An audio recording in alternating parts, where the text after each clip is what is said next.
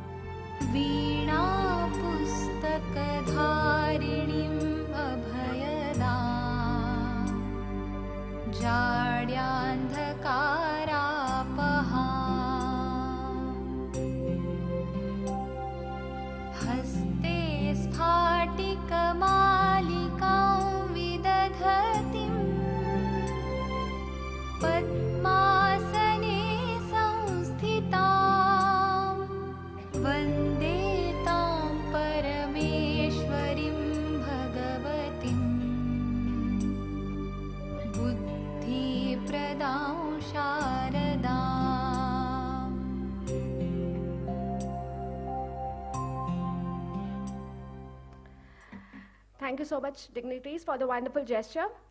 As a small token of our love and appreciation, I would request Architect Sarita Deshpande, ma'am, Architect Vinayak Nabar, sir, to please welcome and felicitate our chief guest for the day, Sir Shri Kedarnath Rao Ghorpade, sir, along with Rasika, ma'am. I request the audience to please felicitate by having a huge round of applause.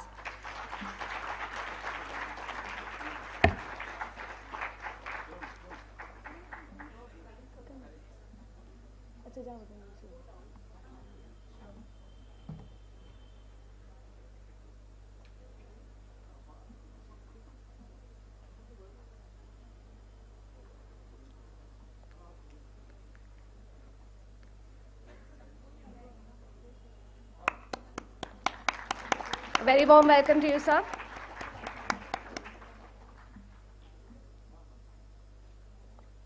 And the participants of both IDC and IDRC who are here with us at Idrc College of Architecture. We have this third conference which is based on the theme of building envelope. We are grateful for our trustees under whose patronage Sri Harishchandra Mishra ji, Sri Ashish Mishra ji and Sri Aditya Mishra ji for the tremendous support that they have always provided. The role played by our trustees have left no stones unturned in taking our institute to zenith with their powerful vision along with innovative and inclusive ideas. Their incessant efforts have been contributing largely towards shaping the organization to the very fullest. A very heartfelt thanks to our mentor, architect Gurunath Dalvi sir, who is a practicing architect with more than 40 years of experience, has done considerable amount of work in the fields of architectural design. He's been our teacher, an educational institutional head, an advisor, and governing council member of various colleges, and is an inspiration from all of us. We are also proud to have the blessings of our design chair, Architect Sukumar Dharmadikari, who is the former alumni of Sir J.J. School of Architecture, and he has had independent practice here in Mumbai for more than 25 years, and he has been working in the fields of architecture such as residential, commercial, hospitality, banks, etc., to name a few. He's not only executed projects in Mumbai, but also in the country worldwide, which have contributed to a greater perspective and vision, and he continues to practice this endeavor and contributes to the ideas of architecture and similarly mentors his students here at Idrc College of Architecture. We are also pleased to have the blessings of our design chair, Architect Rita Nayak ma'am, who is a former principal here at Idrc College of Architecture. And she's been an architect and urban planner with over 25 years of experience in the architecture and construction industry. She has done her graduation in 1992 from LSR and has a master's in urban and regional planning from Rachna Sansad, Mumbai. She's worked on urban aspects like community-based public slum spaces and slum mapping, and has been contributing enthusiastically for a DD and ADC classes for our senior years, and is also a master and a research guide for the MR students as well. We are proud with us to have our director, Architect Vinayak Nabar sir, who is a B.Arch Honours from IIT Kharagpur, has done his masters in product design from IIT Bombay. He has had the honor of working under late architect Charles Correa. He has designed many architectural and interior designing projects and has provided turnkey solutions to many commercial and residential projects. He's been a part of several institutions in various capacities through his entire span of career, and has been a part of many workshops, research papers, and has also conducted bamboo workshops and has been a part of several webinars which pertains to bamboo as an inspirational material for building. His involvement in community work also includes being a trustee at Semantak School Without Walls at Dhamapur, which is at district Sindhudurg, Maharashtra, and he's also been a volunteer at Anandashray Anav Sindhudurg for elderly destitutes and Konkan Bhumi Pratishthan. A special mention to our principal architect Sarita Deshpande, who is a hardcore and passionate academician and professional. She has worked in various capacities in many well-known institutions in Maharashtra. She has done a B.Arch from BKPS College in Pune in the year 1990 and Masters in General Architecture also from Pune. She has a vast teaching experience for more than 3 decades. She is here with us in Idrc College, and she has extensively traveled the world, and this has enriched her outlook towards architectural education. She believes in the philosophy of hands-on experience and learning, so she's keen on conducting many workshops for the students of architecture. The IDRC event, which was conceptualized 3 years earlier, would not have been possible without the consistent efforts of our conference coordinate head, Architect Rasika Chodankar ma'am. Architect Rasika Chodankar is an experienced and dedicated professional and academician here at Idrc. Her contribution is remarkable over 15 years as an independent professional in the industry with special focus on residential townships, bungalows and interiors. She has worked with the prominent architect Sanjay Puri in close association on high-rise towers and recreational projects. Over the 5 years of teaching experience, she has been also awarded the Birla White Yuva Ratna for 4 consecutive years as a guide in their national design competition from the year 2014 till 2014.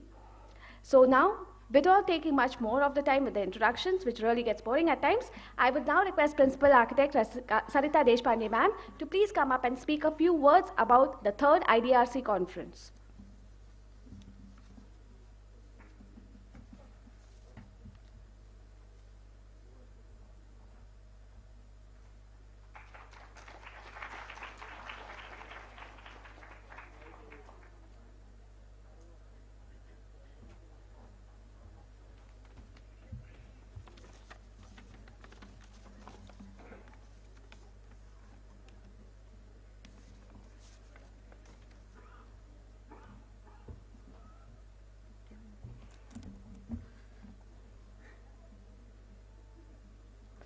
A very good morning, everyone. I welcome you all here at Idrc College of Architecture for our third International Design Research Conference, IDRC. For the first time, we are doing this in a hybrid mode because some of our delegates are joining online and some are present here. So on behalf of our founder chairman, Dr. Harish Chandra Mishra ji, our trustees, Shri Ashish Mishra ji and Aditya Mishra ji, a warm welcome to you all for this conference. I wholeheartedly welcome our chief guest, Shri Kedarnath Rao Ghorpade ji, who is an independent consultant and has been a former planner at MMRDA, former president at Reliance Industries, former business head at HDIL, and he has many coveted positions in important organizations. Welcome, sir. Our guest of honor today is architect Deepak Chitnis. He is the head of design at Lodha Group. Sir, we welcome you. I take this opportunity to welcome our eminent speakers for this day. Architect Damit Prematilake is a founder at DPS Studio Sri Lanka, who will be joining online. I also welcome architect Sanjay Patil, who is a principal architect at Environ Planners Nashik. Welcome, sir. We are very eager to hear your presentation. Architect Ujjwala Haure, madam, she's the director at Haure Engineers and Builders Private Limited. She'll be also joining online. Our esteemed review committee member, Dr. Rupal Deshpande, she's a principal at Srimati Manohara Bai Mundle College of Architecture, Nagpur. She has reviewed the papers, so I also welcome her. She'll be joining online to us. Our mentor, Architect Gurunath Dalvi, our design chairs, Architect Sukumar Dhammadhikari and Architect Rita Nayak, our director, Architect Vinayak Nabasa, our IDRC conference head, Architect Rasika Chodankar. I welcome you all. It is an honor to have with us our research paper presenters from various parts of globe and all the participants and delegates present here and who will be joining and connecting online with us. I also welcome the winners of IDC, that is International Design Competitions, they are the students from Chennai. Last but not the least, it is our faculty and our dear students of Idrc College of Architecture. I welcome you all here in this conference. Now, it is not out of place to say a few words about our college. Idrc College of Architecture is established in the year 2013, and soon it is completing its decade into architectural education. Idrc Group of Institutes are offering BArch, MArch, Interior Design degree course, fashion, and many design courses under its umbrella. The trustees, along with the mentor and design chairs, are the driving force to provide quality education and infrastructure to the students and have initiated this IDC and IDRC. It is one of the pioneering institutes in the northern suburbs of Mumbai, that is Borivali, and it has a very good location and state-of-the-art infrastructure. We have a very dedicated faculty and students. Our students have excelled not only in academics, but also won many trophies in many competitions and extracurricular activities.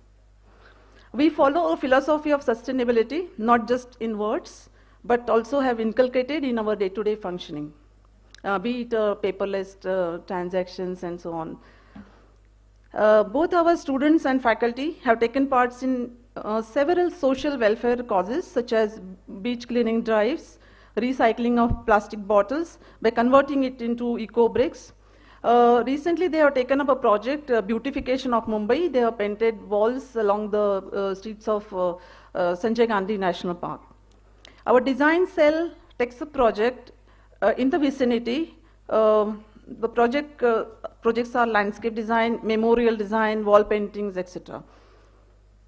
All these activities we do cover under our ISR, that is the institutional social responsibility. With these few words, I welcome all of you once again and thank you very much for your gracious presence over here. And now I hand over this mic to Architect Rasika for further details of IDRC. Thank you very much.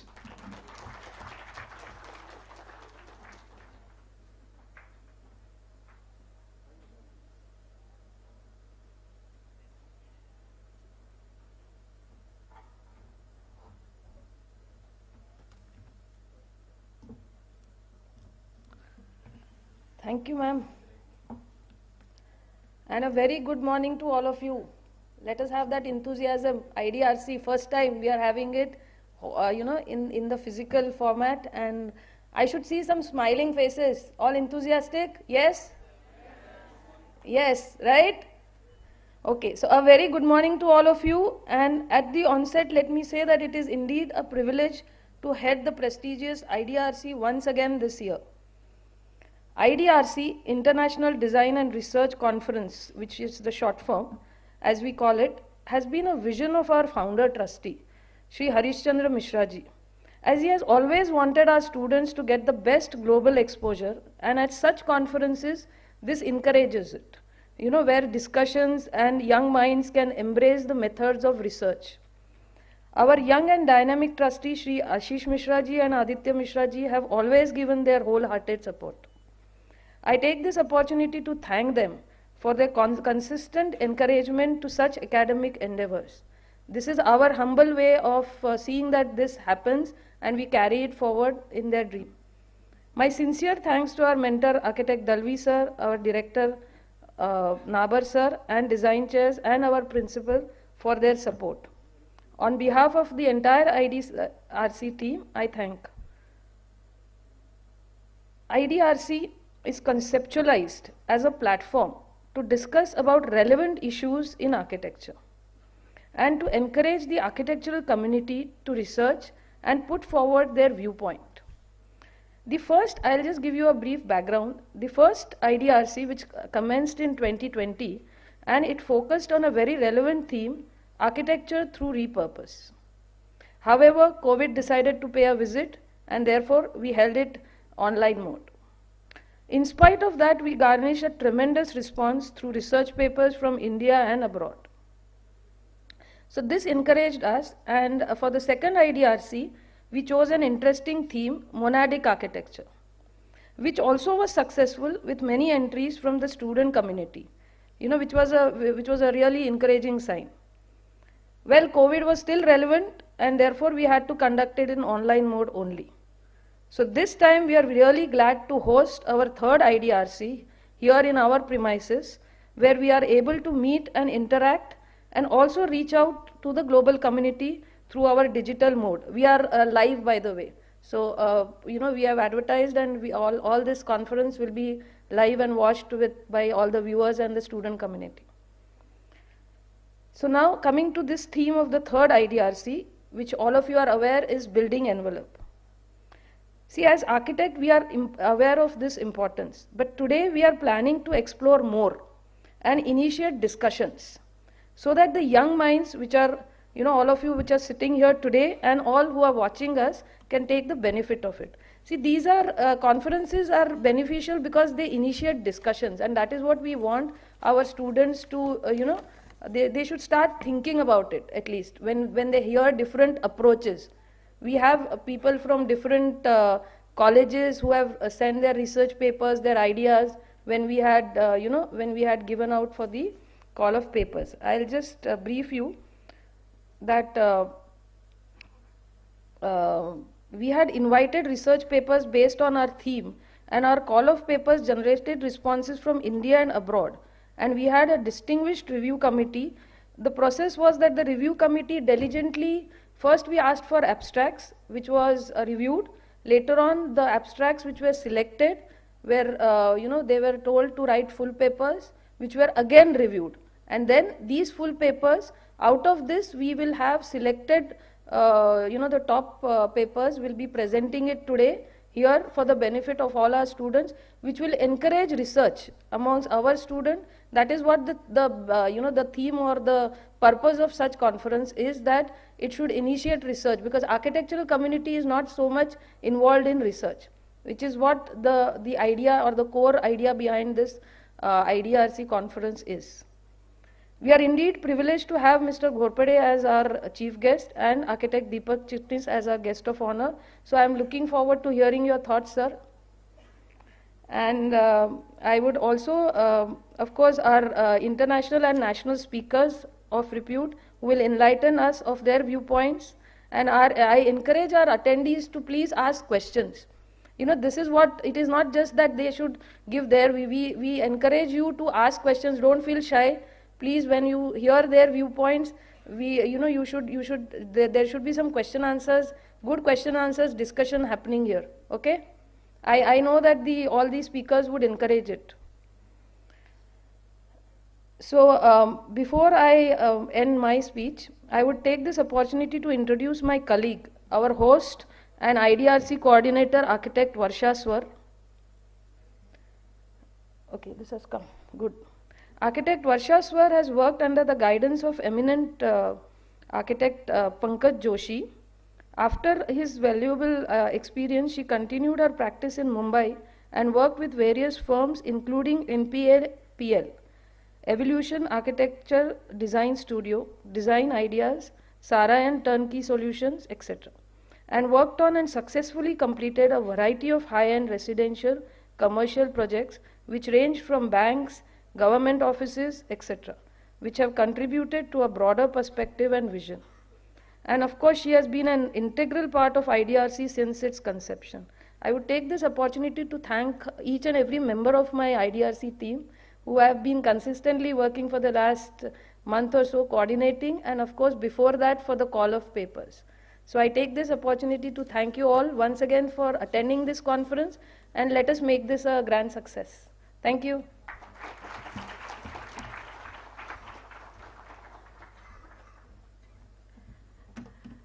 Thank you so much, ma'am, for your kind words. And it's indeed my honor to welcome our guest of honor for the day, architect Deepak Chitnis. He is the head of design at Lodha Group. He is currently heading a strong team of 150 professionals in the design department at Lodha Group. As the head of the design department, the key decision maker in the entire design process, right from the design conceptualization to execution of design at site. He has joined the Lodha Group in Feb 2007, has supported, witnessed, and been an integral part of the top management of this incredible growth story of the real estate company.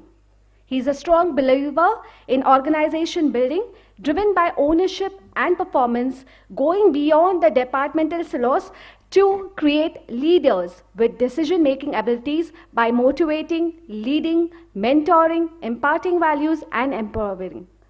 I welcome you, sir, on board and request you to please grace the occasion on this fantastic occasion. Please.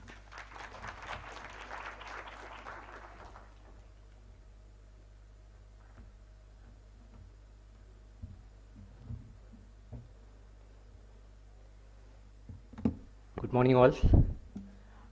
Thank you for having me here. It's a pleasure, it's an honor to be here. So thank you all of the professors and this college who wanted me to be here. So thank you. I do not have any presentation. I do not have any script. I have a few pointers. So I'm going to talk about that. These are important from students' point of view, from their career point of view, and also from the thinking about the future point of view. So this is Saturday morning, and all of you are here. I hope you are not sleepy. Are you? Okay. So a little bit of a brief journey about what I did. So from 95, I passed out from Sir J.J. College of Architecture, and I then joined a design firm called Ratan Bartley Boy Architects. Worked there for about 5-6 years. Then I had my own stint on my own architectural firm till 2003-2004, and I joined back to the real estate market. So I was working with Oberoi Constructions from 2004 to 7, and then I had the opportunity to head the design for Loda Group since 2007. So for last 16 years, it has been a great journey there. When I joined there, there were like 2 professionals working, and currently we have about 200 professionals working to take care of a large portfolio of commercial and residential projects. So let's talk about a little bit of a future in terms of, I'm just expecting that everybody is working on your own design abilities in the credible colleges, and hence I'm not going to talk about that part. I'm going to talk about the personalities, and I'm talking about the what are the attributes that are needed to successfully go ahead in your journey. So slightly different from what you would expect. Uh, Now let's talk about the future of India itself, because obviously when I was in the morning, Professor Tej also asked me the same question, that what's the future of the students of the architecture. So whatever I know about currently is that we are on the fantastic growth path as in India. 3 trillion economy right now, and very soon it is poised to at a 15% growth from the point of view of the real estate, and overall GDP to grow, even if you count at 6%, even if if you hit bad roads and bad patches like the Ukraine war or anything else, we are still about 6% growth. If you take that into account, EY published numbers 2 days back. 2047, we will be somewhere around $25 trillion economy. Obviously, that's a huge jump. How it unfolds to the architecture or design overall, and the real estate, which is part of the whole story. Currently, 7% of the GDP contributed by the real estate, and poised to a growth in that also. It will be around 13% of the GDP by 2030. So by virtue of India growing, at the same time also the real estate share growing in that GDP, you can imagine that it's going to be exploding for the next 2 decades. I see a lot of developments, a lot of brains needed, hands needed. Hence, I wanted to just assure you guys that it's going to be fantastic 2.5 decades of India. So having talked about that, I will just touch base on what are the attributes, what is in it for you, and how you can develop to get into that pie. There are some management attributes which you will come to a little bit later in the game when you pass out and when you are having the journey of the professionalism. But still I'm going to touch base upon that part, and obviously the personal management skills that can help you grow.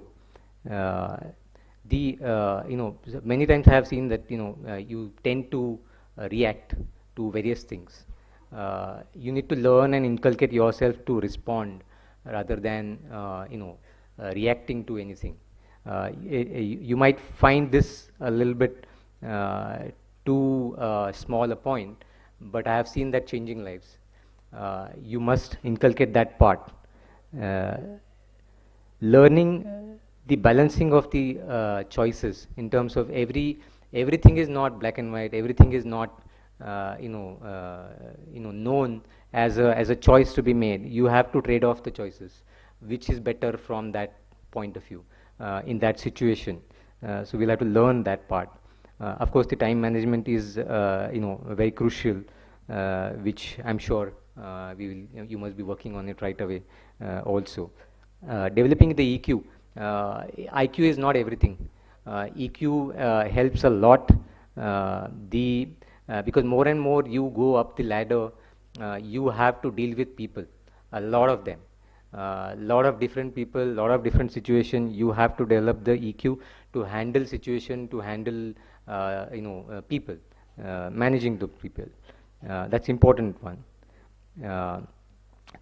We tend to follow or make cults in our own journey. So I will request that you worship your work, you follow your work or the projects. Do not follow personalities, do not follow cult. That will help you sustain better. Learn to accept differences. Obviously, in the professional life, there are various people talking about various things at the same point in time. You have to accept the differences.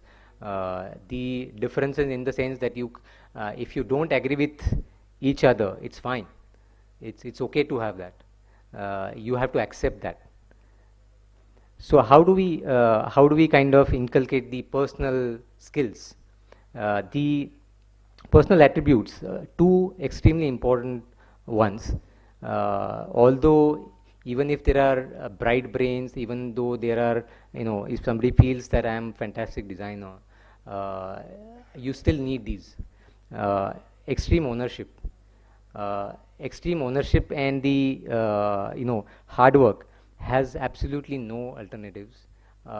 Even if you are brilliant brains, you still require these two things. Please focus on that. Your subject knowledge, even if your subject knowledge is average, you can acquire. But if you have extreme ownership, you will have really a good journey.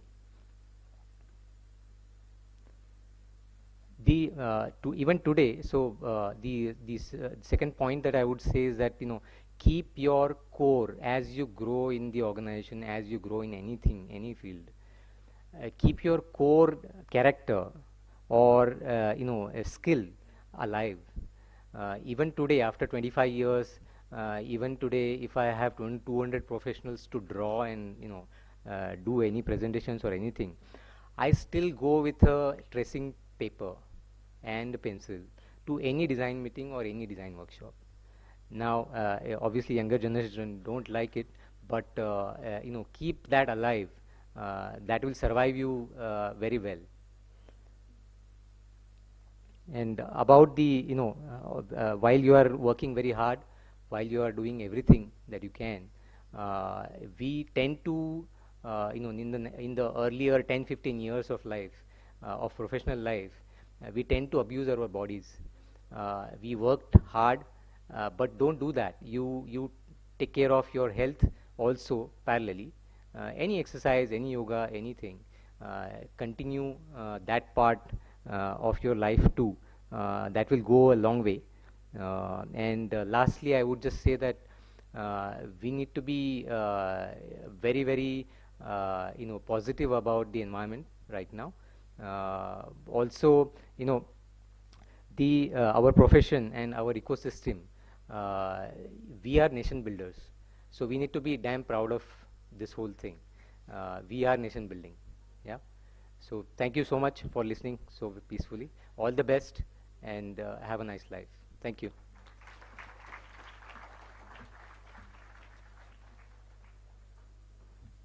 Requesting Sarita ma'am, Vinayak sir and Rasika ma'am to please gift a small token of our love and appreciation to Deepak Chitnis sir for being here on this occasion.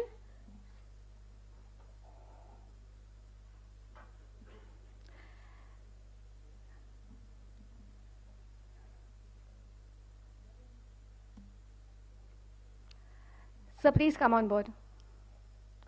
Can we have a huge round of applause?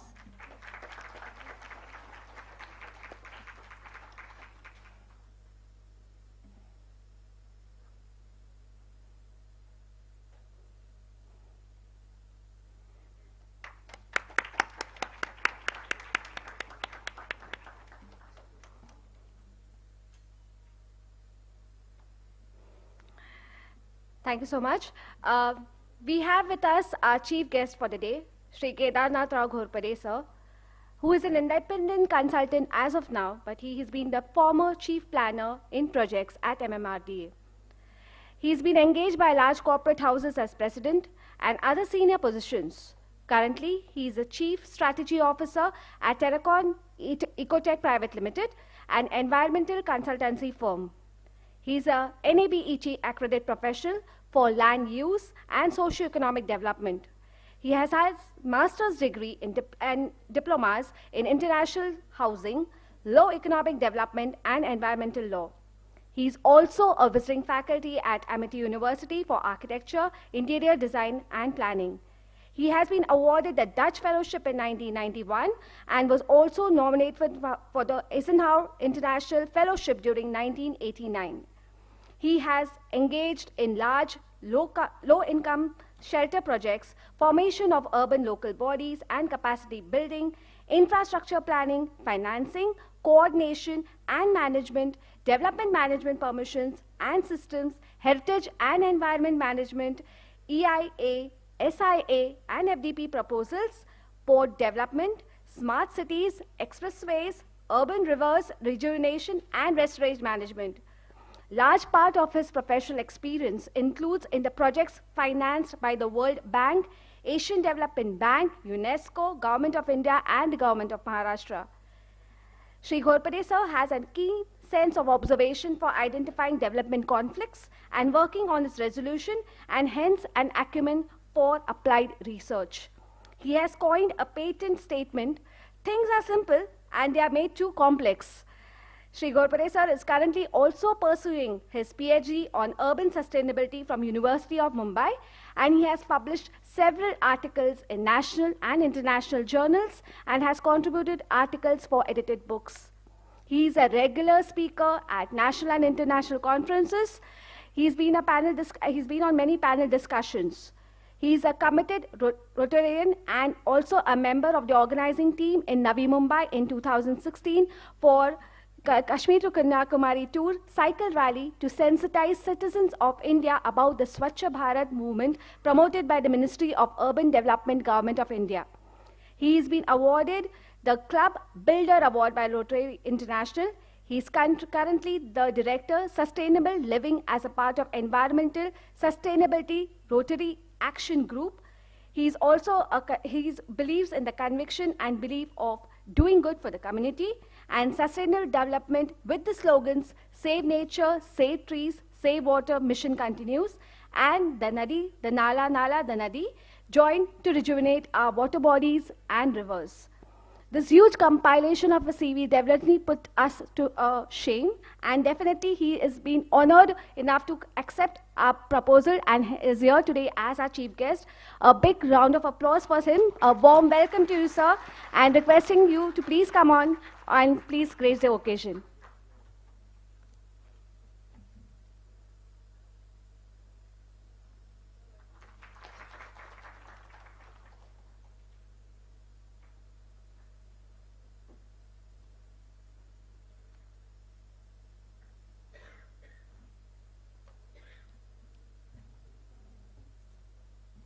Still will climb it. It's always joy to climb. Ne? Morning everybody and namaskar. I had come prepared with a write-up. There were 6 pages of PPT, small write. And usual by habit and by mechanisms the way I am, moment I crossed Bandra Kurla complex, which is my karma bhumi, because I was in MMRDA for a long time, and moment I hit the Western Express Highway and I started observing outside, my mind started changing.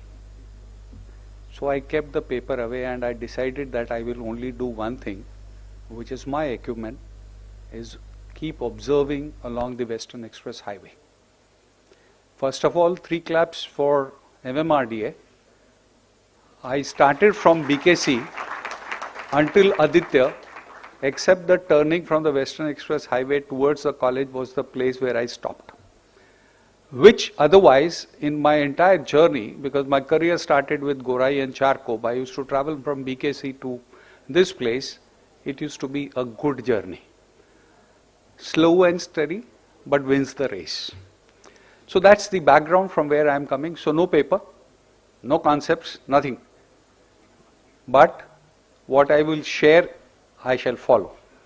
First of all, thank you to Idrc College and the institutions and Professor Naber, who has been following up, saying we need to do it, and Rasika ma'am relentlessly WhatsApping and whatever you have to call it. And thank you to everybody, and it's been a great kind of an experience to be here.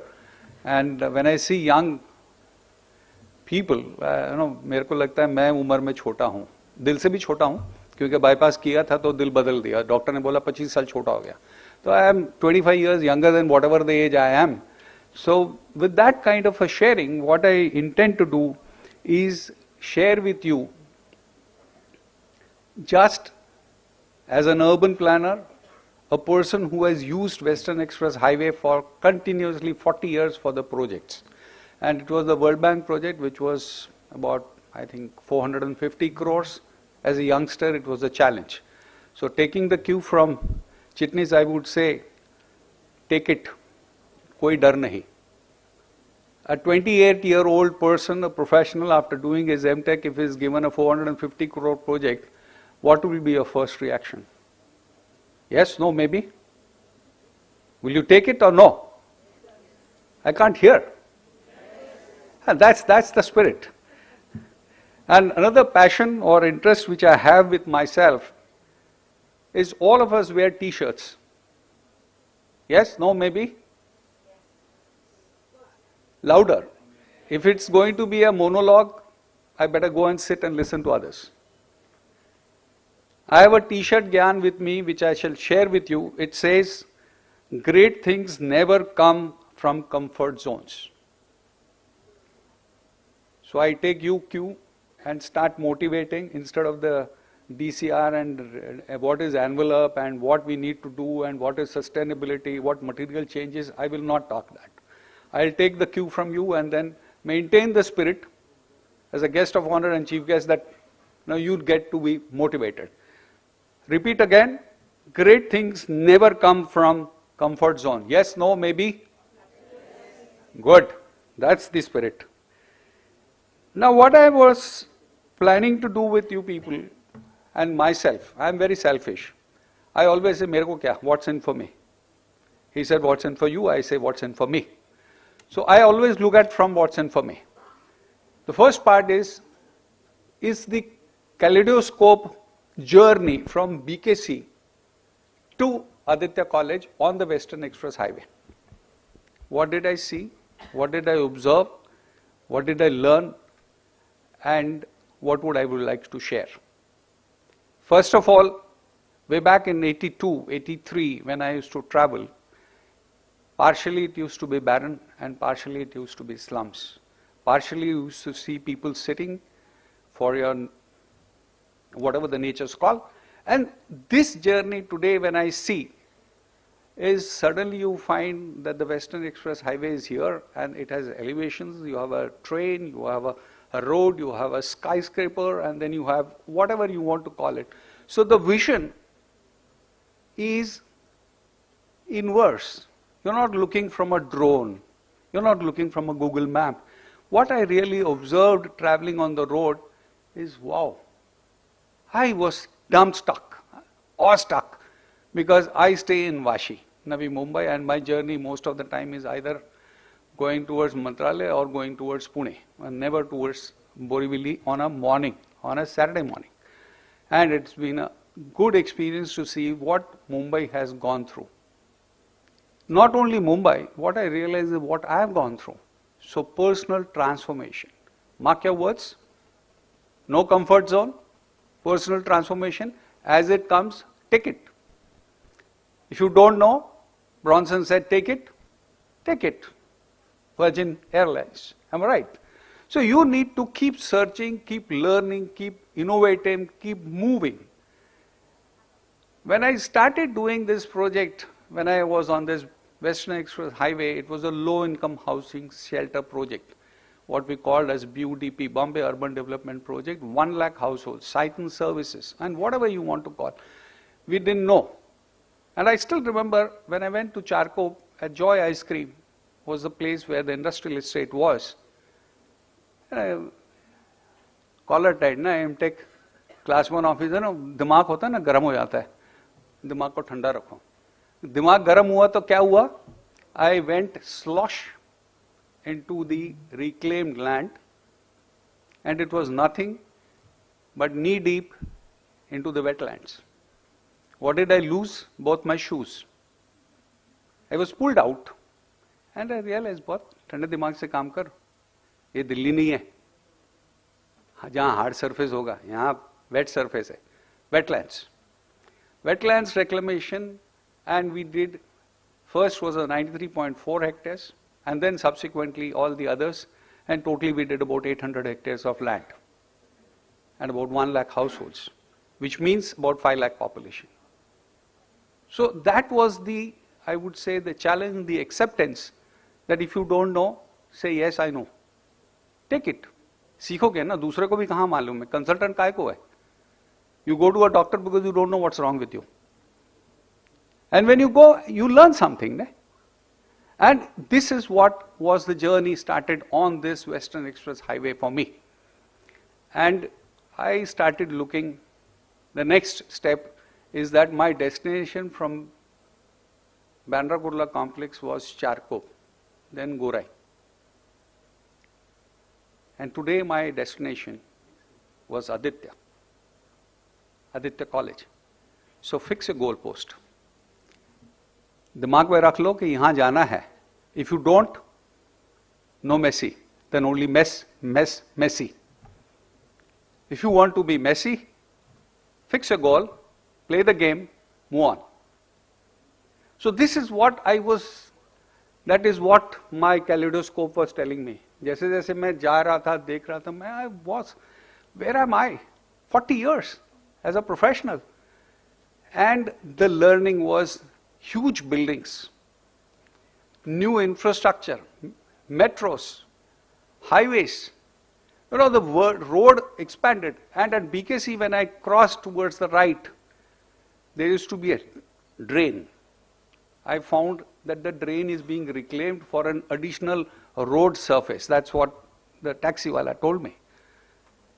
So what the drain used to be a kind of an area where it used to be slush and there were vehicles which were going inside that, is going to be a road in the next few years. Few months maybe. So futuristic. So you change yourself to accommodate the need and the demand what the community or the society needs. You know, I always say this many times when I have these meetings in my social network, is I sell vada pav, but the other person wants idli. Will you make business? Yes, no, maybe? So choose your product, what you want to deliver. So while I was doing this, the next step I came across near airport. I found that there is going to be a traffic congestion. I was prepared because when I started it said about 1 hour 15 minutes. Then I found that it was increasing. I said perfectly fine, no issues, no traffic jam. And the interesting part is till Aditya I did not stop once. So it was coming back and forth to me, did MMRDA do a good job or a bad job? And of course, another thing which I learnt is the timing. Because the taxiwala told me, साहब अभी तो ठीक है, शाम को आएंगे ना, फिर देखना मजा. Now the young guy, I liked the way he communicated to me. He said, शाम को आना, देखना तभी. क्या होता है? बोला सवेरे तो इस तरफ से पैक होता है, शाम को इस तरफ से. मैं कितना घंटा लग जाएगा आदित्य कॉलेज जाने? बोला कम से कम 2-2.5 घंटे तो लग जाएंगे। मैंने कहा इतना ही ट्रैफिक होता है? बोले हाँ 2.5 घंटे, 2-2.5 घंटे। मैंने कहा इतनी देर में तो मैं भिवंडी जाके वापस आ जाऊं यार वाशी से। Realize the timing when you want to travel. As suggested, I was to travel early. I got late, and I still came in about 1 hour and 25 minutes. So, point which is I am sharing is whatever you want to do, set the goal post, set the network, and then set the timing, and then play the game the way you want to. Because your journey is never going to be in a comfort zone. You need to struggle through. You got to move through, setting your game accordingly. But the future which I look forward from the design perspective for you is, which I realized while traveling, is what my PhD topic is: sustainability. And sustainability, there were too many formulas, too many things right from 1940. IUCN was the first agency to talk about sustainability, then came about, and then there is a long journey. I coined my own system. What is sustainability? Put your hand here. Just put your hand, all of you. Hold it as long as you can. And each one of us will have own timing, own capacity, and own holding levels.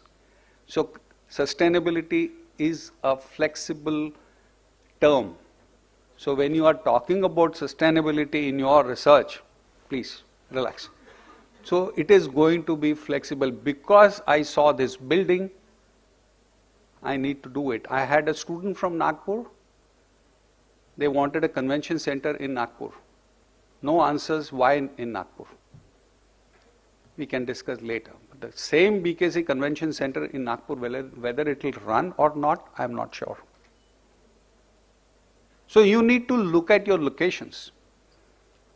So what I am suggesting is, when you choose your work, when you choose your areas, look at what conventionally, what traditionally sustainability was. And an envelope, even a cave, is an envelope. We lived. I have traveled all across. When I went to Kashmir and then in Shimla, I realized living styles are different. It's a terraced house. And then you come to Mumbai and you look at the house. तब मंजिल होती थी 8 माले की या 7 माले की या 4 माले की. Today the tower is 32 or 44. So that's the difference, you know. As time moves, technology changes, concepts change, material change. Today we are looking at materials which will be nature-based. We are already thinking of using mushroom cultivation to be linked to your sustainable buildings. So that's the change. You're not talking about glass. You're talking about mushroom. You will say, what is the relationship between an envelope and a mushroom? But that's what the research talking about. So you need to know where your market is in terms of products, not only what you want to sell, but what you can create. So keep yourself ready, get out of your comfort zones, take it on. All the best and stay blessed. Thank you very much. I request sir to please inaugurate our IDRC compendium for the year, and requesting Rasika ma'am, please come forward. So this is the compendium of the abstracts which the student research paper है ऐसा open करा नहीं जाता. बाकी पढ़िए कहाँ पढ़े? नहीं नहीं अपन Who else? ये ना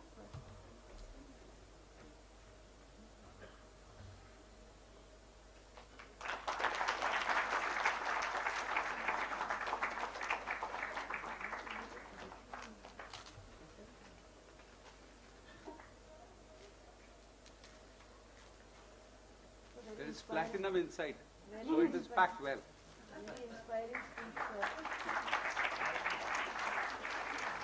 This is the compendium of abstracts.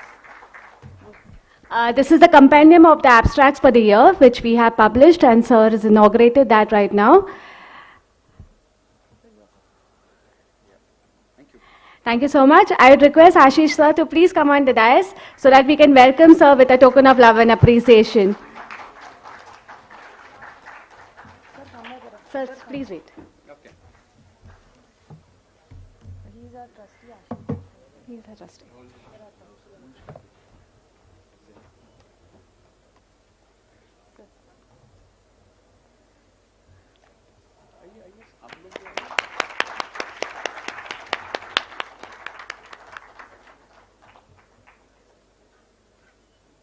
Thank you.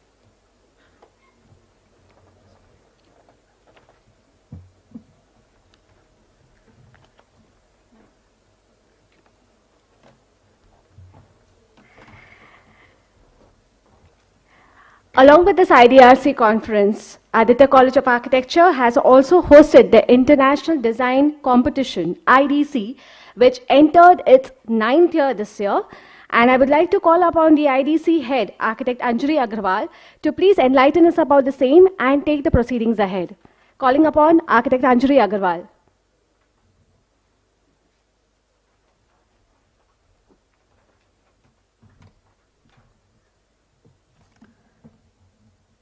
Hello all. A very good morning to one and all present here, our esteemed guests, honorable trustees, fellow faculty members, and our dear students. I, Anjali Agrawal, consider it a great privilege to be able to represent our IDC team here today. Global practices and local concerns have always been the primary object at Idrc College of Architecture. The International Design Competition was conceptualized 9 years ago and launched in 2013.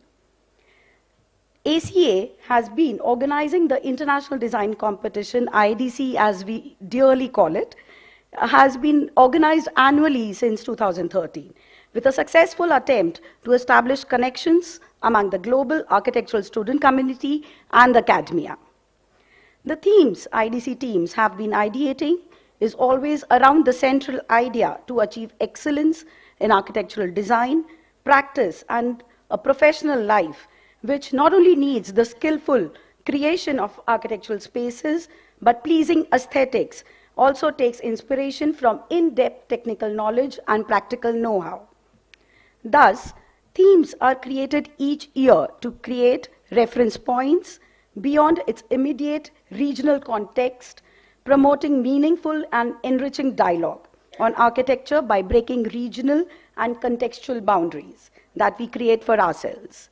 I thank Kedarnath sir to be creating the background for our theme today, and it helps me, it has made my job easier to let you all know how the building envelope was ideated this year. International Design Competition 2022 promoted the theme of building envelope, an attempt to investigate the various possible designs outcomes based on various functions of the envelope. A building envelope is the physical separator between the conditioned space and the external environment. Building envelopes play key roles in a structure's energy efficiency and can account for up to 30% of the primary energy consumption. However, building envelopes are significantly more than this, as they function as an integral part of the overall design and contribute to the identity of the structure in the skyline. Skyline, as sir had been mentioning, that he has been observing right from BKC to Gorai today to Aditya today, has been a changing skyline, and the envelopes have changed in last 40 years. So our 9th IDC brief was floated in September 2022, which in short span of time attracted the like of many minds from Pan-Asia. It encouraged young minds to conceptualize and evolve and resolve the pertinent issues in participants' choice of setting, place, and country. We received pre-registered entries until December 2022, that is 19th December 2022, and after minute scrutiny by our internal team, the chosen entries were shared with our eminent jurors. On 5th January, we conducted our final jury. The competition was floated with two categories, under student categories and young architect's mind. This is the point where I would like to express our gratitude towards our esteemed jurors for having appreciated and supported us with their valuable time and comments and finalizing our winners list. We thank you to build upon us your trust to believe and deliver and work and share. Thank you so much, sir. Thank you. With immense pleasure, we would like to thank all our participants for their enthusiastic participation in the contest. We hope this experience helps you stay concerned and motivated to address the problems on sustainability by providing innovative ideas, products, and services that reduce the exploitation of natural resources and benefit humanity. Allow me to finally announce the results of the contest. May I, sir, announce the winners?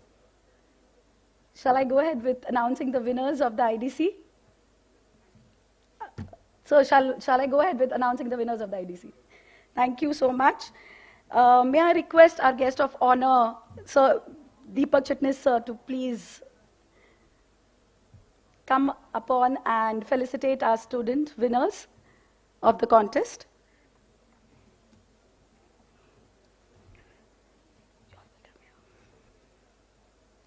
Thank you so much, sir, for joining us. We'll start with student category. I'll go in a descending manner. The third winner was a group of 5 students from BNCA Pune. The names are Aditi Ranavre, Sakshi Shedge, Ankita Tambade, Priya Shinde, Samiksha Bhosle. Many congratulations.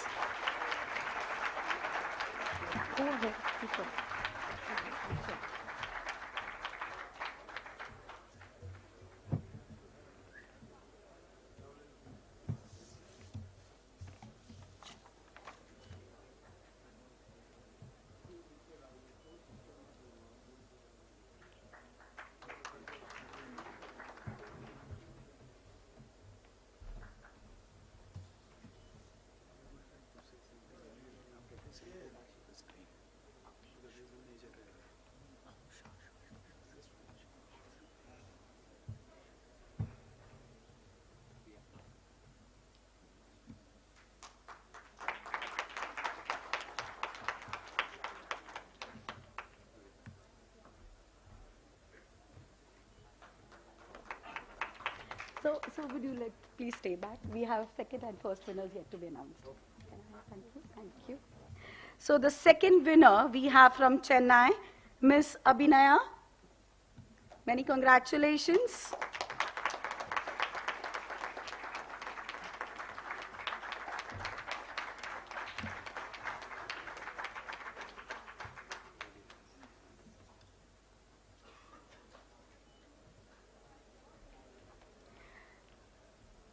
I come to our first winner, Miss Sharanya Rajiv. Chennai as well.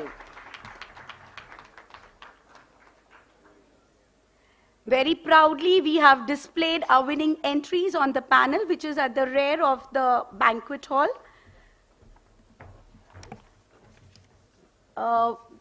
Under Young Architects category, we have 2 citations.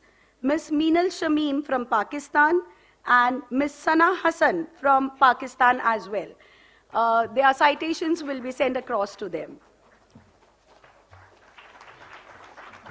Our awards involved money. That is, our first prize winners will be awarded with 50,000 as cash prize. Second winners will be awarded 25,000 and third winners shall be awarded with 15,000 each. Thank you. Sir would like to join us for a minute. No, I just want to go back to the first slide.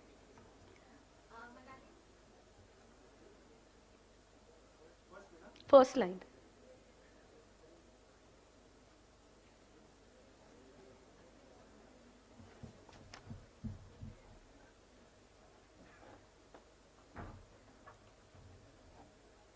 Sorry for interjecting. First of all, congratulations to all. Is there something wrong on this slide?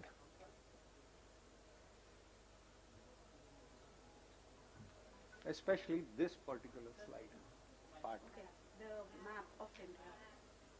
The map of India is represented incorrectly. The online systems may and may not guide us properly. And I myself, while working on the smart city proposals for Government of India, have seen the secretaries and the management and many people telling us, please don't use this kind of a map of India. It's incorrect, because your future journey, better watch out. Whenever you show territorial limits, you have to be authentic from a source which is approved by Government of India. Else you are landing in for trouble. And I have seen proposals, best of the proposals being rejected. So better watch out and be correct on yourself for the first part of it. Thank you, and once again, best wishes. Sorry for coming. That was absolutely gracious of you, sir, to have enlightened us with this. And thank you so much, sir, for that point. And that is noted for always now. Thank you. I hand over the mic back to Varsha, ma'am. Thank you.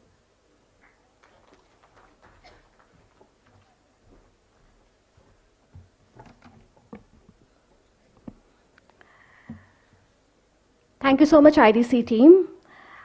As we go ahead, we have one of our collaborators from Pieta.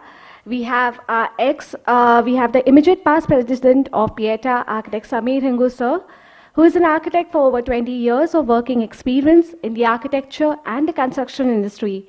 He is graduated from Sir J.J. College of Architecture, Mumbai, and he has also further completed his master's in architecture and urban design from Washington University in St. Louis. His work demonstrates how, through interdisciplinary collaboration, projects can achieve innovation in design and building performance.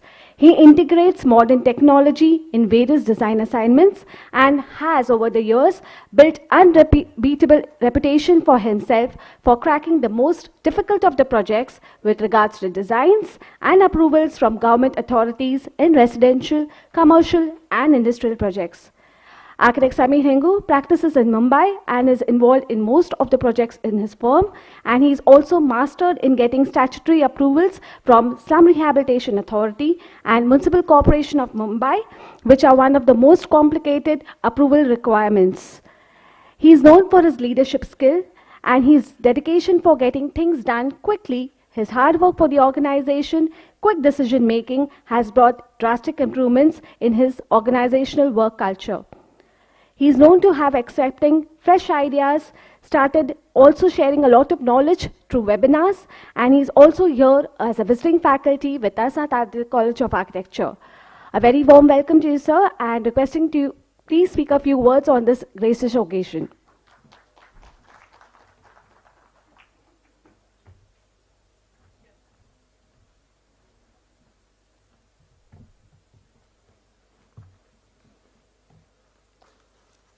It was very inspiring to hear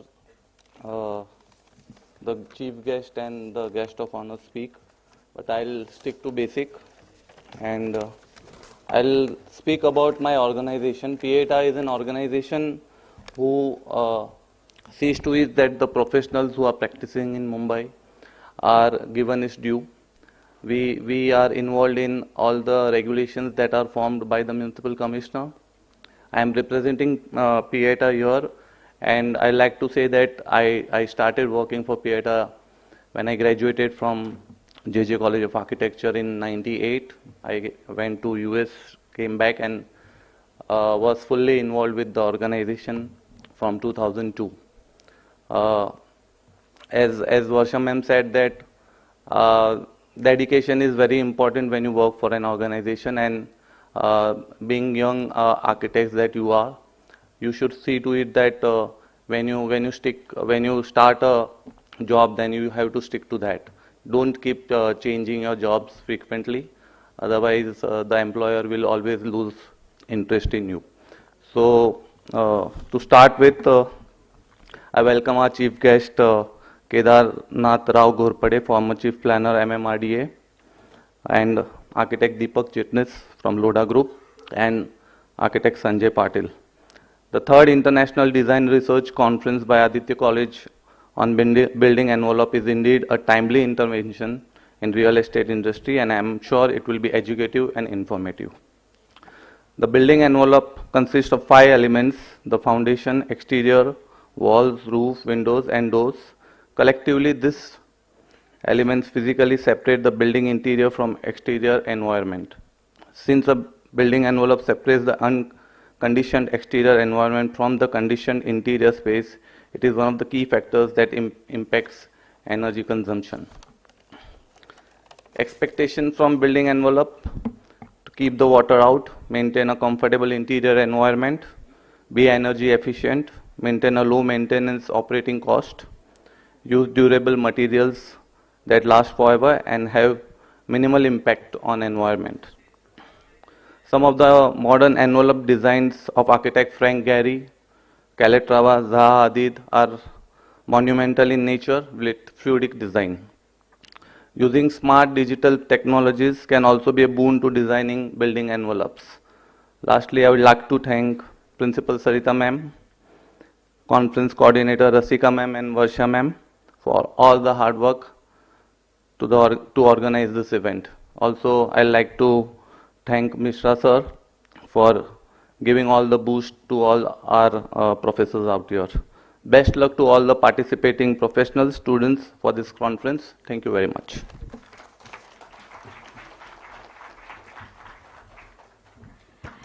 Thank you so much, sir. And requesting architect Sarita Deshpande to please present a small memento from our end to architect Samir Hingu. Sir.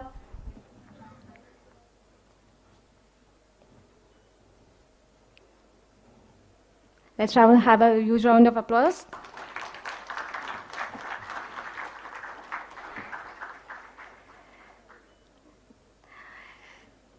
Taking this conference ahead, with immense pleasure, I take the privilege of welcoming architect Damit Prematilake. He is the founder of DPA Studio from Sri Lanka. He has received his bachelor's degree, BSc, in Built Environment in 2001 and his master's degree in architecture in 2006 from University of Moratuwa, in which he received commendation for his final design projects. Architect Damit in 2008 advanced professionally as a chartered architect by completing the AIA from Sri Lanka and completed his postgraduate degree in landscape architecture at the University of Moratuwa in 2013. He is an associate member of the Sri Lanka Institute of Architects and a member of the Sri Lanka Institute of Landscape Architects. He is also an international associate member of the American Institute of Architects and an international member of Royal Institute of British Architects. At present, he is the council member of the Sri Lankan Institute of Architects. His contribution to the field extends to being a visiting lecturer at the University of Moratuwa, Faculty of Architecture and City School of Architecture, Colombo. His architectural style has been renowned by being awarded both locally and internationally. He has credit to himself the World Architecture Community Awards in the year 2012, 2014 and 22, the winner of the Architecture Asia Awards for the Emerging Architects in 2014, Young Architects Award for the year 2016, and also been a winner of the 10 Outstanding Young Persons of Sri Lanka in 2016 are some of the achievements which he has gained within his career as a young professional. His practice has been published among the best 50 practices in the world under the book 50 Under 50, Innovators of the 21st Century 2015. A very warm welcome. He is here with us online, so a huge round of applause. And can we have Architect Damit on the line, please?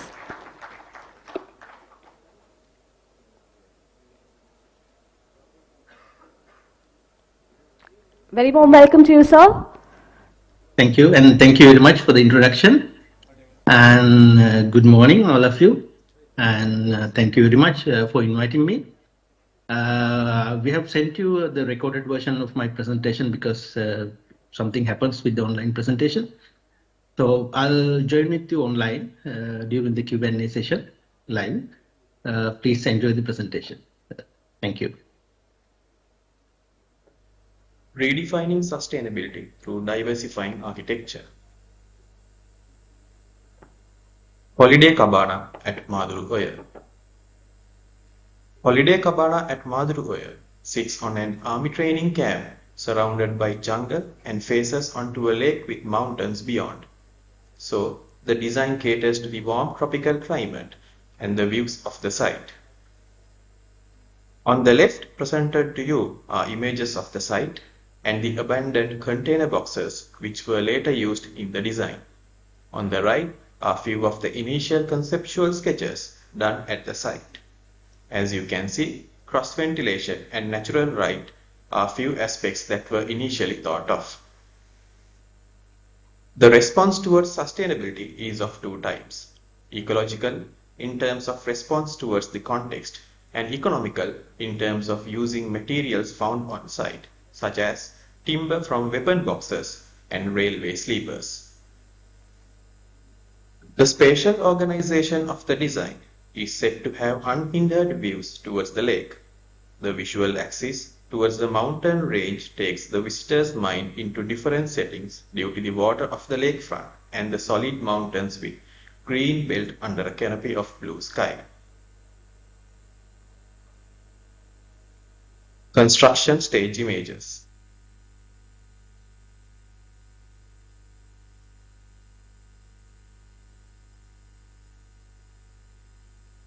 This project responded to the social sustainability of the community. With the lack of skilled workers, the project became a participatory design project where soldiers were trained to undertake the construction of the development. This became an added benefit to the community and the soldiers themselves. Images of the completed project.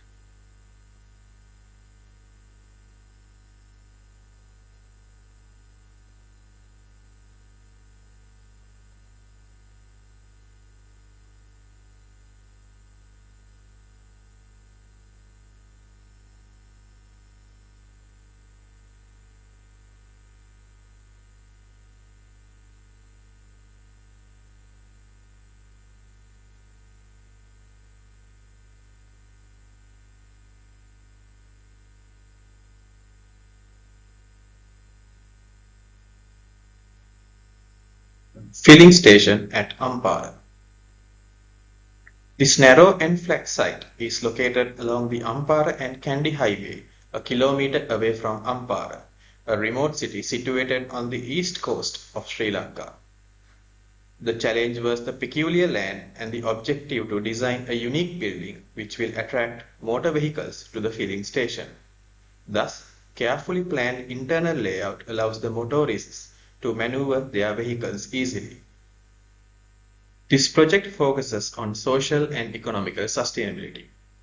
Budget constraints led to a vital selection of materials, and as the client was an infrastructure contractor, the usage of steel was the primary building material.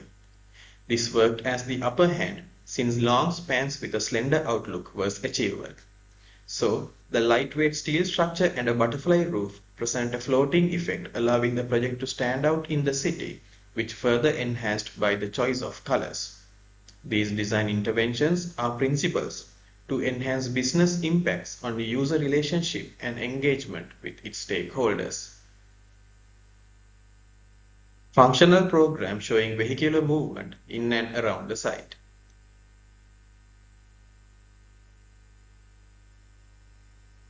And images of the physical model.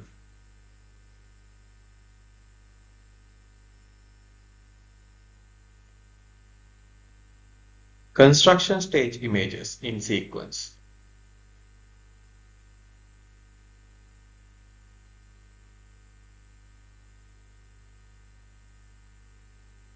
And final images of the completed project.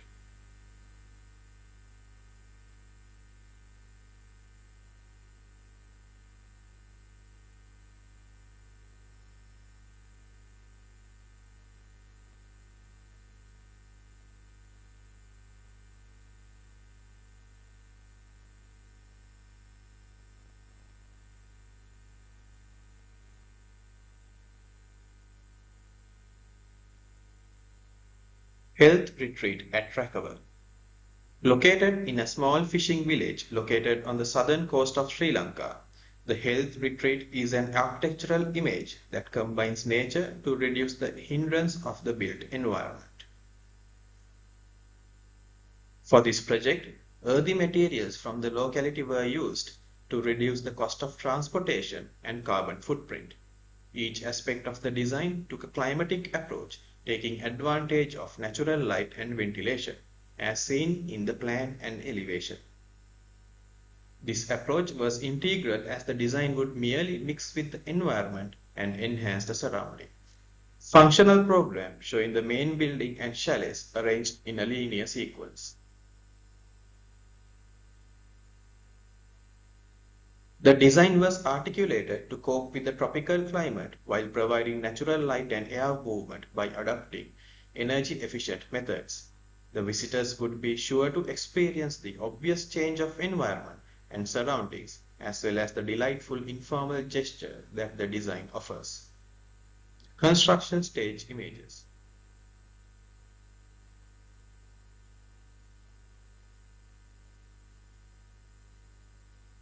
And the final project.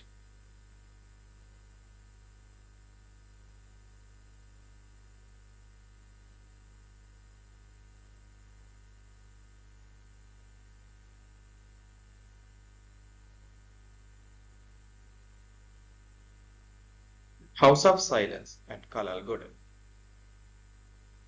This project exemplifies a journey one would take towards a vista, in this case a paddy field. The site is in the suburb of Colombo, adjoining a massive paddy field. The spatial organization takes maximum advantage of the vast paddy field that borders the rear. All functional and service entities are organized on the left of the scheme, whereas the courtyard and open living spaces are on the right. This allows a continuous undisturbed view towards the paddy field as well as facilitate natural ventilation. Additionally, the use of subtle variations in texture and material finishes varying from reused railway sleepers to exposed brick are used in harmony to create a charming ambience. Functional program of the ground plus 2 residence.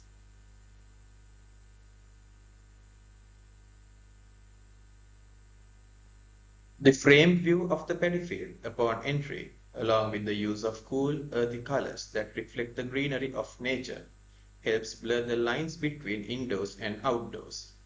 The topmost diagram shows the use of courtyards and open spaces that take in the incoming cool winds, and through the use of stack effect and evaporative cooling, the spaces are naturally ventilated.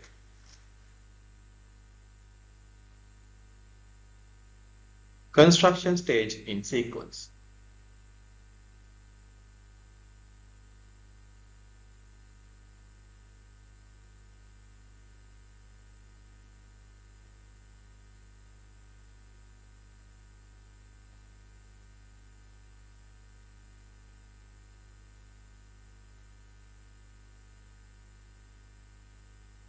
And the completed project.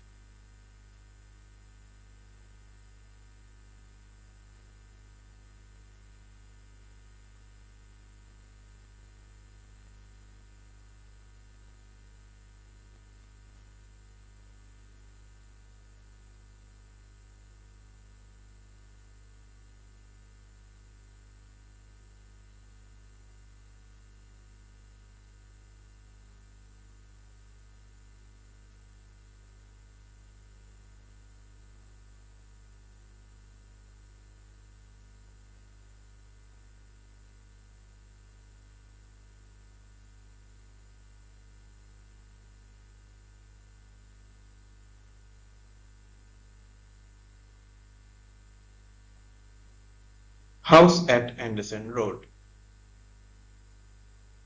Located in a context with a slightly sloping terrain in Anderson Road, Dehiwala, this abode was built on a 31 perch block of land fringing haphazardly developed neighborhood. Portraying the language of a tropical modern villa type, This design draws inspiration from the notion of simplicity that climaxes at the zenith of sophisticated complexity. The design is composed of pure geometry and lucid lines, creating simple, flowing spaces that are devoid of unnecessary ornamentation. The home has a simple U-shaped floor plan that optimizes privacy and promotes an ample influx of natural daylight and cross-ventilation through a series of courtyards. The fine amalgamation of solids and voids adds zeal to the otherwise modest design in pleasing contrast. White marble flooring intensifies the lush greenery of the garden beyond, bringing nature into all spaces. Excessive heat is shielded by the canopies and surrounding foliage, further contributes to enhancing the livability of the space. The visual lightness of the architectural elements incorporated in the design amplifies the openness and connection with the ambience. The design also takes the maximum benefit from natural airflow with evaporative cooling to facilitate passive cooling and ventilation inside the building.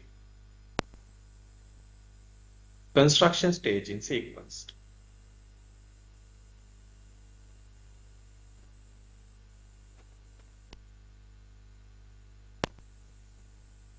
And the final result.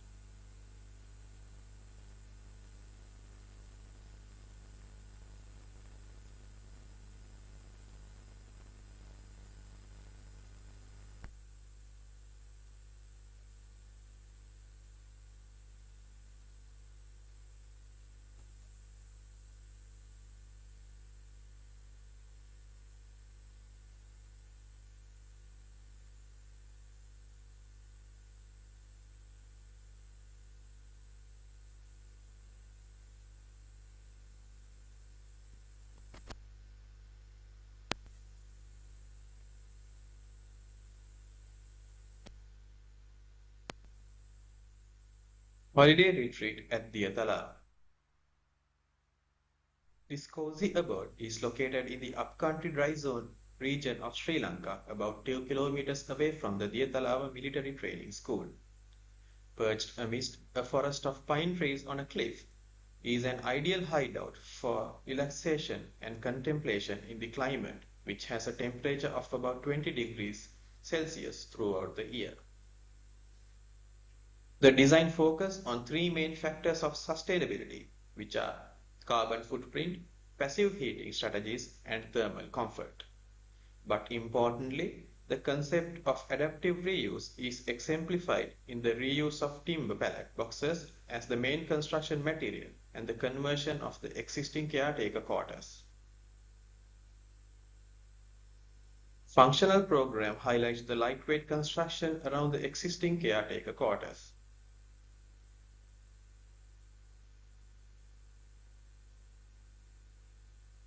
Through the application of adaptive reuse elements, the carbon footprint of the structure is minimized.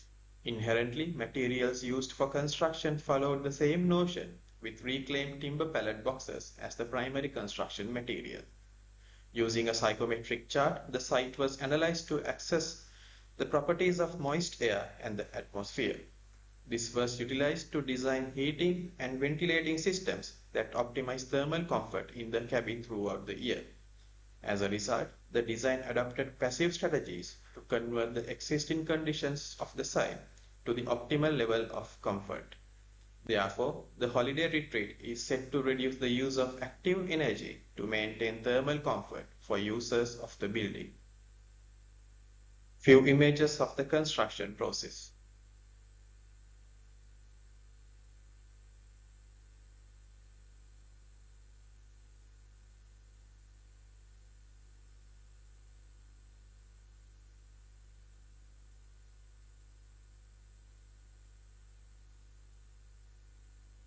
And the final result.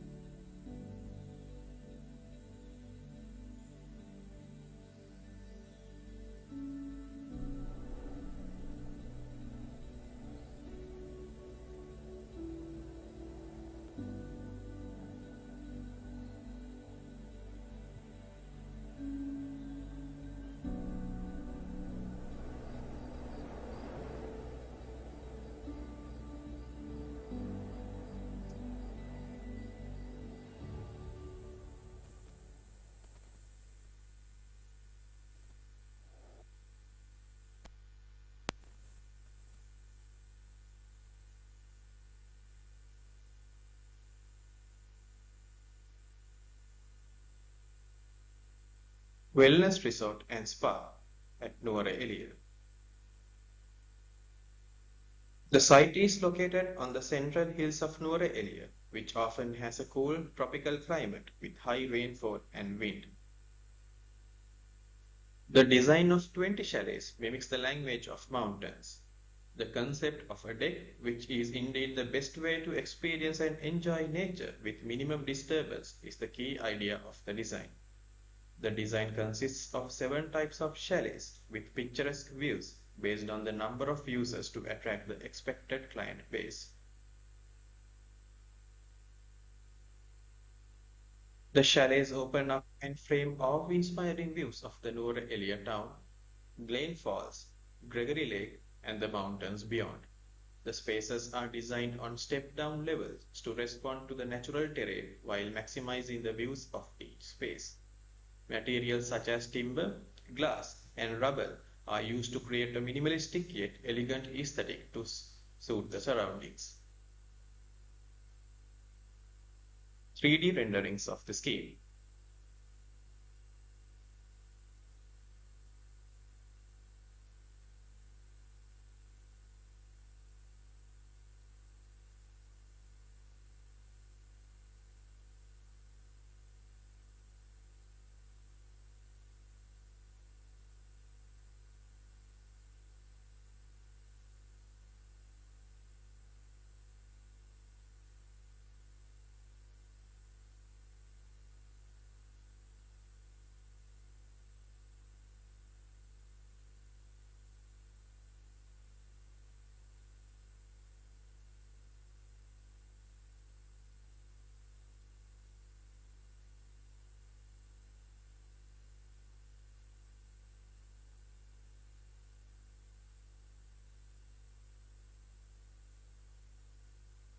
Residential landscape, Battaramulla.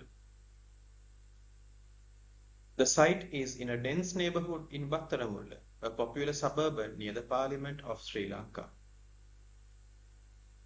Several issues were identified with the existing building and the garden, such as an unpleasant entrance, inadequate parking space, unorganized service areas, underutilized outdoor areas, pool with limited privacy and neglected rooftop due to lack of proper access.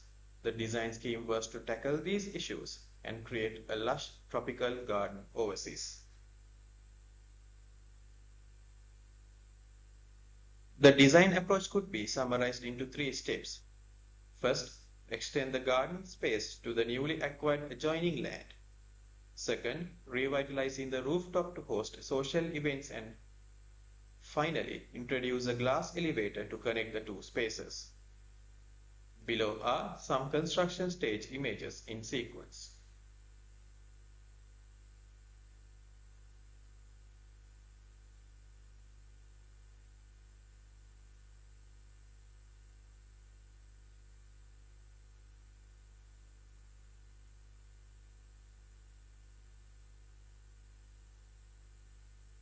In terms of sustainability, the design scheme is essentially a green pocket where the indoor and outdoor spaces are balanced with ready access to nature.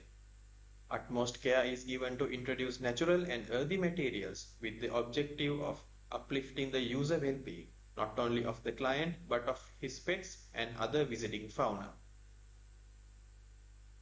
The plans of the ground floor with extended garden space towards the right, which provides a new swimming pool, visitor parking, lawn area, and a service block. Towards the rear, the garden space was converted to a multifunctional covered outdoor space overlooking a pond and the pool. On the rooftop, the multifunctional terrace enjoys distant views of the scenic context. The 2 gardens are well connected via the glass elevator, offering a seamless movement. Plants as well as the hard landscaping elements were incorporated to serve a specific role. For example, grass pavers were used in the visitor parking area to create the illusion of an extended lawn, while tall plants and green walls act as visual barriers. The overall landscape enhances the microclimatic conditions of the site while successfully improving the quality of life of its users. Photographs of the final result.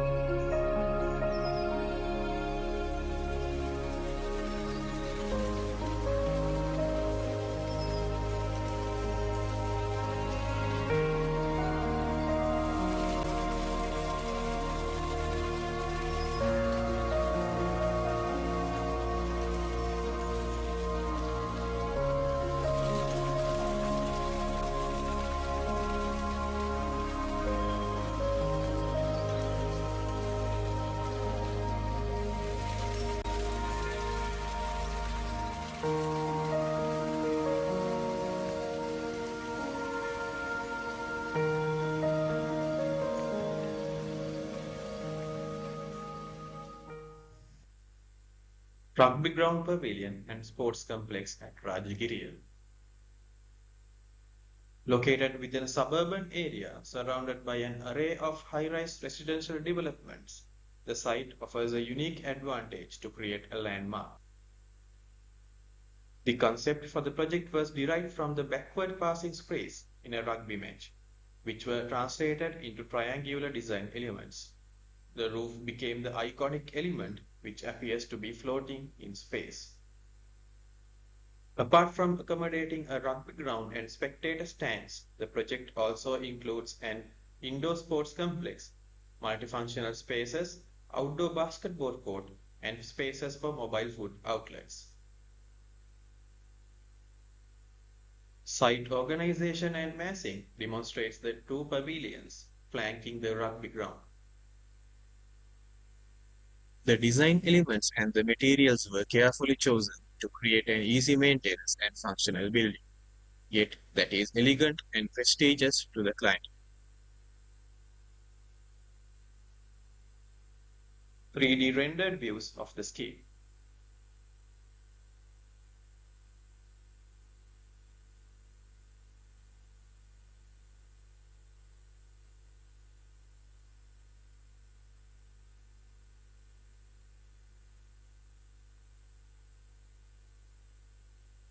Dyeing and Finishing Factory at Visakhapatnam, India. This project for a dyeing and finishing factory in Visakhapatnam posed the challenge of having to create a unique design while responding to the environment and landscape of an industrial zone. Inspired by the repetitive pattern of the materials manufactured, the design emulates the concept of repetition. The design encourages energy efficiency with natural light and ventilation with the use of exposed brick walls to ensure optimal thermal comfort. The simple plan form facilitates the linear production process.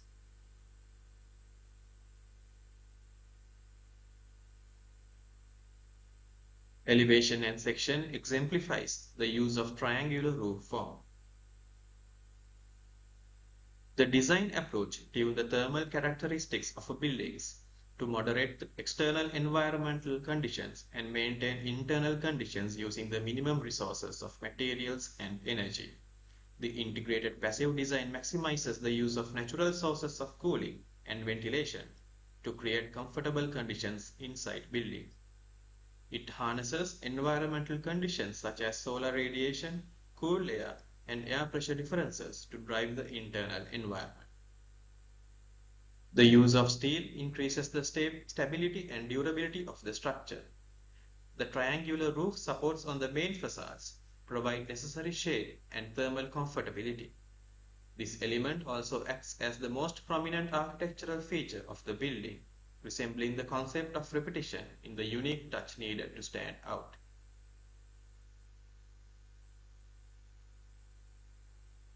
"3D images of the proposed scheme.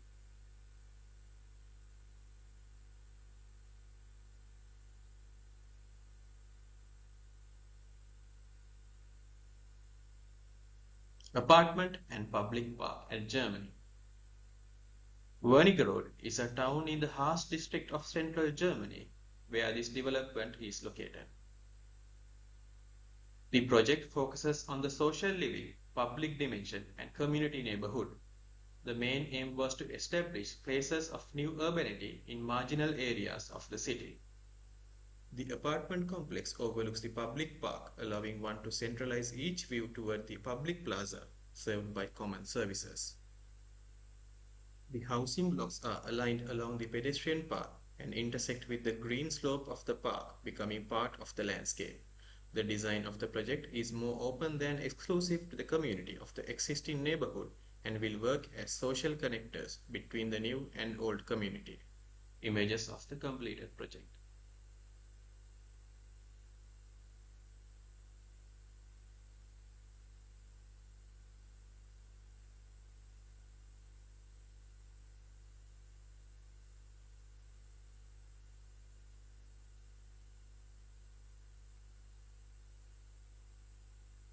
Dhaka Elevated Expressway at Hathirjil Lake, Bangladesh. Hathirjil Lake is a lakefront in Dhaka, Bangladesh. Before 2009, it was a slum area that has been transformed into a recreation area as well as an alternate way to ease traffic congestion. It is now a popular recreational spot for residents of Dhaka. Design approach focuses on creating livable infrastructure by combining landscape psychology, urban ecology, and socio-culture. After understanding the socio-cultural conditions of the context, the program proposed several elements to attract the users to the new intervention. The new activities and created spaces will have the essence of their day-to-day life, cultural values, and regular recreational activities. Several key nodes were identified and activities were introduced in the proposed area.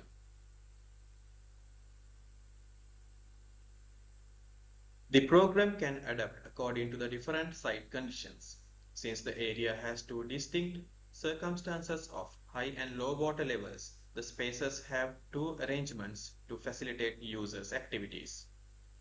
The design intent is to create transformative spaces that can adapt to changing seasons and climate, and absorptive of cultural aspects, pollution, and changing urban environments.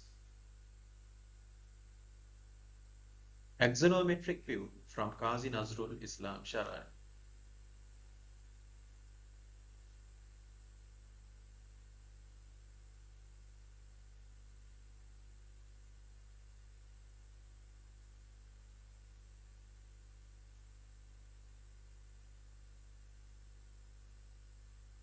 Axonometric view from Shahid Tajuddin Ahmad Avenue.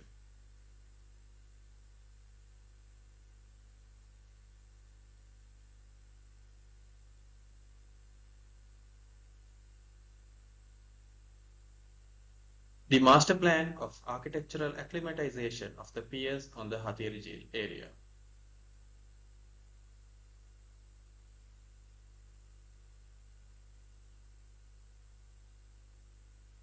Uninhabited island resort at Mananfushi, Maldives. Mananfushi is a segmented island within the Ra Atoll main island. The design of the island resort is entailed to provide its visitors residences within the infinite beach of the island and greens of the natural landscape. This project holds the concept of biophilic architecture where each element of the resort blends and unifies with the natural landscape. When looked at from above, the island appears untouched, while at night the architectural elements glow sparsely, replicating the lights of glistening fireflies.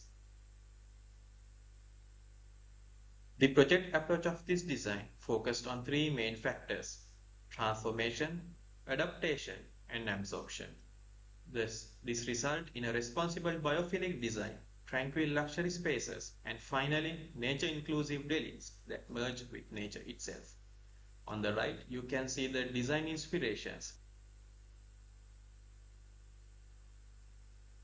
The water bungalows are contextualized and acquainted with the regional construction and its refined vernacular. It draws inspiration from the traditional fishing huts and shrimp farming hatcheries, providing a sense of lightness, permeability, and transparency.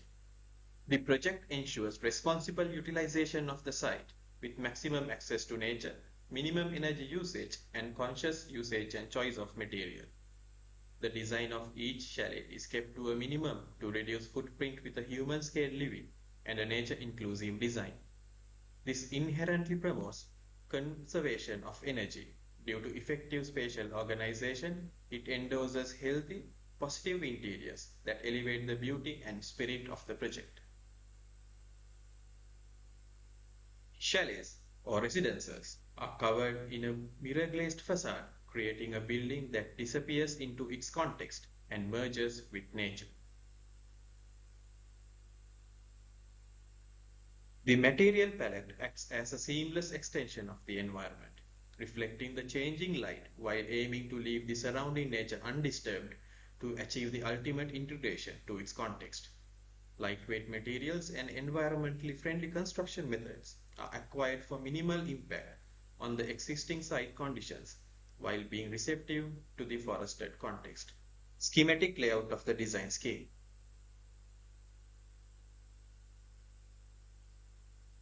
Bird's eye view of the resort.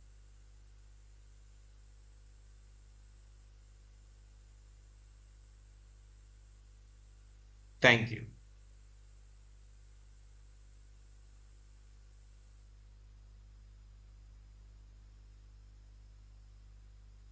Thank you. I'm not sure whether you have seen the first slide. So our topic was redefining sustainability through diversifying architecture. So during the presentation, we tried to show you the different approaches we have used in different type of projects towards sustainability. So when we talk about sustainability, it's not only environmental. So we need to think about social and cultural sustainability, economical sustainability, availability of materials. So okay, we can discuss this in detail during the Q&A session. Thank you very much.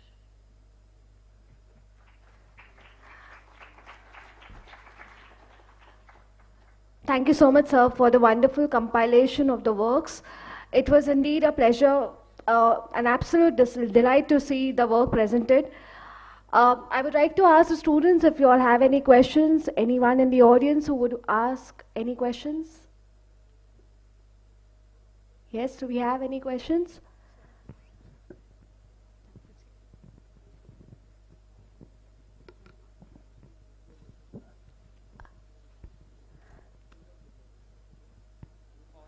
Okay.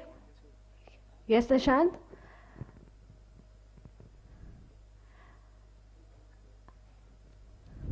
Can you have the mic, please, Nishant?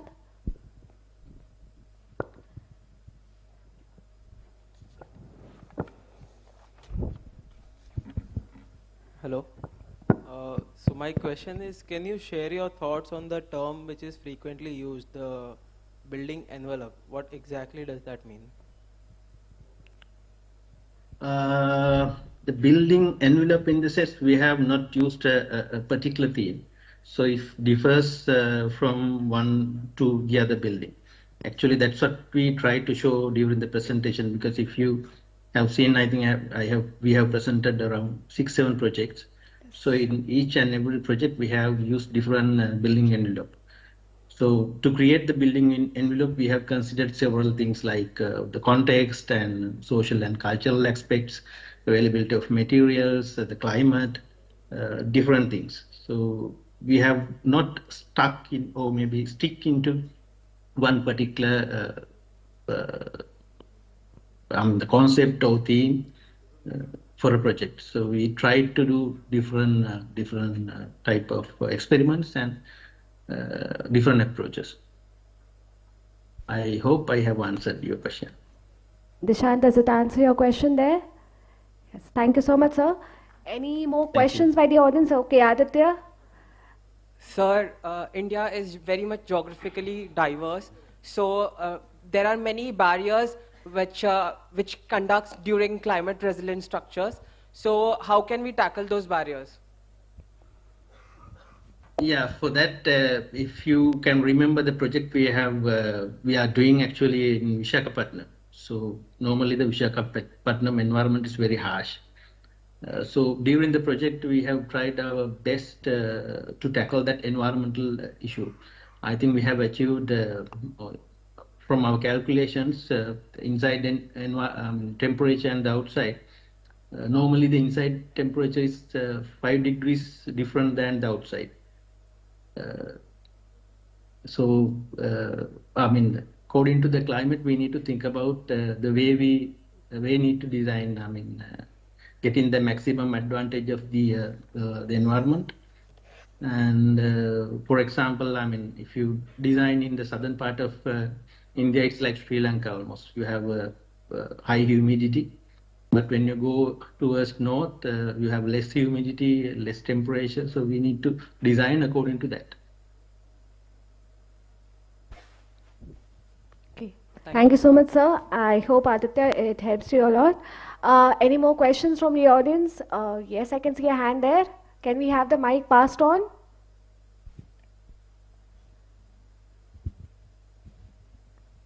Okay, hello sir. So my question to you is that climate change has become a topical issue. So what role does building envelope play? Yes, actually, if you remember the last project, I think there were some technical issues I found. I don't know whether you have seen all the details of the last project that we are doing in Maldives. Actually, in that particular project, the client wanted to have the most luxurious resort in Maldives. But we have convinced the client, the luxurious in the sense, preserving the nature. So finally, we convinced the client the best thing in that project is to preserve the nature. So based on that, we have done all the design elements and everything. You may have said, if you remember the sections, so we with series of experiments, we found the most lightweight structure to build there without damaging the environment. So I think the environment damages we have reduced almost 70% damage using the new techniques. I hope as architects that's our duty to convince our clients how to protect our nature. Yes, absolutely, sir. Noted the words. Thank you so much, Apurva, for asking the question, and I hope it has resolved your issue as well. Any more questions from the audience? Yes, Vivian.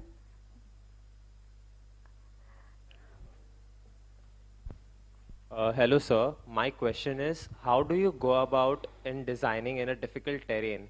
Because we could see in the project you have designed which have like very harsh contours and very difficult contours. So how does that go? A very good question. Yeah, that's the most difficult part, because when we see a site with contours, to get the final design is very difficult. So normally in that kind of context, we carefully study the contours. Sometimes we make physical models only for the contours to understand how to play the contours. For example, if you do a design in a flat terrain, if we take 1 month to design, sometimes with these contours, we study the contours more than 3 months to get the exact the design and to play with the contours and get the maximum advantage of the context to the project. I mean, for the questions you asked, we need to study a lot to play with the contours, especially the buildings with terrains. Thank you so much, sir. Vivian, I hope it resolves your query of your design as well. Okay, any more questions from the audience? Okay, Havi? So my question is regarding the materials. So going on about with sustainable architecture, is there a specific set of materials that you adhere to, or is it like at every project there's the local materials that you pertain to? Yeah, that's also a very good question. It depends. Uh, that's why I told you when we talk about the sustainability, it's not only about the environmental sustainability. We need to think about social sustainability, cultural, material, financial, so many aspects. So based on that, we select materials. For example, if we need to conserve the nature, we select the materials to support that sustainability. That's the way. The common answer I can give you I can give all of you. So this small time we can't explain so many things. So you can send me some questions to Messenger, WhatsApp, or thing that I'll try my best to explain more with explaining some projects. Definitely, sir. We definitely would like to share the presentation also forwarded by you to the students. Yeah, please send my email address or messenger address to them so absolutely, sir. they can send the questions. So I'll try my best to answer. Absolutely, sir. Any more questions in the audience? All right. Thank you so much, Damit sir, for being online with us, and thank you for the wonderful compilation of the work. So we appreciate your online presence for this event, and I definitely know that the participants had a great opportunity to listen to you, see your work. So thank you so much, sir. You're welcome. Thank you. I now take the pleasure of welcoming Architect Sanjay Patil, sir. He is the Principal Architect of Environ Planners. He's been here with us since morning and has graduated from Sir J.J. School of Architecture. His firm, Environ Planners, has always worked towards environment-conscious architecture, seeking inspiration from nature and tradition. Respecting nature has always been an integral element of the firm's approach. The need of the hour being sustainable development, the firm's efforts is consciously directed towards application of energy-efficient principles to the building design. The firm has always, over the years, designed for various institutional, industrial, residential projects, with each of those holding their own distinct identity. The approach to craft an environment together has expressed the ability to integrate landscape, which symbolizing nature, with the built environment, which amalgamates the interior and the exteriors to create a series of interactive spaces. The firm takes up the inspiration from vernacular architecture and fuses with the modern technology to get the desired results and output. Thus, simplicity prevails and nests with the nature. Architect Sanjay Patil has also been a recipient of various awards, which includes the Dharmashala Manjunatheshwar Award, nomination for the Aga Khan Award 2009, 23rd and 25th JK Architect of the Year Award 2013, Green Architecture Award in 2013 and 2015, Arc Asia Awards for Architecture 2017, Global Architecture and Design Awards 2018, just to mention a few of those. A very big welcome to you, sir, and requesting you to please grace the occasion on this fantastic day.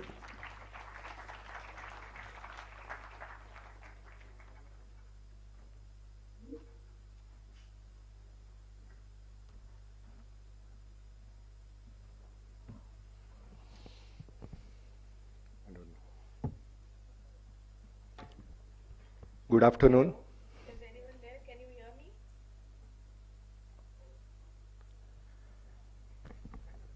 Thank you, Idrc College, Sarita, Rasika, and other faculty members. I'm very happy to be here, and I was also happy to be part of the jury. I'm going to speak less because my voice is not good, and showing you more pictures, images of my project. Do you have?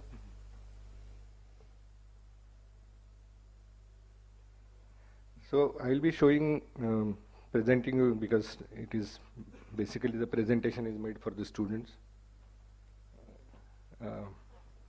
My journey in architecture, and with the related to the theme of the conference.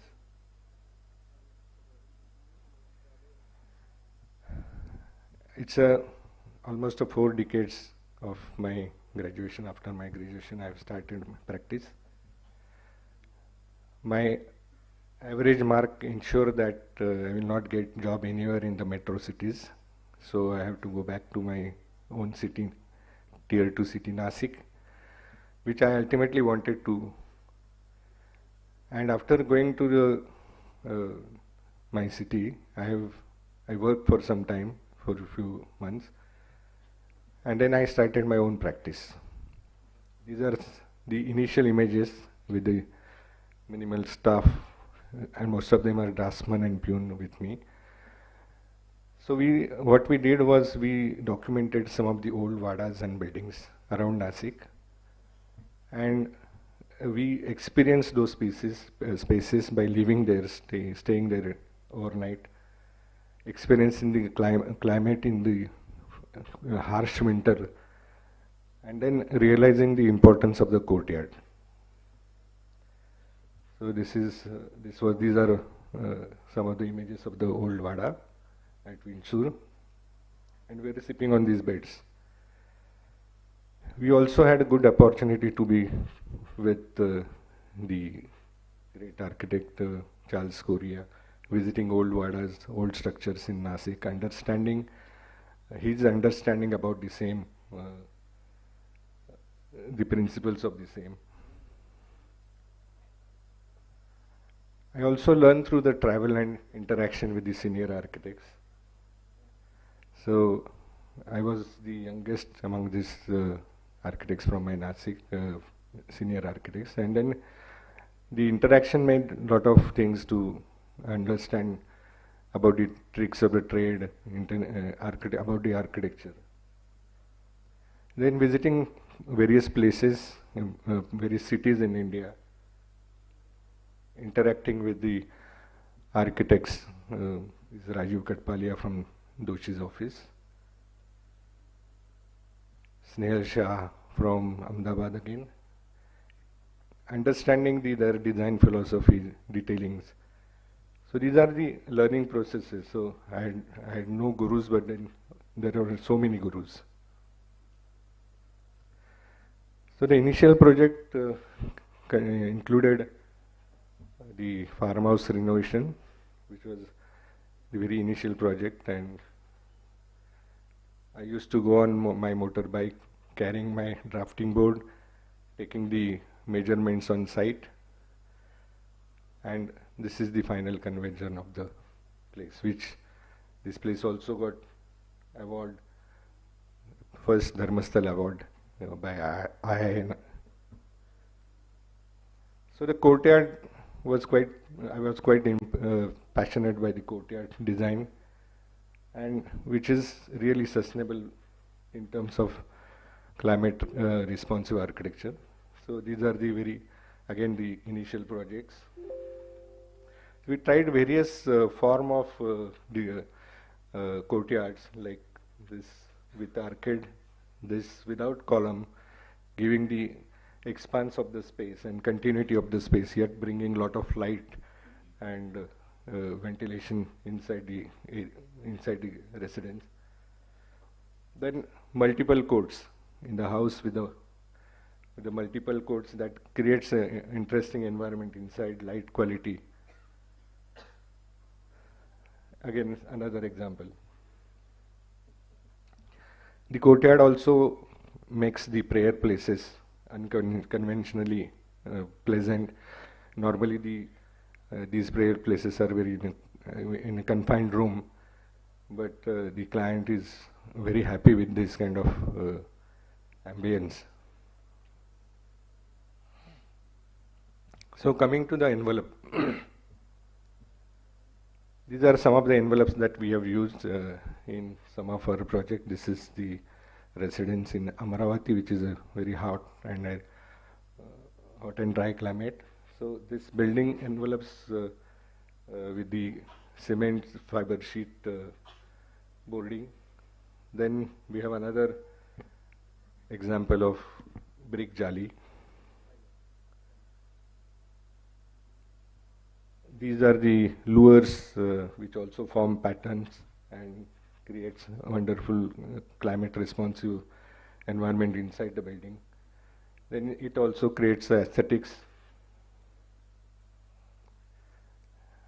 Then use of different material as a screen. This is cotton steel screen. These are the luvers. Since the building was facing west, we have used these luvers, and we could achieve at least 4 to 5 degrees temperature difference inside the building. These are another screens with the cement silica fiber boards for the institution purpose. These are adjustable vertical luvers, which also creates an interesting composition in the building aesthetics. Then you have projections and the luvers, which allows ventilation and protects the harsh light on the west side. And there are also buffers inside the building. So I will be showing some of the our works in different categories. First one is residential, commercial, institutional, educational, adaptive reuse, and public project. So the first project is farmhouse at Mehravani, residential architecture, creating a microcosm within the abundance of barren land. So this was a piece of land near Nasik, and it's absolutely arid area. Although it abuts to the lake, minor irrigation tank, the region is also, in summers it gets totally dried, you can see on the left hand side. And right hand side we planted almost 4,000 trees on this land. So you can see the left hand side image, which shows the land with no trees or no, absolutely barren. Whatever green that you see is because of the rainy season. Otherwise there was absolutely nothing. It was all the land of boulders and no soil. And right hand side you can see the development. I had these, we had these arches, wooden arches, salvaged from the old Wada of Nasik. And one of my client who was a sawmill owner, and he purchased this Wada in, I think 35 years back, and it was lying in his sawmill. So there was no buyer for these wooden pieces and arches. So I was doing their work for ULC work, and then one day he was to cut these in a smaller pieces. So I was there fortunately. So I said, give it to me on barter system, don't pay my fees. So I retained those, and then when I got this opportunity to use these arches, because in the urban context it was not possible to use them. So we tried various options by using these. We opened up these arches, formed the module that was available with us. And then these are the different options that we came out. First was exposing arches. The second was like deconstructive, that time it was very popular. And then third one is very simple, straightforward design.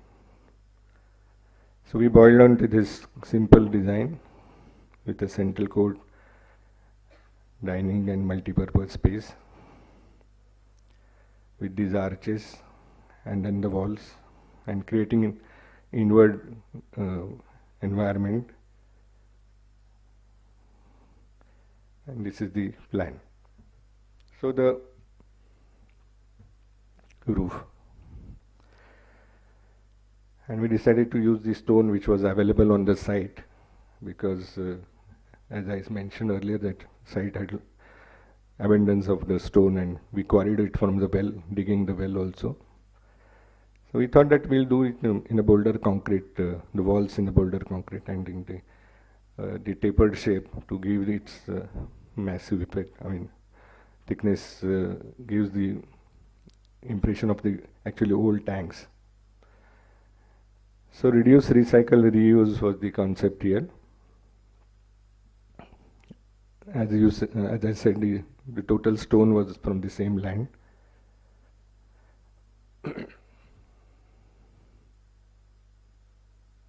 And because of the slope, that window fenestration gives a wonderful impact. And this is how the interior. Basically, it's a layering of spaces. Central court with, as I mentioned, these are the layering of spaces. The arches are adding to the aesthetics. Otherwise, the layering itself is a good climatic response.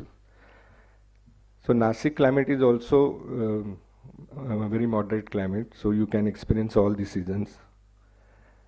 And these are the, so we have used terracotta tiles here, the packing wood ceiling, the old arches, salvaged old arches, and the random rubble masonry. These are the gutters which harvest the water, and I'm happy to mention that there is no single raindrop goes out of this place, nor the single leaf. So everything is recycled and harvested. And if you want to enjoy the outdoor environment, you can come and sit in this veranda. You can experience the rains. The solar PV panels, caters the basic electricity need. It also helps to give this misting effect, mixing electricity for the misters, and then create a wonderful climate in summers particularly. This place is not only used for the own purpose, recreational purpose, but this is for the educational interaction, and all the stalwart architects have visited this place and blessed it. So we have the workshop over there, which includes the paintings by the veteran artist, watercolor artist, Mr. Tupe and Paranspe from Pune. So later on we added the swimming pool, which was a passion of our family. And these columns that you see for this gazebo is from the old balance 4 columns. And then you can see the growth of plant vegetation around the building. So this also got some awards. So recently we extended this, and then this is our regular home now. Yeah. Sure, welcome. The next project is a very small office for the Green Space Realtor Commercial Architecture. Fusion of traditional cooling techniques in modern technology. So it's a semi-detached plot, so the building has one common wall. And it was actually, there was one old building. The client purchased this plot with the building, and the building had a basement.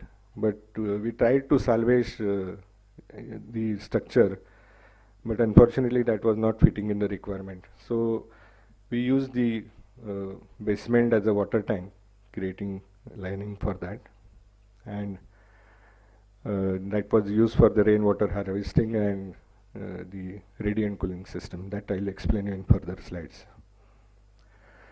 So the vernacular concept for maintaining the internal temperature is the thick walls, water features in landscape, like you can see in Mandu you have these water channels, courtyards.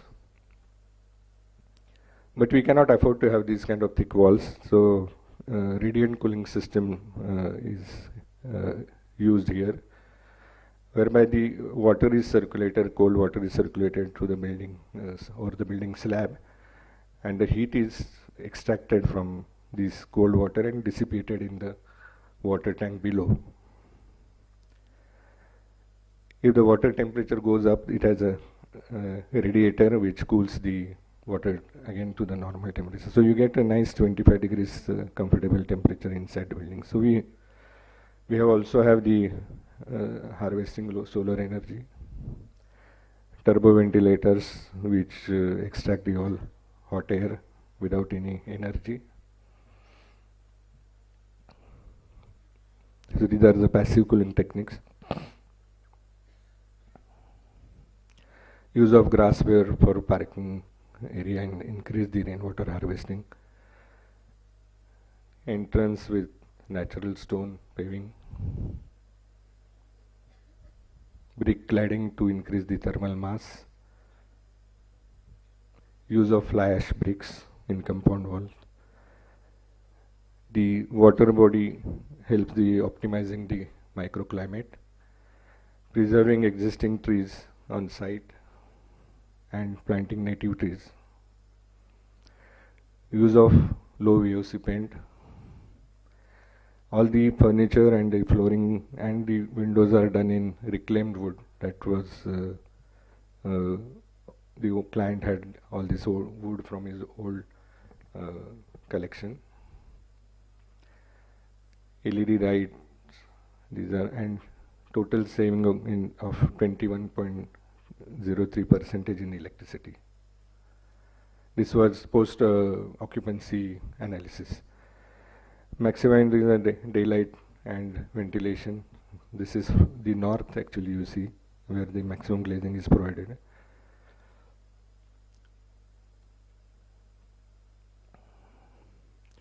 So designing green is about creating and transforming living and lived in spaces to enhance the quality of life. I think that is the motto. And it's not only the building that is important, but it's a lifestyle that is also important. Like in AC, we cool the place and then again wear coats and all other guys. So nowadays the concept is that you use the your dressing should be comfortable enough to give you a comfortable environment without cooling the system much higher. So this was the first Swagra 4-star building in Maharashtra. The another commercial architecture is the small moves make a big difference. This is a multi-story building of commercial offices of Jito, that is a Jain organization. They have their own group of owners and they wanted to have their offices. So we created a plan also with the central court and then connecting courts which allows a lot of ventilation, natural ventilation here. So the section is something like this, central court. So this is, they were keen in having use of glass, which I was not really keen, but then they wanted to showcase the modernity, so-called. So I said, we will have the ventilated facade. So what we did was the heat reflective glass with the ventilation, ventilating facade, that we have the ventilation system at bottom and top. So that keeps the inside quite cool. This is some of the initial pictures. Then we move on to third category, energy efficient campus planning. Sandeep University. So basically it is on the outskirts of Nasik, and then the rules there were low rise, maximum 2 floors were allowed. So the institute, we decided to spread the building horizontal because maximum allowed was ground plus 1 building, 1-storied. So open palm finger so that different department can be connected with the continuous thread. So we tried these options initially, respecting the contours of the site. We were thinking of using sloping roof earlier, but then realized that institute will grow, the bylaws will change, and then we decided to have the flat roof. And initially this was the only land, so the institute grown and then they acquired more land around. So this was the first proposal, and then later on it grew. These are the hostel blocks. This is another university of the same educational institute. Then they have ladies hostel, playground, proposed staff quarters. And then this was the another institute which was designed by their previous architect. So this was the land, absolutely barren and hilly. So we took the access from the main road, which was not there, but then when we visited site, I had to practically trek to the site. So these are the plans. So you have all the department connected through internal and external passages, and with the central amphitheater for the various activities of the institute. As you see that the contours are used to the maximum, and we could get one more floor extra. This was the model that we prepared, and on the left hand side you see the canteen, that is earth shelter structure, and this is the final outcome of the play.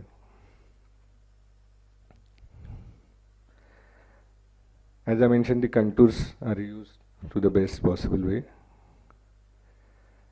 It has all visible friendly accesses. Then on north side we have glazing to give wonderful view of city.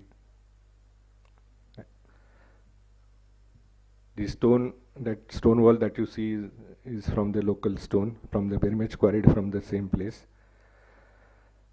We have deliberately segregated the toilet blocks in a separate way so that they are easily accessible, and then they don't create the mess. As you see, the laborers are working here, dressing the stone which was available on site, and we use it for the lower part of the building, and then upper part we covered with the envelope of cement fiber board sheets. So the reason was to it is always a challenge to chase the time for the construction, because they always take the decision, and then once they take decision, they want to complete it within a very short time. That is a normal scenario we experience. So what we did here was we just constructed a frame structure without any chhajjas or projection for the window protection, and we thought that we'll add this envelope later on so that it will protect from the sun and rain, and it will save also time to take the projections at lintel level, plaster it, and all that. So we could achieve the target in time, and this is the building that is completed within. The envelope was done later, but this after the enveloping is completed, the pictures are like this. We also transplanted some of the old trees on the side. This is the terrace of the canteen, whereby the turbo ventilators are a part of the landscape, and it's a kind of artwork, art installation kind. The amphitheater is widely used in particularly winters, and then now the creepers are taking over the building now. This is double height corridor which gives the wonderful proud feel of while walking through that double heighted space. These are some of the connections. The landscape extends inside the building with a lot of light and ventilation. The corridors are well lit with overlooking facilities. The in-between spaces are well landscaped and encourage the interaction between these students.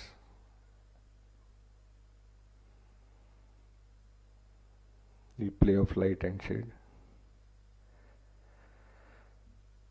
Also some awards for this. The second institute that in these categories, Bhujbal Knowledge City, that is MET, Energy Efficient Campus Planning. So This was the 26 acres of land, and then we, again, the similar problem was here, and we had to chase the time, and then we did the modular plan with little bit differences in the courtyard and its elevation.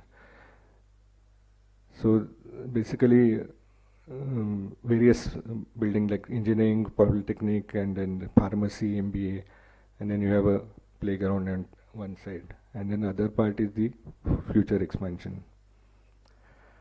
So this was the model that was prepared. So these are the trusses that you see here are for the library building that we wanted to keep it on at the entrance, for the two reasons that it is the most important building place in the educational campus. Secondly, we wanted to create entrance as a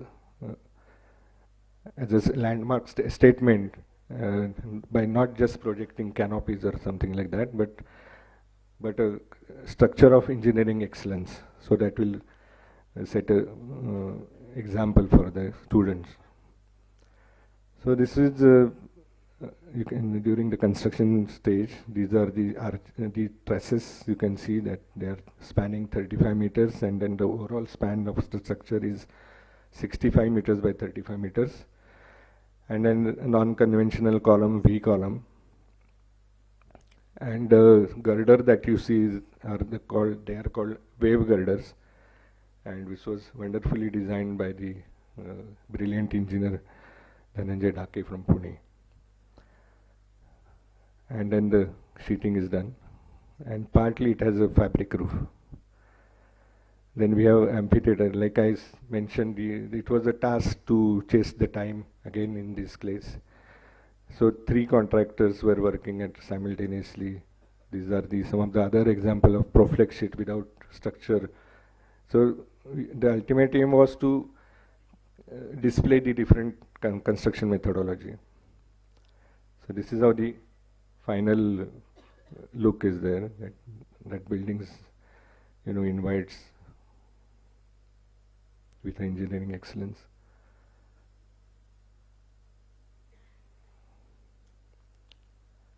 And you can see the lures, adjustable lures. The glazing is well protected, and mostly most of the part is on the north side. So there is no heat gain directly inside the library.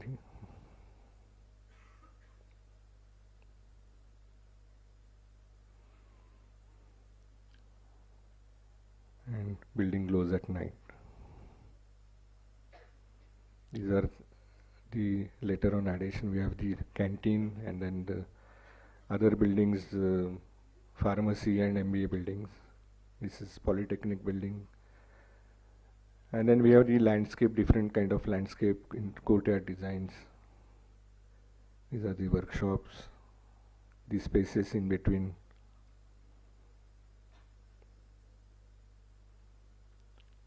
And the whole building is disable friendly accesses with.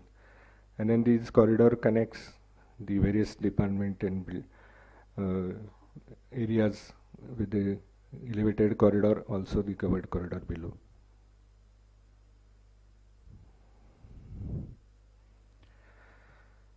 The fourth is educational architecture. This is a Vaisyamev library building, a knowledge house under the green building strategies. So this is a library actually. Basically the building plan is straight, but we have enveloped it with a circular form and then created buffer spaces inside. And the building also recedes respecting the contours, and we have a different floor plate. So the section is like this. We have north light roofing, then we have studied the sun path analysis, and then the behavioral of the light that is going to come all over the year. And accordingly the fenestration strategies were decided. Professor Kolatkar from Pune helped in this analysis. And this is the final outcome of it. And then the roof is light structural roof with insulation. And we have north light roof with turbo ventilators where all the hot air accumulates at the apex and then it exhausted. And you can feel the difference in temperature inside the building with compared to other buildings. The light from inside, the louvers on south side, which allows ventilation but protects.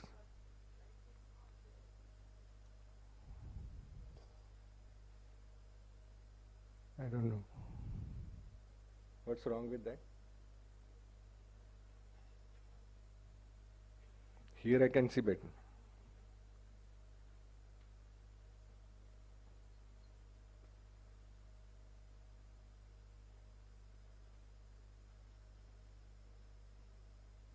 The LED panels are not working.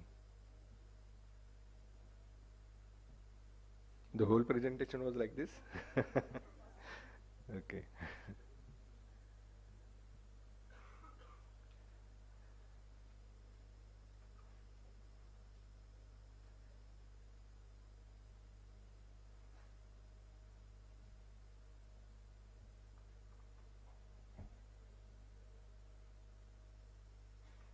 Typical technical glitches. Whether it is projector or it is LED screen.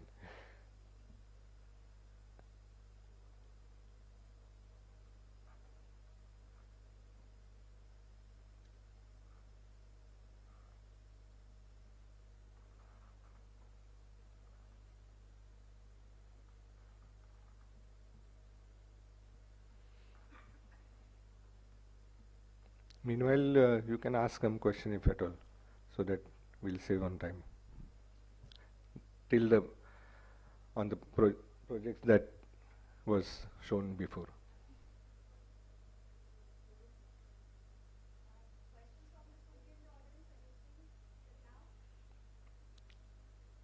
So we'll continue the presentation once this problem is resolved, or if the problem is resolved.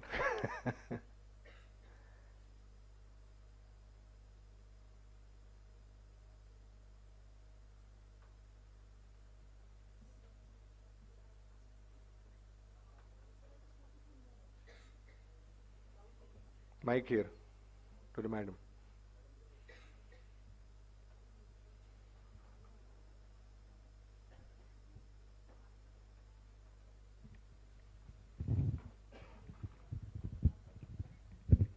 Hello. Okay. Good afternoon, sir. Sir, I wanted to know the panels, the metal panels that you have used, are they aluminium or steel, and how do they work with the are they there for the reflection, for the heat reflection? The roof panel, you are talking about the library building for yes, yes. It's a metal, GI metal sheet. GI metal sheet. And so then there is insulation on the top of it. Okay. And any reason why we've combined them with cloth and GI? Because we wanted to create the light roofing on the external side and just shading devices. So if we would have continued with cloth, or was it just a design element? Design element. Okay. Okay. Thank you so much, sir. That gives a nice translucent light. Yes, definitely. Yeah. Are we ready? Okay.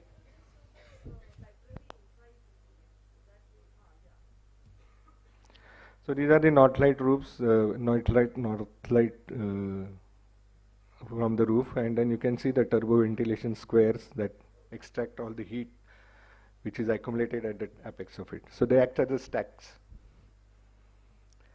This is again, I said, as a buffer, and then next slide you can see that the buffer space is the courtyard inside the building, and which keeps the climate quite comfortable inside. Again, decibel free access outside the building. This is the use of contours available on the site. It was amphitheater we did here. The external plaster is the continuation of the other building's character, so that it is in harmony with the existing campus of the institute, and this is how it looks from the southwest side. This is the north side, and you can see the wonderful landscape outside. These are the overall spaces,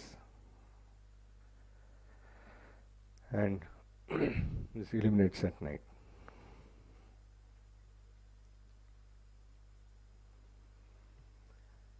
The fifth category is adaptive reuse. This is a papaya nursery, making the best use of what we are already blessed with.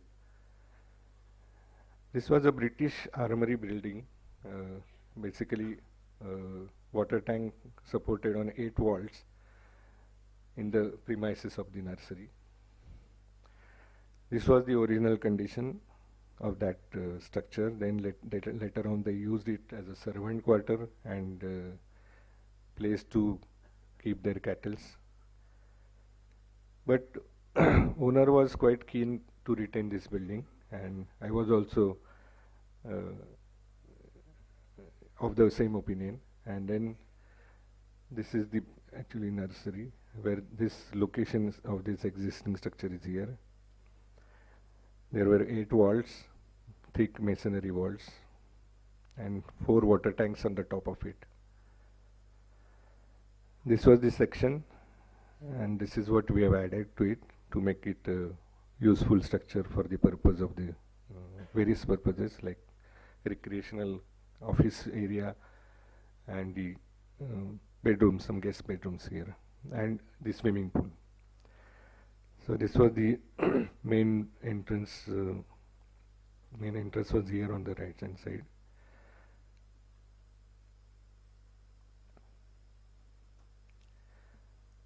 Then the office, part of the office, one guest bedroom at lower level for the senior people, and the owners some recreational and private space. On the first floor, we converted those water tank into a swimming tank, and 2 guest room, and then the multi-purpose hall room.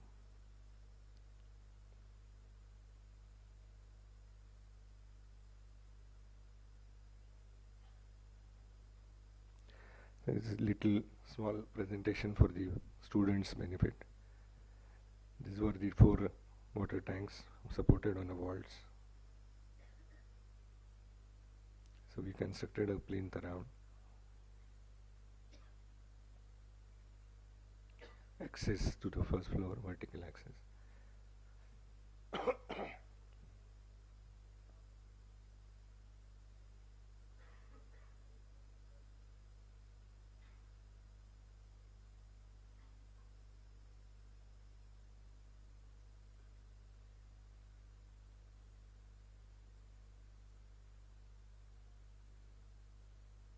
And this is what is reality.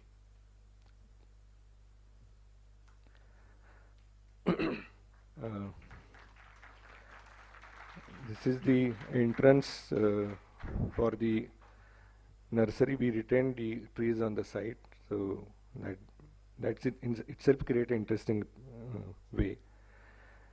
It meanders again. You turn right, and then you come with the different kind of foliage, patterns of trees, shapes and patterns of the trees. Then it is kind of sort of display of the nursery. So you have aquatic plants, you have low-level shrubs, ground covers. So all these were used in the part of the design process, and that was the basic idea of using that. And this is the amphitheater where all their staff activities happen. This nursery has almost 300 to 400 employees, so very huge organization. So you have this covered space for the office area, which protects from the harsh sun in the summer. These are the original plastered walls, which retain them. We have not done anything to it. So that was a rustic, but we thought it will help for the acoustic also. Their recreation area, guest bedroom at lower level, kitchen and some dining space. This double light covered veranda, because as I mentioned, the Nasik has a moderate climate, and you can spend comfortably outside covered sheltered area in all seasons.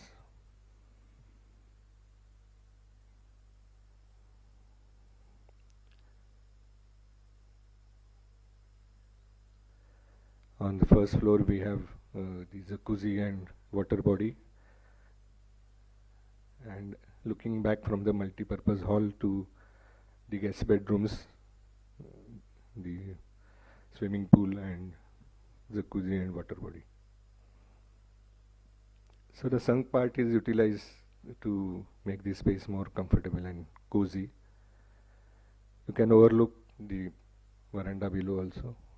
We have used the basic bricks as a flooring and wall material. At night, this on left hand side, you see that we have created a privacy for the swimming pool from the adjoining building.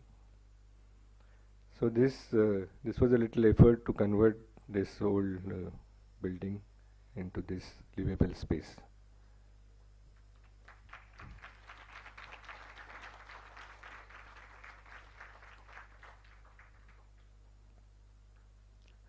So the next category is the public building. I think giving back to the community that which rightfully belongs to them, and also our part of the, as an architect, giving to the society. So this was a memorial for the poet who was a Jnanpith Award winner from Nasik, and we Nasikar used to love him a lot. Very simple, sober person. And after his death, the committee that was formed decided to have a memorial in his memory. This was the site. And the concept, earlier they wanted to float a competition nationally, but then later on they decided to hold a competition within the architects who were in contact with him and acquaintance with him. So I was one of them, and so we presented our themes, and this is the result of that. So basic concept here was to organize various activities, because he was never of the opinion that there should be statue or something like that. So always a public utility spaces. So this is so we organize these various activities around the meandering pathway and respecting the contour that you can see in the section. And the structure was anticipated to be a earth shelter structure. We have used the kadamba trees, which poet used to like very much, which I knew during the interaction with him. And in the entrance pavilion is at a very lower level, not to make it loud or to give the sober effect which the personality of poet was. So this is the plan that you enter. This is a entrance plaza where the kadamba trees you see, pavilion, then multi-purpose hall, the Jivan Darshan library, study area for the students, then dance drama hall, art gallery. These green spaces that you see is the connection between the lower part and upper landscape area, because as I mentioned, this is a earth shelter structure. So we never wanted to deprive the local people around from their open space. So the rooftop is used as a the garden space, and from bottom you also get connected with the upper landscape. These are some of the sketches. These sections, where you can see in the middle section the connection between the upper and lower landscape area, so that you realize that you are below the ground. And then we have the turbo ventilators, natural light, roof light derived from the roof skylight. The paving and material that is used for the entrance walls and is basically a basalt stone from Nasik only. And generally this used to be old Nasik used to have these kind of pavings like you see in Europe and all that pavings. So we thought we'll continue with the same character. These are the 4 cucumber trees and the pavilion below. Then this acts as a very interesting interactive space, multi-purpose space. You have various functions occurring in this place. And we have a Jivan Darshan where there is projection and now the display change. These are the accesses for the various activities below. And you can see that roof light and ventilators. The connection between the lower and upper area. So we retain maximum trees on the site. So the rooftop is used for the purpose which was anticipated. Even the building is put to use as it was desired and anticipated. Like there are many exhibitions happening, many shows are happening. These are some of the exhibitions. And this, the access, disable friendly access acts as an exhibition gallery also. And also visited by the stalwarts and blessed with this. So there is a small clip. There is a sound. Can you put on the sound?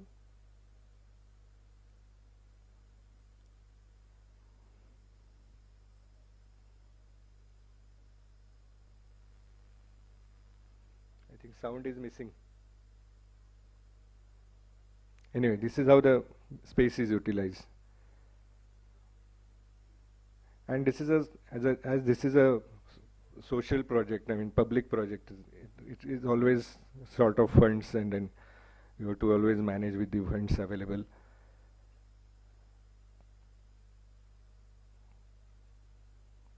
So there are a lot of concerts happening here in this space, and children's playing on the rooftop.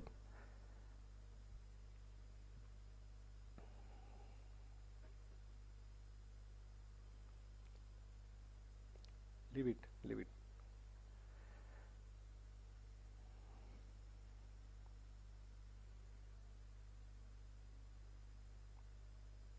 So you can see the meandering pathway.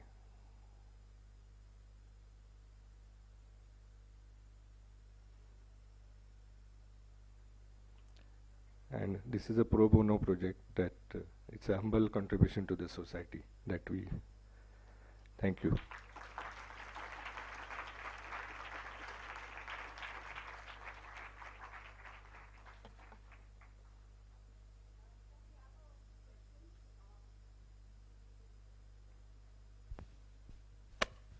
Good afternoon, sir. This is Nikita from 5th year. So as we understand that materials play an important role in internal as well as external spaces. So how much does the material used for a building envelope contribute towards a comfortable interior environment? I think there is no fixed answer. It's a appropriateness of the material which is required for that purpose.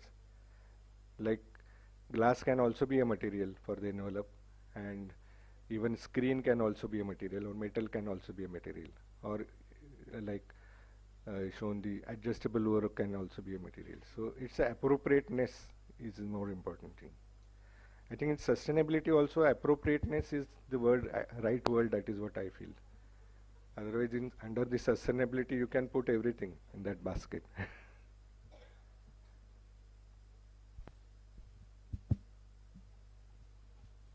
Yes. Hello, sir. It was indeed a great presentation. There's so much to learn. I have a question from students' perspective. There is this hassle going on with student all the time, like whether I should apply this material or that material, but when it comes to filtration of it for decision making, let's say if we say dependent, instead of that, if we say midway we are coming, like maybe sustainable, user-friendly, readily available, so on and so forth, how do they come to a conclusion? Let's see. I think it's a very long question, but from their decision, it will be a long answer also. Yes, and I expect that as a faculty anyway, we are learning. I think most of the project displays all the different types of envelopes or sustainable strategies rather I would say, because building itself is a non-sustainable criteria, but then how you can enhance the quality inside in a better way is the basic aspect. Like everywhere, the problems and issues are different, and you have to tackle that issue according to the context and then the purpose. So every purpose has a different kind of strategy you have to decide, and appropriateness that I am always mentioning, that proper appropriate material has to be used. Like in farmhouse, there was no option than using the local materials, stone that was abundantly available there.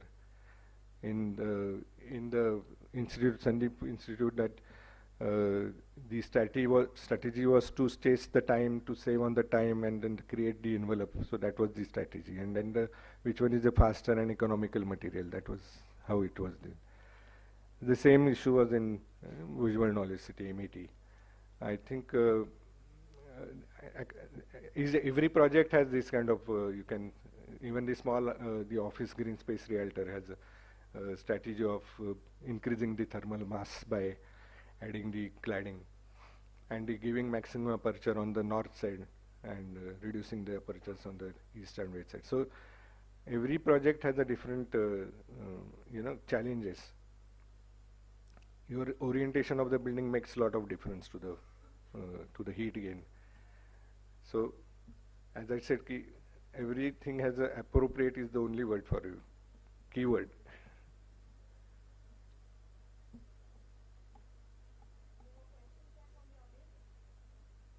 There is one, somebody. You can stand and talk.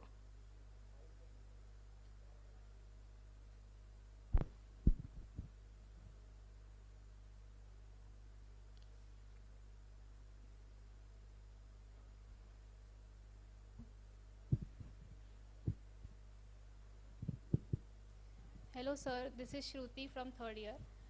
We could see many interesting spaces in your design, like very interesting play of indoor and outdoor spaces. So my question was, like, how do we create such barrier-free indoor and outdoor spaces using the building envelope?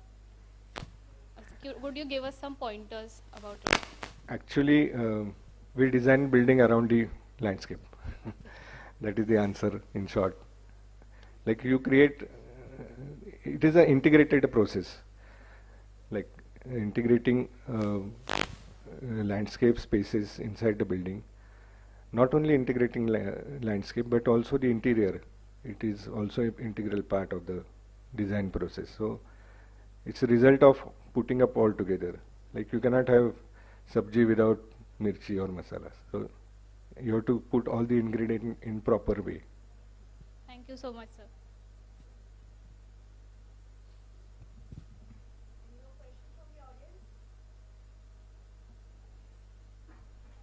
I think they are hungry now. Thank you. It was a nice session, and thank you, Idrc College. I request architect Sarita Deshpande ma'am and Rasika ma'am to please come forward and give sir a small token of our love and appreciation. The students' feedback was tremendous for this particular presentation, sir. I've got the live feedback right now. So the students are very happy. So thank you, sir, for gracing this occasion.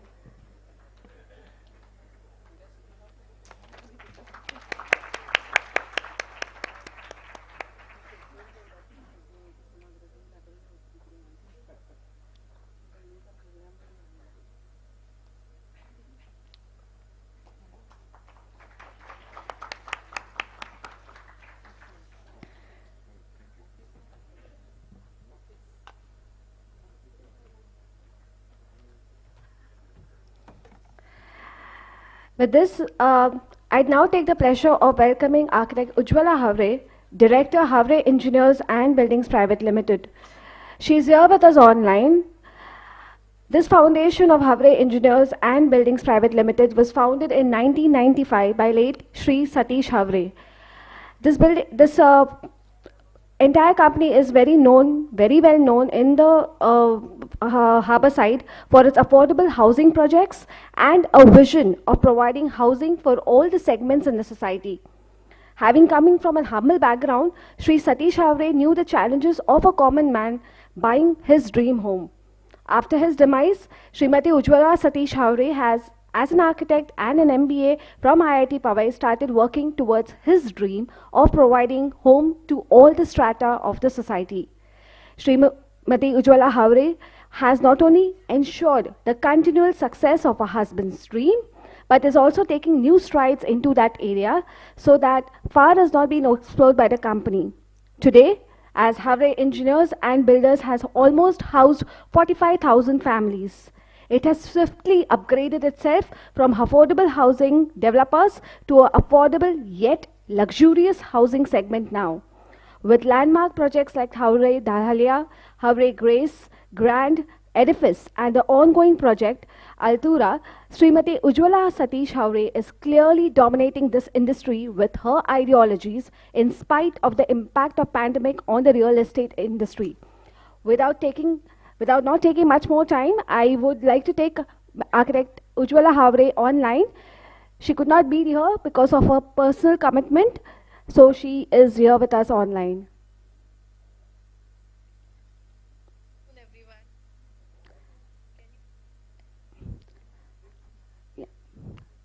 Ma'am, are you there? Yes, ma'am. A very good afternoon. Very good afternoon. And first of all, I would like to apologize for not being there in person, but I'm loving this. The previous presentation was really awesome, and I congratulate the previous speaker for the wonderful presentation that he did. So, I am Ujjwala Havre, as my introduction was already given. And I am the chairperson and managing director of Havre Engineers and Builders Private Limited, then Ujjwala Havre Legacy. I am into construction now since 27 years we completed this year. By qualification, I am also an architect, and I have done my MBA from SOM, IIT Powai. And telling all of you about myself first, so that then I can go to the topic that was given to me today, that is building envelopes. So I am into construction. Till now, I have constructed nearly 50,000 flats, maybe more than 145 projects I have completed in Mumbai, Navi Mumbai, Thane, Pune, and Amravati. So these are the projects that I have done. Then I have done IT parks, I have done business parks, I have done malls, then residential, commercial projects. But we major in residential, and that subject is actually very close to our heart, because this business was started by my husband, late Sri Satish Havre. He was also an architect. And being an architect, I think we were very much, we always thought in a different perspective than a builder. So all our projects are definitely, they are different, because see this, I am in a business of builders.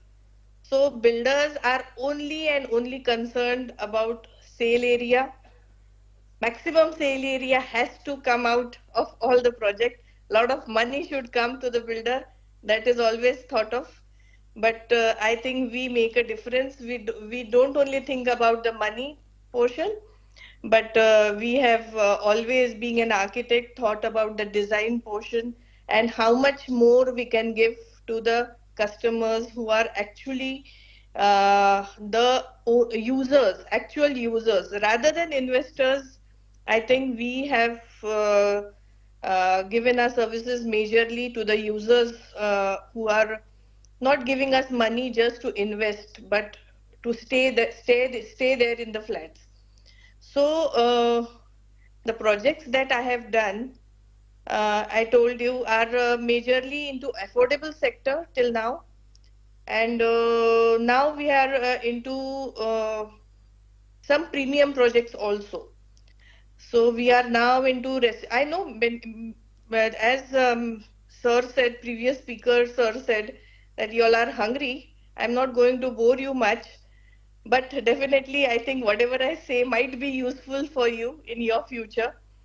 So if anyone wants to become a builder or enter into this field, it will be definitely useful. So this topic of building envelopes is directly and indirectly connected to me, definitely, because being a builder, we always think that we should save money, we should spend a little bit, but not as much as are the architects tell us to spend. That too much on elevation is very, very expensive, and it becomes really impractical for us to spend that much on the elevations. But there is other side of it. If it is saving me my electricity, if it is saving me my the heat coming into the building, or the light, it is helping me with the light and all those things, then definitely the builders get convinced that yes, I should do it. Now there are many things, like in Mumbai, we are majorly doing the projects in Mumbai. So my projects, like if I'm doing some redevelopment projects, the redevelopment projects are the small plots, of 900 square meters or 1000 square meters. And then we are constructing a standalone building on that project. As you know, there are the bylaws we have to follow. So the number of parkings that need to be given are mostly, then we are giving stack parkings or the automated parkings, or we might give the podium parkings. In that case, what happens that the play areas, the garden areas, the walkways are really missed. And in such situations, in the projects that I am doing in Kandamwar Nagar now, these are the small plots of 800 to 900 square meters for the elderly. Then some, small indoor games on the top floor, on some part of the terrace. And all these things we started giving, and it really changed the perspective of sales. People started getting attracted to those buildings which have these small facilities, which really made a difference, especially in the lockdown when people were inside and they wanted to go somewhere, especially the kids. They wanted to go and play on these small areas on the terrace, and it really made a difference. And I think that helped. That made those buildings more livable. Then talking about these envelopes, I feel actually, though I may not match with the bylaws that or the builder's perspective, because we are given like the sale area is including of balcony areas, which mostly nowadays we builders prefer to cover. We don't keep the balconies as long as it is in a very high-end areas like Bandra or South Bombay. Otherwise, that fungible area, whatever the government is providing us, the local authorities are providing us, we mostly cover them and convert them into the part of the room. But if these balconies are actually kept it with a nice plantation on that balconies, some flower beds, and that is a very recreational area of the house. And it helps to soothe the house. Plus, it is actually it plays a very important role, I think, in the cooling down also, because of the plants or visible, it is very soothing. Plus, I have done the green projects, green buildings in Thane. So these buildings, you know what are the requirements of the green buildings, IGBC. So accordingly, we have done the green buildings by using the green paints or the glass or the bricks or whatever is required for the green building projects, waste management and all those things which are slowly and steadily actually they are becoming the part of the process of building permissions.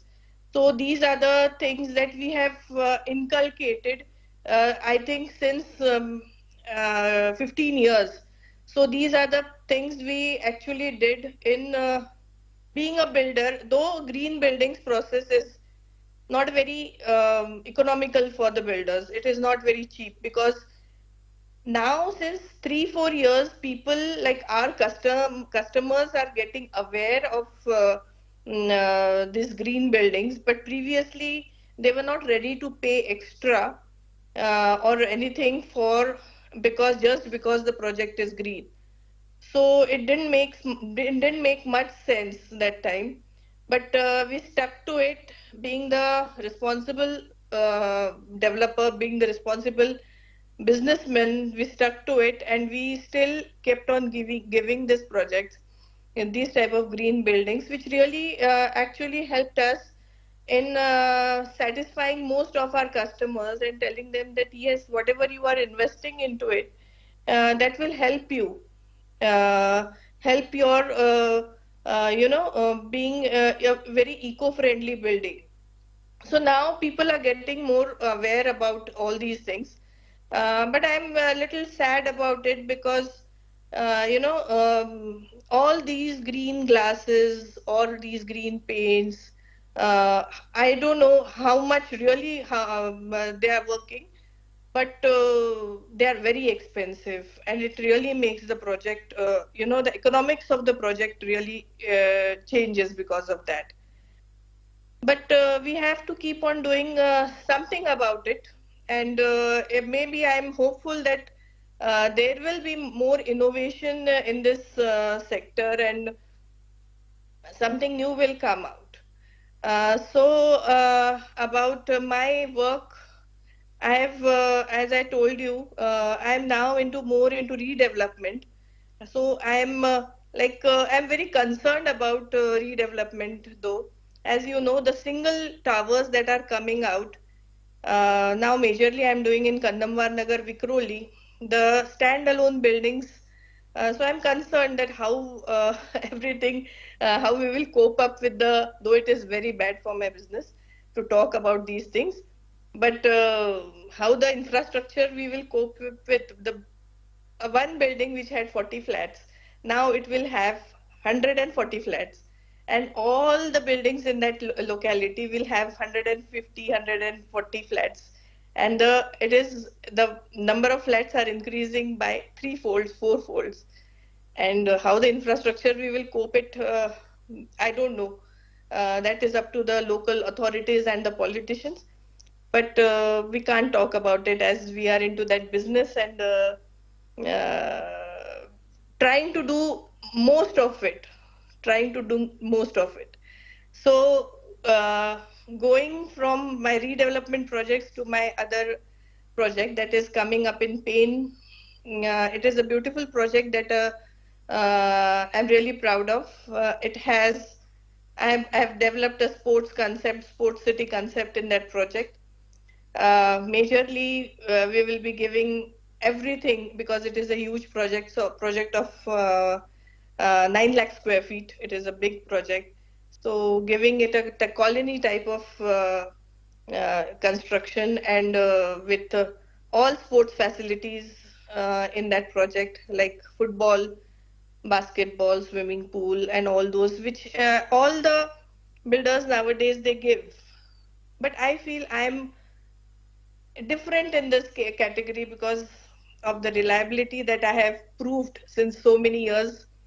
After my husband's death, continued with this business, and all the hurdles that came after his death, continued to do the business, and proved myself that yes, we are very reliable and we are very different from all the people that are in this business. So this is a beautiful project that is going to be, and we call it a sports city, Havre Grand Sports City. You all can see it on my website as I'm traveling, so I couldn't actually give a proper presentation or something, but it's on my website. So all these things are going on with with all the responsibility of being an architect. How I can give majority of the things to the customers with best of the quality and best of the amenities. Though I know I'm not talking about the same subject that has been given to me, but I think it is somewhere related. If I'm talking about being responsible as a builder and as an architect, definitely being in a residential business, I have to be my structures should be I can't say waterproof, but definitely very nicely resistant to water, resistant to rain, resistant to heat. So these are the things that a good architect and being a good builder, I try to have these things in my project. A lot of plantation, so that there is cool environment around the project. Rainwater harvesting, of course, that has to be. Then technically applying, in the design, I always see that there are very less dead walls in my project, because dead walls, they are the big they create a lot of nuisance, and the cracks are developed, and then there is seepage leakage in the flats. So design wise, we see to it that we design the elevations in such a way that dead walls can be avoided. There are chhajjas, there are nice fins and elevation treatments that can be given, which are not very heavy on my pocket, of course. So being the future architects, you should always have to consider these things, that you are not heavy on the pocket of your client, because if you provide the solutions of all these things in such a way that you are really economical to the pockets of the client, it will be really helpful for you all to do, sustain in this business for a long time. Because I've seen, we have also done that. We have constructed so many business parks and malls and all those things. And previously we made that mistake of putting glass, which was so expensive. It was so expensive. And we thought we will, to stay in the market, to stay in the business, and that we are also modern, modern builders, and we are providing beautiful buildings. We put glass and all those things, but it is not only that you should put all these expensive things and then you are creating very great buildings or great structures. You can have some good solutions, good elevational features and envelope features, which I think Mr. Patil, I saw his buildings superbly designed and beautifully done. So these things definitely you shouldn't get carried away by all these expensive things always, though you can of course use them in a certain areas and certain things, but I feel, it is my thought, I'm not saying it is right or wrong, but Indian climate, use of glass should be really restricted, especially the glazing. Huge, humongous glazed features are really difficult on the pockets. Plus, they really don't give that great, elevational this thing. Plus, it's a burden on the electrical, air conditioning and all those things. So we have also done those glazing things. Plus, we have done. They look the tallest building in our Vashi, in where we have our office, and that is Havre Infotech Park. It's a glazed building. It's You can see that coming to and fro to Pune, Mumbai-Pune highway. So that is a beautiful structure that we have done. It was actually I being majorly now into construction. Some of the big projects that we do, I do outsource to some of the good architects. So it was done by a very famous architect in Navi Mumbai, and we are really proud of that project. And he implemented many things, many theoretical these envelope things in the project, and completed it, and it has come out really beautifully. Our Havre Infotech Park. Then there are many other such these things like malls we have done, and business parks that we have done, where we have used these modern elevations and modern treatments. But I always prefer, and I always feel that sustainable things are really more important in the business, to have a so that we can sustain for a long time. Because glazing, the maintenance of these glazing things and all those things is really difficult. So I would like to tell all my fellow architects and fellow students who are listening to me today, that whatever you do in your career, you should be very innovative, but parallelly you should be very sustainable. Because if you do this, definitely it will be very helpful for you in sustaining your business for a long time. Because people like me, uh, people who are into construction and all, we want beautiful structures to come up, but not at the cost of our heavy pockets. Because we have to definitely think about the economics of everything. So it is actually very the new concept and the new generation that is coming up, the new architects that are coming up, who are working working in this sector called sustainable architecture. It is really inspiring and amazing. And I think I have told maximum things about myself. Uh, a little bit about my business. I'm into construction, plus I am also into manufacturing, and I am also into industrial architecture now, because I am into manufacturing, and I have four units of myself in different places in India. And for that only I had some work, so I had to come to Delhi, and I had to skip this program and communicate with you virtually. So there I'm facing this, I'm now into industrial architecture also, and implementing some of the things into the units that I'm actually the units that I'm constructing. So the industrial architecture is also one of the part now. Then I am into co-working spaces uh, in my in Navi Mumbai. I started co-working spaces, which is the new concept.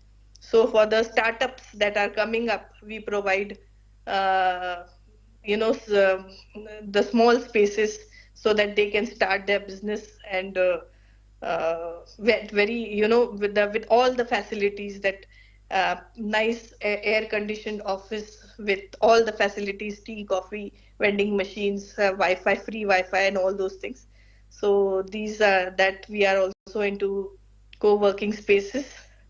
Plus, to give back to the society, I started Dharmashala. Dharmashala is, I don't know if you all are aware about this, but in Khargar, I had one building, and that building I converted into a Dharmashala, especially for the people, relatives of the cancer patients who are coming for treatment at Tata Cancer Research Institute.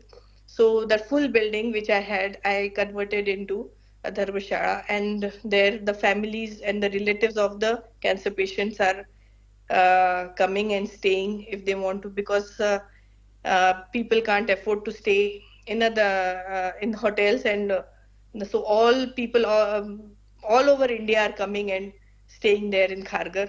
So that is a small thing that we are doing for the society.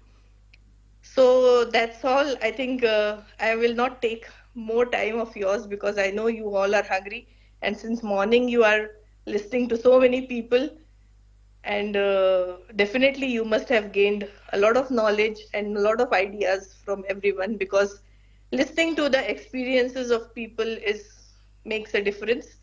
I have also heard to so many people, and I have taken good things from everyone. And my life has been a challenge, of course. I lost my husband very early, but I took it as a challenge. A lot of problems came, but I always thought that problems are the part and parcel of this business. Construction is for the people who have a very strong will and very strong heart. So I sustained because I always thought that problems will come, but I have to have solutions for everything. You have to have good team. I have my wonderful team of people who are always there for me, who are always there to give me suggestions, give me solutions when there are any issues, and I am behind them for whenever they need me. So my business is, of course, made up of a wonderful team that I have, and I'm so happy and so thankful, so grateful to my team that today we are not only just growing, but we are diversifying into new businesses and new things, investing into small businesses, other investors. You must all be watching Shark Tank. So I am also invested in some of the businesses like that. So doing a bit whatever is needed, and very happy that I employ so many of people. I don't know how many people I directly I employ some, and indirectly I employ so many people, and so proud of it and so happy for it. So all these things I do. So if you all feel like I might be helpful to you in some or the other way, I will be definitely happy to meet you in person. So anything else I need to say? I think that's all from my side. I'm so happy to communicate with you all, and thank you so much, so ma'am. much, Aditya College, and all the staff and the students of Aditya College. Tejashri, who is my friend, and lovely to be with you all. Thank you so much. Thank you so much, ma'am. Thank you so much, ma'am, for your valuable presence. It's been an inspirational and motivational speech as well. For people who really take up challenges when they're not prepared for it. But yes, it definitely instills courage and has definitely passed on the right message to the audience over here. So thank you so much, ma'am, for being there. Any questions from the audience? Anyone? Yes, sir, absolutely. Can we have the mic passed to sir?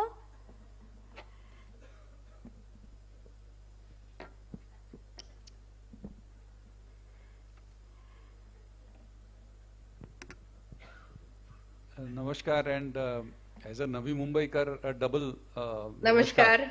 and also a friend with Satish. So I would put it from that context. I think what you have actually created a context, I think, for the youngsters is ethics in design and conviction. I think these are the two strong takeaways in addition to your entrepreneur quality and the kind of the diversifications which you have done. I think for the youngsters, what they need to take away is within design, conviction and ethics. But that's very, very important in a market-driven and a real estate-driven kind of an economy. So I think that's the takeaway, biggest takeaway. Thank you very much, ma'am.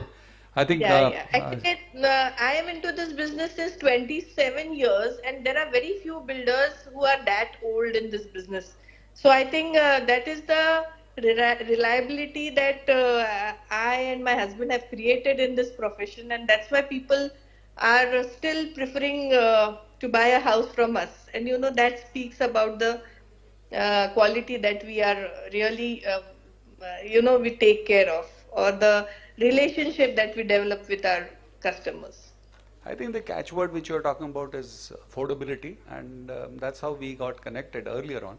So what you have done is tremendous, and I have been observing Navi Mumbai from various perspectives. So I think good job, and stay blessed and keep doing the good for the community. I think Thank you, Satish sir. also has to say that. Yeah. Absolutely amazing. Your journey is really inspiring, and Thank you. the social aspect also that you've taken care of, that Dharmashala, is also very great thing. I think all other builders should take inspiration from you. They should follow you, emulate you. And Thank you I'm so much. absolutely impressed by your development, and it's really hats off to women power. All women Thank should you, take sir. inspiration. Thank you so much. Thank you so much, ma'am. Looking really forward for you to come and visit us personally when you are in Mumbai. Sure, I will next. definitely come. Definitely. Thank you so much for being online, ma'am. Thank you. A lot of thanks from all of the students here, from Aditya as well as people who have joined us. Thank you so much, ma'am. Thank you so much. Thank you. So with this, we don't take much of our time. Let's have a quick lunch break. And then we would start the next session with the review committee coming in and the research paper presenters. So we resume back in half an hour. So that should be good with all of us. So a quick break.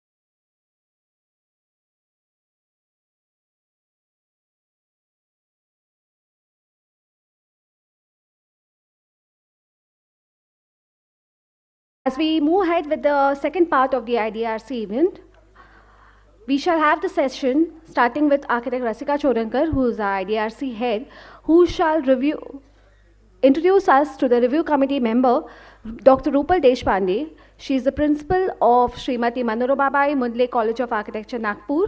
So, ma'am will give us more insights about Rupal Deshpande and how the whole process of the abstracts and then the final paper was conducted.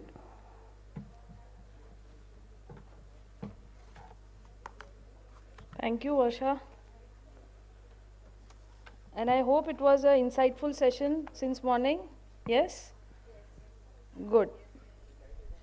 So I have briefed in my initial speech also about how the process of the whole collection of paper happened, but I'll just again refresh it. What we did or what we do every year so that more participants can participate next year. The whole idea behind this conference is that we target or we promote this to students from all categories. This is open. Whenever we select a theme, it is open to all students, that is undergraduate, postgraduate, researchers, plus academicians and practicing architects. Now, architects or any person connected with the construction industry. So the themes, based on the themes, we also have the theme and a sub-themes, So from that, this is open, what we call as call for papers. We started this in August. And we received a good response, not only nationally but internationally also.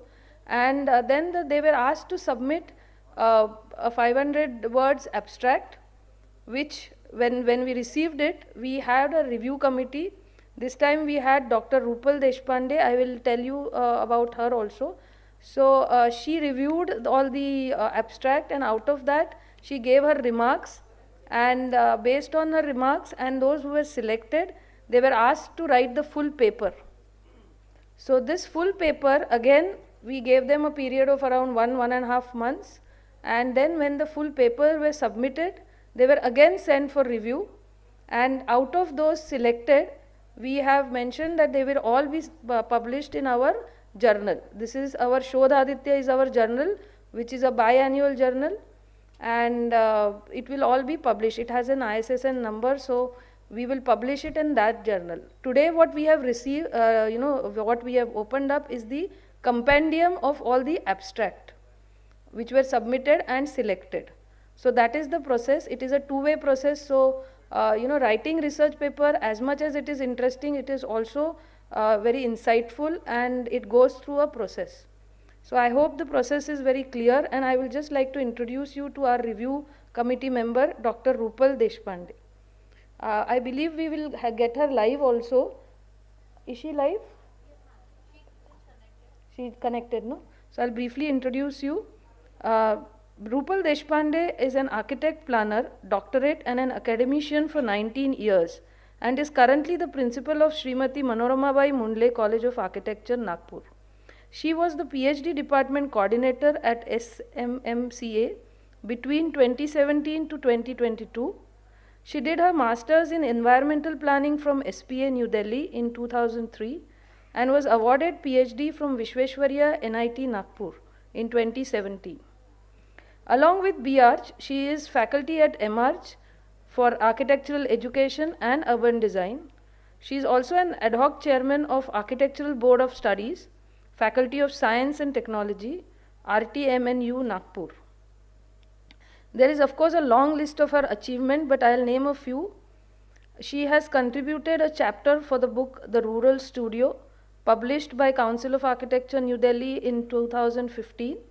Rupal has been the co-author of a paper on rural perspective in architecture pedagogy at a national conference.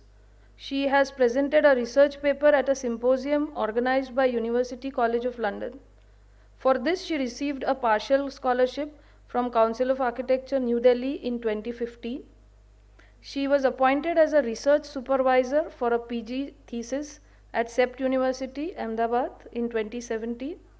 She was a resource person for the Teachers Training Program on Research in Architecture organized by SMMCA Nagpur. Her topic was Framing Research Scheme for Identified Topics. So she is very highly qualified, and we are very grateful that she took time to analyze and gave her reviews. And she was very impressed by some of the papers which we received. And we would like to hear from her also. Ma'am, over to you. Rupal ma'am, can we connect with her? Okay, yeah, fine. Due to connectivity, we had asked her to give her video also.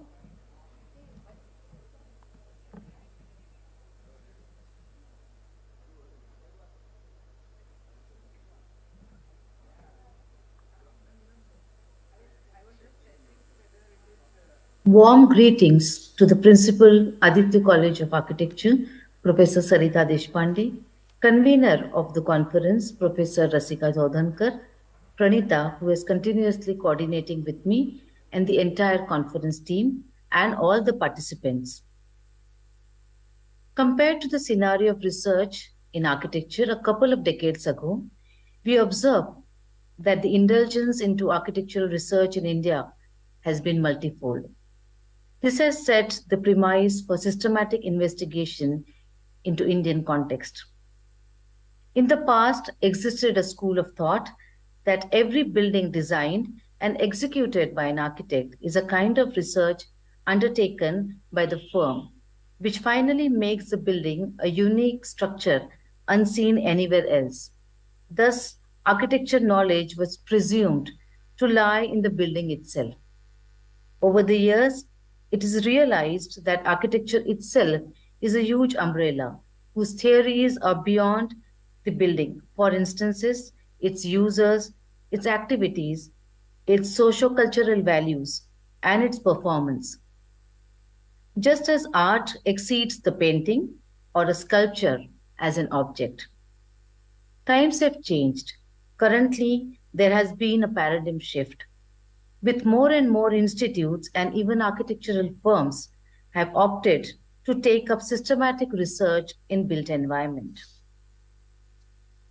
Building envelope is an important area of research, not only for academicians, but also for practicing architects, clients, and building industry at large. The theme of the conference draws our attention to an important building element. It encourages a critical evaluation of building envelopes in the backdrop of sustainable development. The well-curated conference theme of building envelope will facilitate to disseminate the application-based knowledge and to create a repository. I substantiate this statement by mentioning some of the papers that I have read, and it has created new avenues of thought processes, particularly to mention the interdisciplinary research paper on health and wellness within sustainability framework, and also the life cycle assessment research that focused on the role of geographic location is a well-researched and a noteworthy paper. Some papers are informative and they strengthen the future research. To mention some topics like biosolar rooftops and eco-friendly materials. The literature-based papers contribute to the role of Jali patterns or research guidelines regarding core to shell of building. 5 papers out of the 12 papers reviewed by me address directly to the theme of the conference. All of these papers render different perspective to the issue. One of the papers, through a thorough research, discusses the weathering and climate adaptation processes of building materials. One of the promising research focuses on traditional and modern building envelopes vis-a-vis energy efficiency, particularly of the hospitality industry. I appreciate the efforts taken by all the authors who have dwelled in a very pertinent area of research. I would particularly mention the attempts of the young authors who have conducted research as a part of their BH curriculum. They are new generation of researchers and they are sensitive to sustainable development. Lastly, the efforts of the conference team of Idrc College of Architecture needs due acknowledgement. I wish a very successful and a memorable conference to all of you. Thank you so much once again.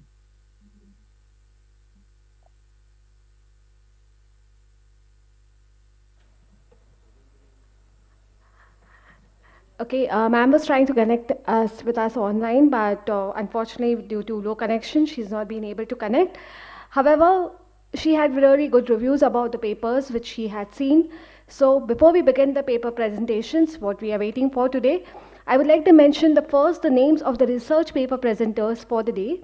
We have Raj Ratna Jadhav, he's a PhD student participant. We have Chris Thurlborn, he is from Denmark and he has been an IDRC participant twice. We have Sakshi Ghodke, who is again a UG student participant. We have Arshin Parkar, who is a PG student participant. We have Shraddha Kapadia, who is an academician. Prithviraj Bhople, who is a practitioner.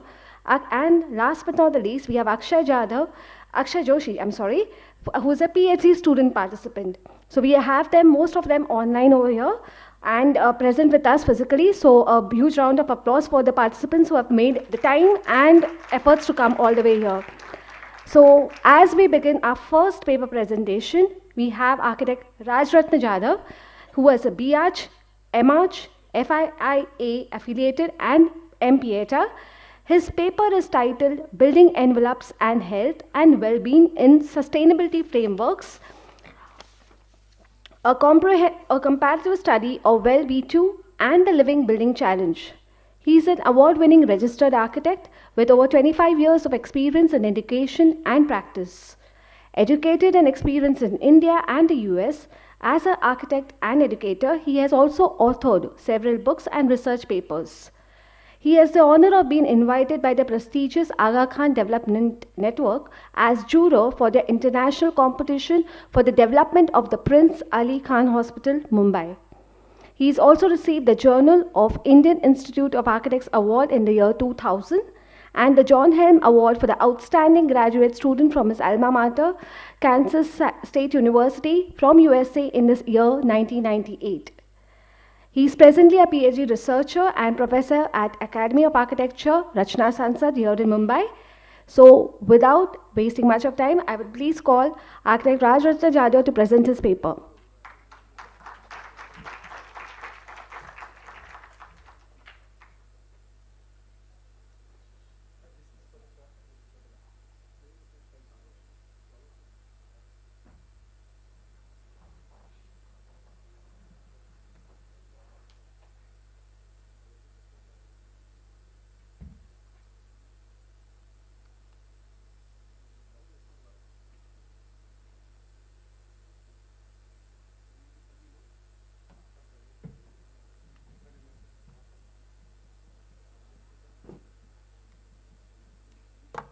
Okay, thank you very much for the introduction. I thank the participants for having me over, the organizers for having me over, and welcome to everybody to this wonderful conference. Congratulations to the organizers for organizing this conference. I remember we've organized some conferences as part of IES when I was at IES, and it takes a lot of effort. So congratulations to all the faculty and the principal. Having said that, my paper is more about, for the students over here, just like you have sustainability frameworks, like your IGBC and RIHA, similarly there are frameworks that talk about health and well-being of building occupants. Yeah. So my paper is about that. So strictly speaking, I can't say it's about building envelopes, but building envelopes play a very big role in the health and well-being of building occupants. I've been given a deadline of about 15 minutes, so some of the slides I'll be skipping. Please excuse me for that. So, author Giselle Seabag.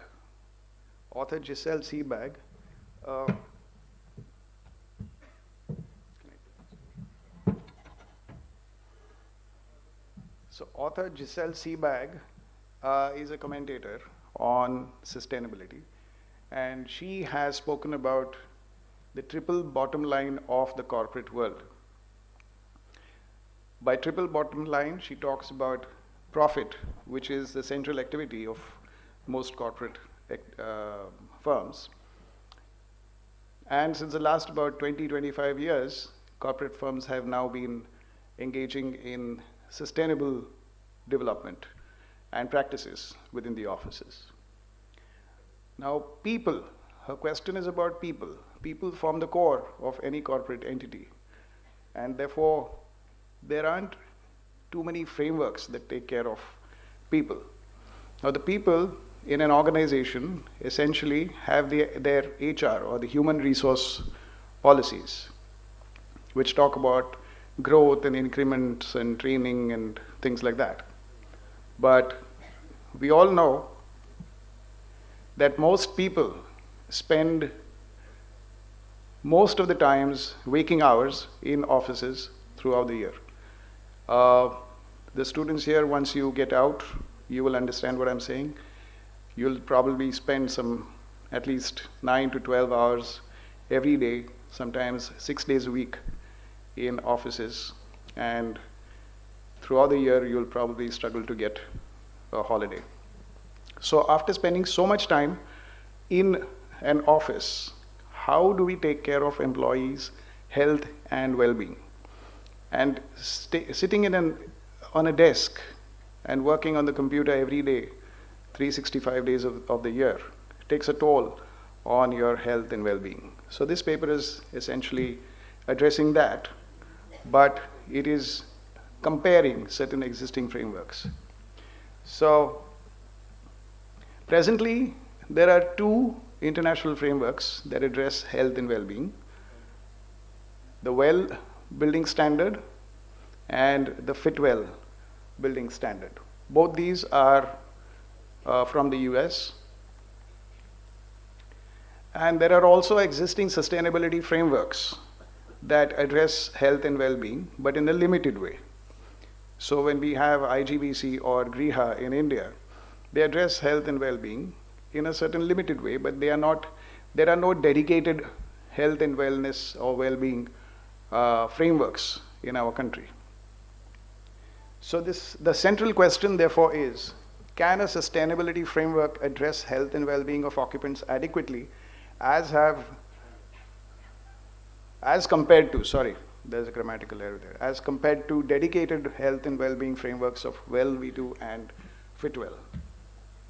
So that's the central question.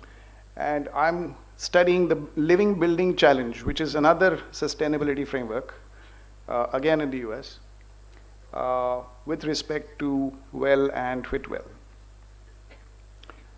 So limitations of the study are that I will focus only on workspaces, not residential or not any other kind of buildings. The study does not consider documentation required for submitting a project for certification. The process, method, point system, cost, schedules, and time required for processing and certification are also not considered. The study limits itself to comparing the qualifying criteria of the frameworks. The methodology adopted is that I studied the Living Building Challenge with respect to the criteria laid down in Well, V2 and Fitwell. LBC, that is the Living Building Challenge, is a green building standard. However, most green building standards also include health and well-being in their criteria. So I use these criteria of health and well-being. So I don't look at all criteria of Living Building Standard, because my focus is not sustainability.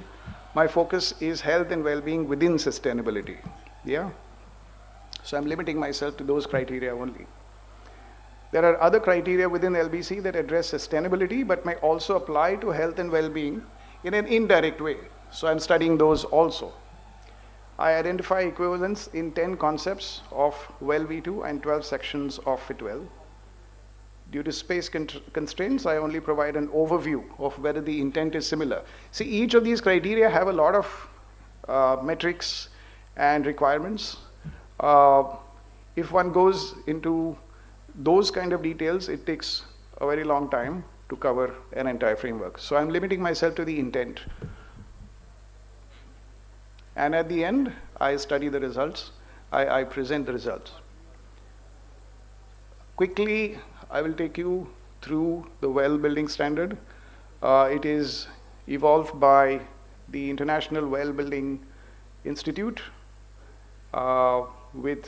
they claim to have the latest scientific research. Due to time limitations, I'm going to skip through this quickly.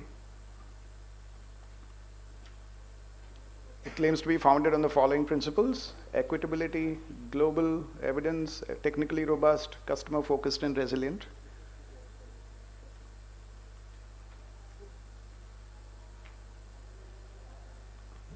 Yeah. So they call their criteria concepts. There are 11 concepts, but principally they say we have 10 concepts.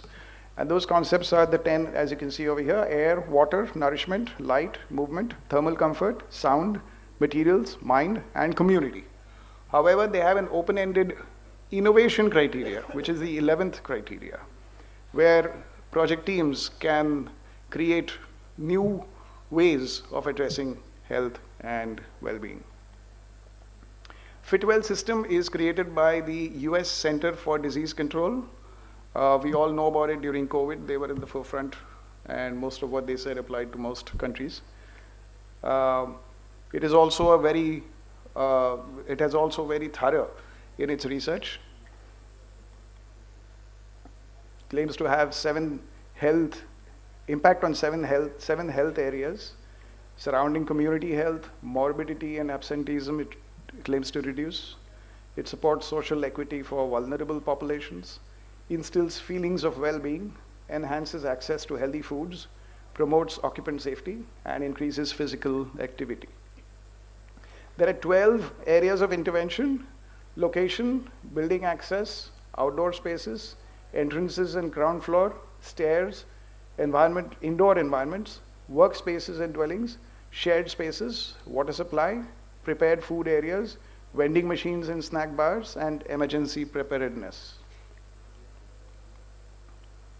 They have certain enhancements, so every criteria has a separate document.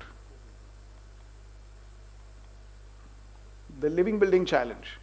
The Living Building Challenge is created by the International Living Future Institute. It claims to have the most rigid, or, well, I wouldn't say rigid, most strict criteria globally. It claims to set a new bar in sustainability. It claims to go beyond the existing sustainability frameworks. And so I have chosen the Living Building Challenge as principally my subject of study, studied with reference to well and Fitwell. They have what they call petals, 7 petals, under which they list all the criteria. The petals are place, water, energy, health and happiness, materials, equity, and beauty. Each of these petals has imperatives under its domain. There are a total of 20 imperatives. So let's say place will have a few imperatives, water will have a few imperatives. So totally there are 20 such imperatives. And the challenge certification requires meeting all the 20 imperatives. Yeah, so now we go to the core of the research. The observation is that Fitwell is more invested in collective public health and addresses behavioral design strategies as well as spaces. As we saw, the criteria was more about entrances and things like that. Well, on the other hand, focuses on the health of the individual and is structured around concepts of individual elements and health effective categories. So we saw over there air, water, place, sound, mind. These are some of the criteria of well. LBC, due to its focus on sustainability, appears to focus on building design, ecology, and the environment rather than on modifying behavior, movement, or addressing public health, like the other 2 criteria. LBC has 20 imperatives and 10 core imperatives under 7 petals that encompass a whole range of requirements for sustainability in design, including for health and well-being. Well has 213 such parts, so it's a very elaborate framework. Well, you should study it, those of you who are interested. And Fitwell has 73 strategies, which is also quite elaborate.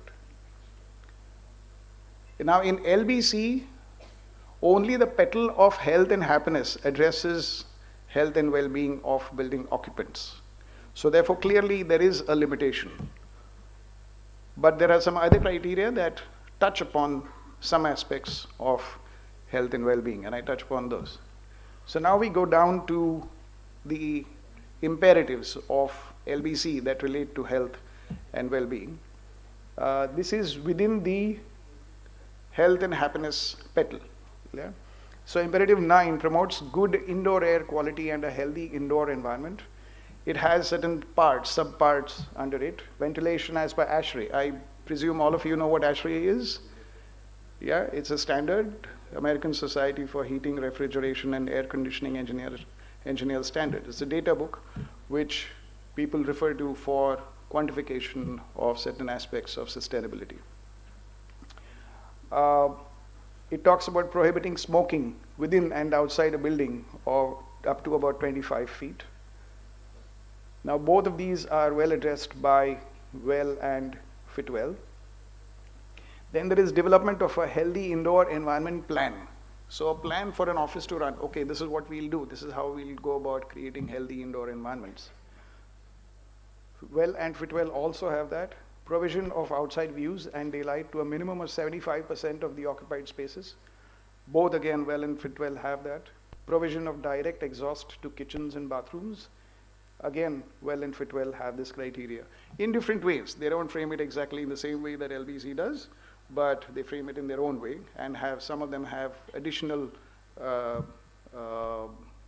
criteria to it.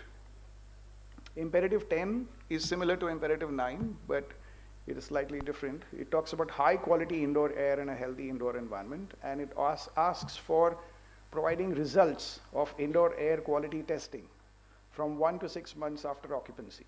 Again, WELL and FitWell address this criteria. Now this imperative 10 requires 95% of the spaces to provide views and daylight. Both WELL and FitWell address this criteria quite effectively. Adequate operable windows for natural ventilation for at least 6 months. Again, WELL and FitWell have this. Provision of outside views and daylight to a minimum of 75% of occupied spaces. Imperative 11, direct connection to nature and to access health and happiness imperatives. So, adequate frequent interaction with nature and post-occupancy evaluation of health benefits. Now both WELL and FitWell address these criteria quite effectively. Now we come down to the other petals, which have indirect criteria related to health and well-being. So in the first petal of place, imperative 2 talks about dedicating a part of the area to growing food and to provide access to healthy local food through farmers' markets. Again, WELL and FitWell address this quite well. Imperative 4 talks about human-scaled living, wherein they say maintain or increase density to support human-powered lifestyle. Human-powered lifestyle means bicycles, skates, things which don't require fuel, essentially. Projects to be built per human scale as per the neighborhood. Provide spaces to gather and connect to the surrounding community.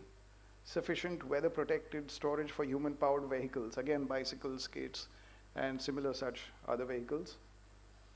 Both WELL and FitWell address these criteria, except for FitWell, which does not address item C, that is providing spaces to gather and connect to the surrounding community. In the petal of water, imperative 6 talks about gray and black water.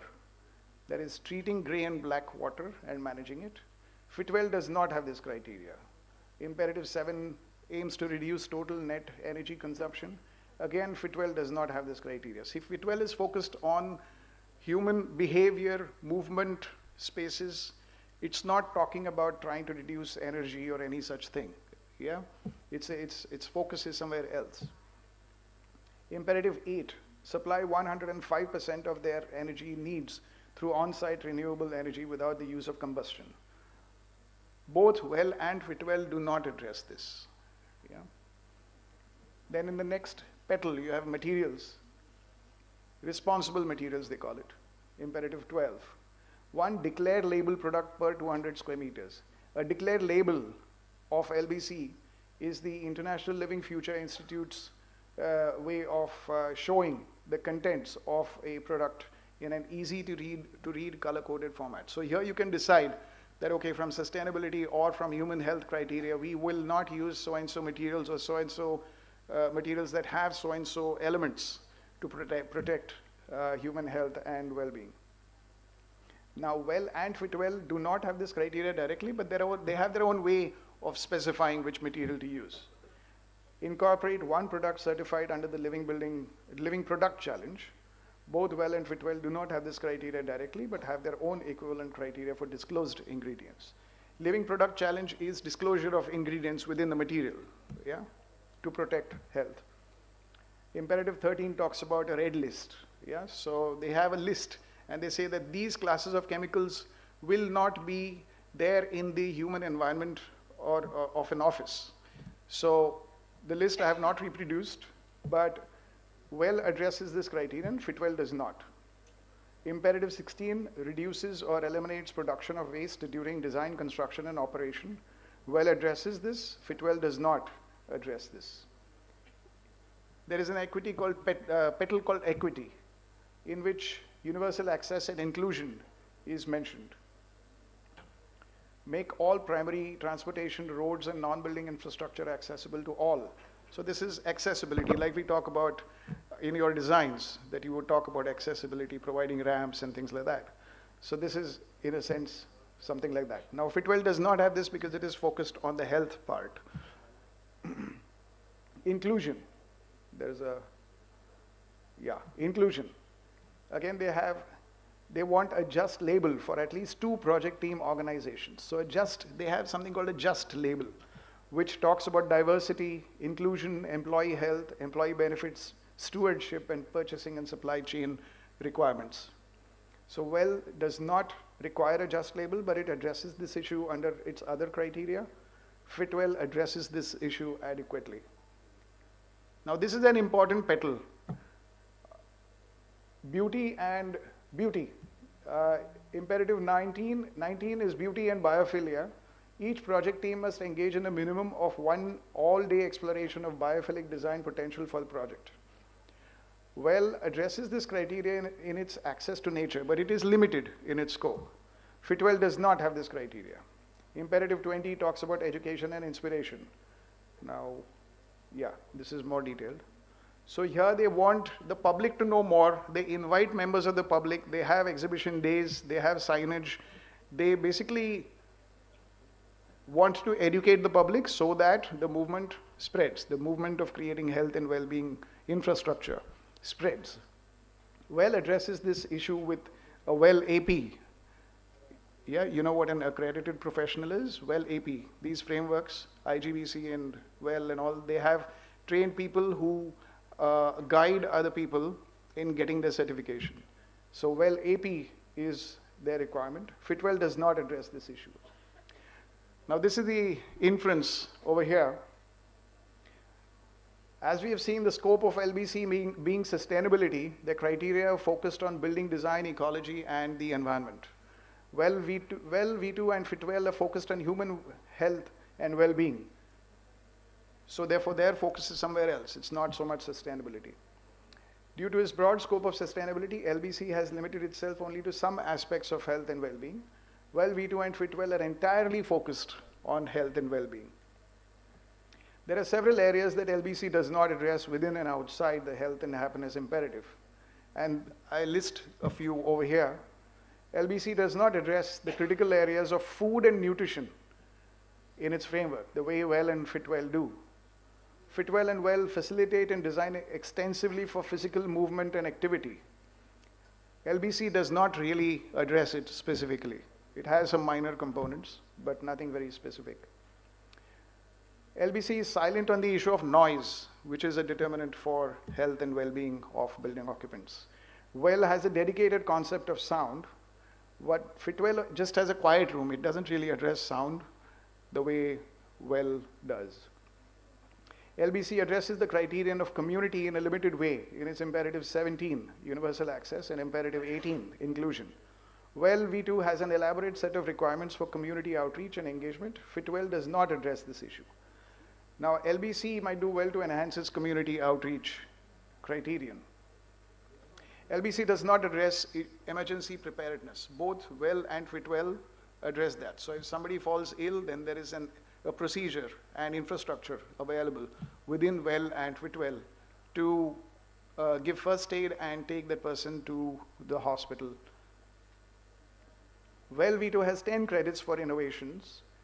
This enables creative interventions from project teams. LBC and FIT12 do not have this. Well, V2 has the critical concept of mind that addresses mental health. Many offices have, working in many offices have a lot of mental stress, not just because of workloads, but also because of their other issues in their lives. But altogether, it tends to get very stressful. So, well addresses this criterion of mental health very elaborately. FIT12 and LBC do not address this issue. Well and FIT12 require conducting surveys for measuring occupant responses in a range of areas that affect health and well-being. LBC does not do that. Well, V2 is far more detailed in its requirement than LBC and FIT12. FIT12 is also fairly detailed, but not as much as well. Well, V2 uses a lot of metrics. Everything is measured. So they say you have to meet so-and-so criteria in so-and-so units, so-and-so criteria quantitatively in so-and-so units.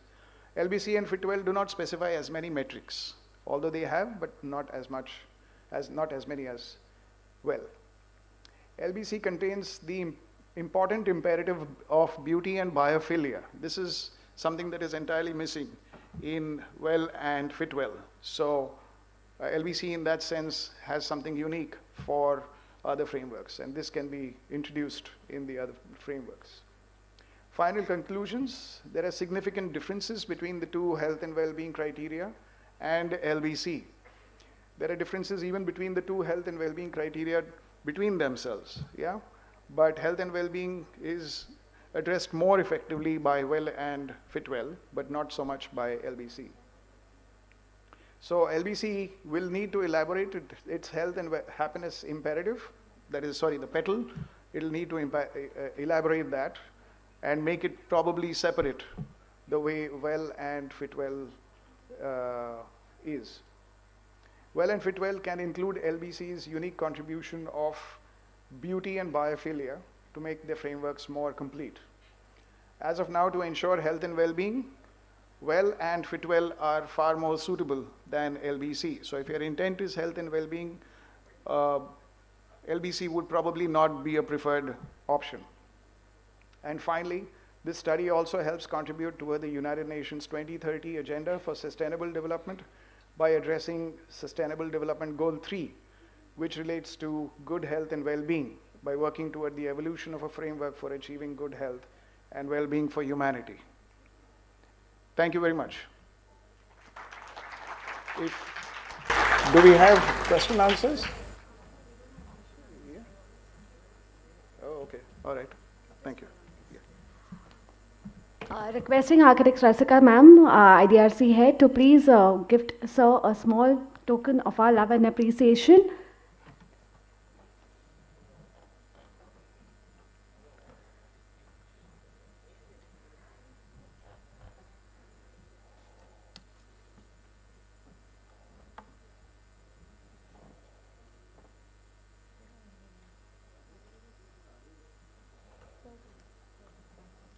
Congratulations.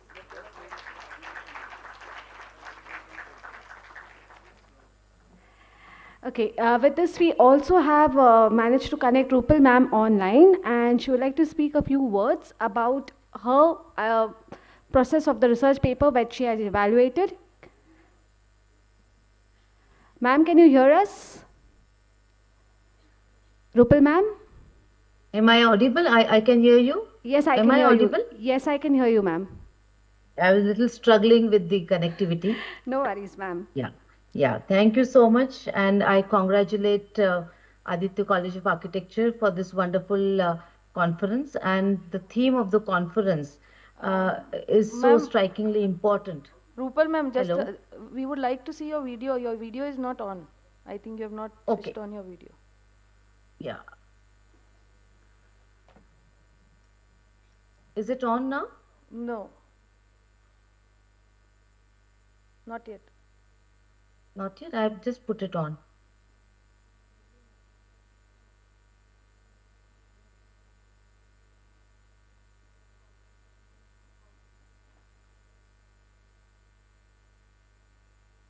Can you see us? Yes, I can see all of you. And I was able to see the screen also. Okay, good afternoon, Rupal ma'am. Good afternoon. Good afternoon. This is Rasika here. And Yes. I hope you saw the first part of the presentation once we started. Were you Yes, able yes, to yes. connect that time or hear us? Yes. I have attended Mr. Zadav's presentation. Okay. So before that, we introduced you and we had to run your video, which you had sent. Even that time I was present. Okay, good. So would you be kind enough to say a few words to our participants so that, but we would have liked to see your video actually live. Oh, I don't know. There's I some don't know problem. why this is happening, but anyway, please say a few words. Yes, but I can see all of you. And Rasika ma'am, you're looking very good. Thank you. I wish I could say the same. That is why we wanted to see you, ma'am.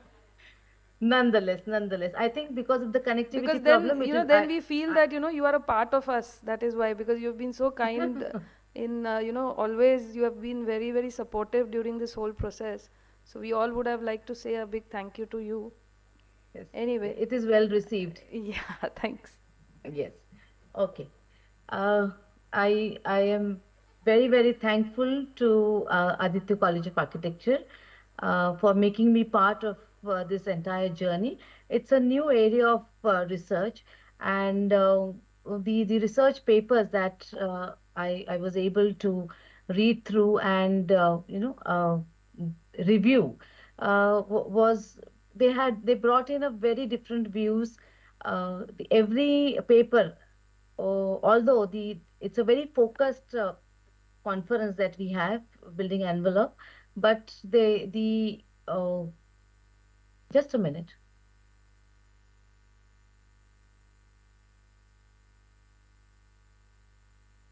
Yeah. So I'm thankful to the organizing team, and they have been continuously in touch with me. There were certain papers which were thoroughly based on certain research. Some of the papers were particularly dealing with the kind of case studies, and they were trying to understand the existing scenario, and lot of literature work was done. And I would like to mention regarding the young researchers, the new generation of researchers that I found in this particular conference, and I'm very, very hopeful that the research, particularly in the domain of sustainable development, is going to be a big way forward through this particular conference. And there were some of the papers which dealt with various aspects of sustainable development. At the same time, they were also multidisciplinary in their approach. So one of the presentations that we've just seen of Mr. Zadhav is a very, very multidisciplinary work, and it is an enormous work that he has done. And I would like to view all of the presentations today. Thank you so much, and I would like to be connected with all of you. Thank you so much, ma'am, for being there at least online. A big, big thanks again. Thank you. I would now continue on with the next presentation. We have an architecture student, Sakshi Gorke, who shall be presenting her paper titled Studying the Impact of Geographical Location on the Life Cycle Assessment of a Case Building. As a fourth-year architecture student from Dr. B.N. College of Architecture, she is definitely trying to achieve more skill sets and hands-on knowledge for better perception of her own self and chosen career. So we have Sakshi Godke with us, and we begin the paper presentation.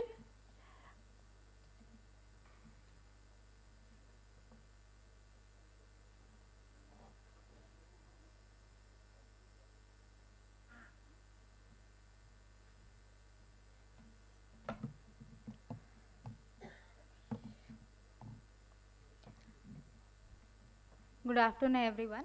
Um, I'm really thankful for everyone for giving me this opportunity to be here. Um, I am Sakshi Ranjit Ghodke, and I'm from Dr. Bhanuben College of Architecture, Pune. And my research topic is studying the impact of geographical location.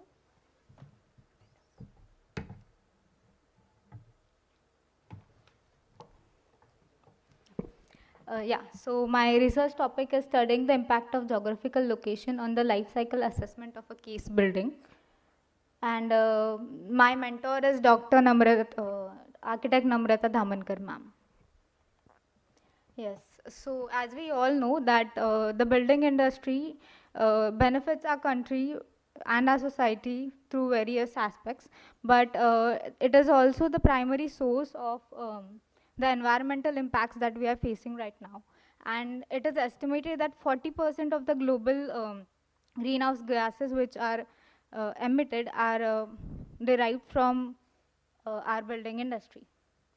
So a building uses, is it audible? Yeah.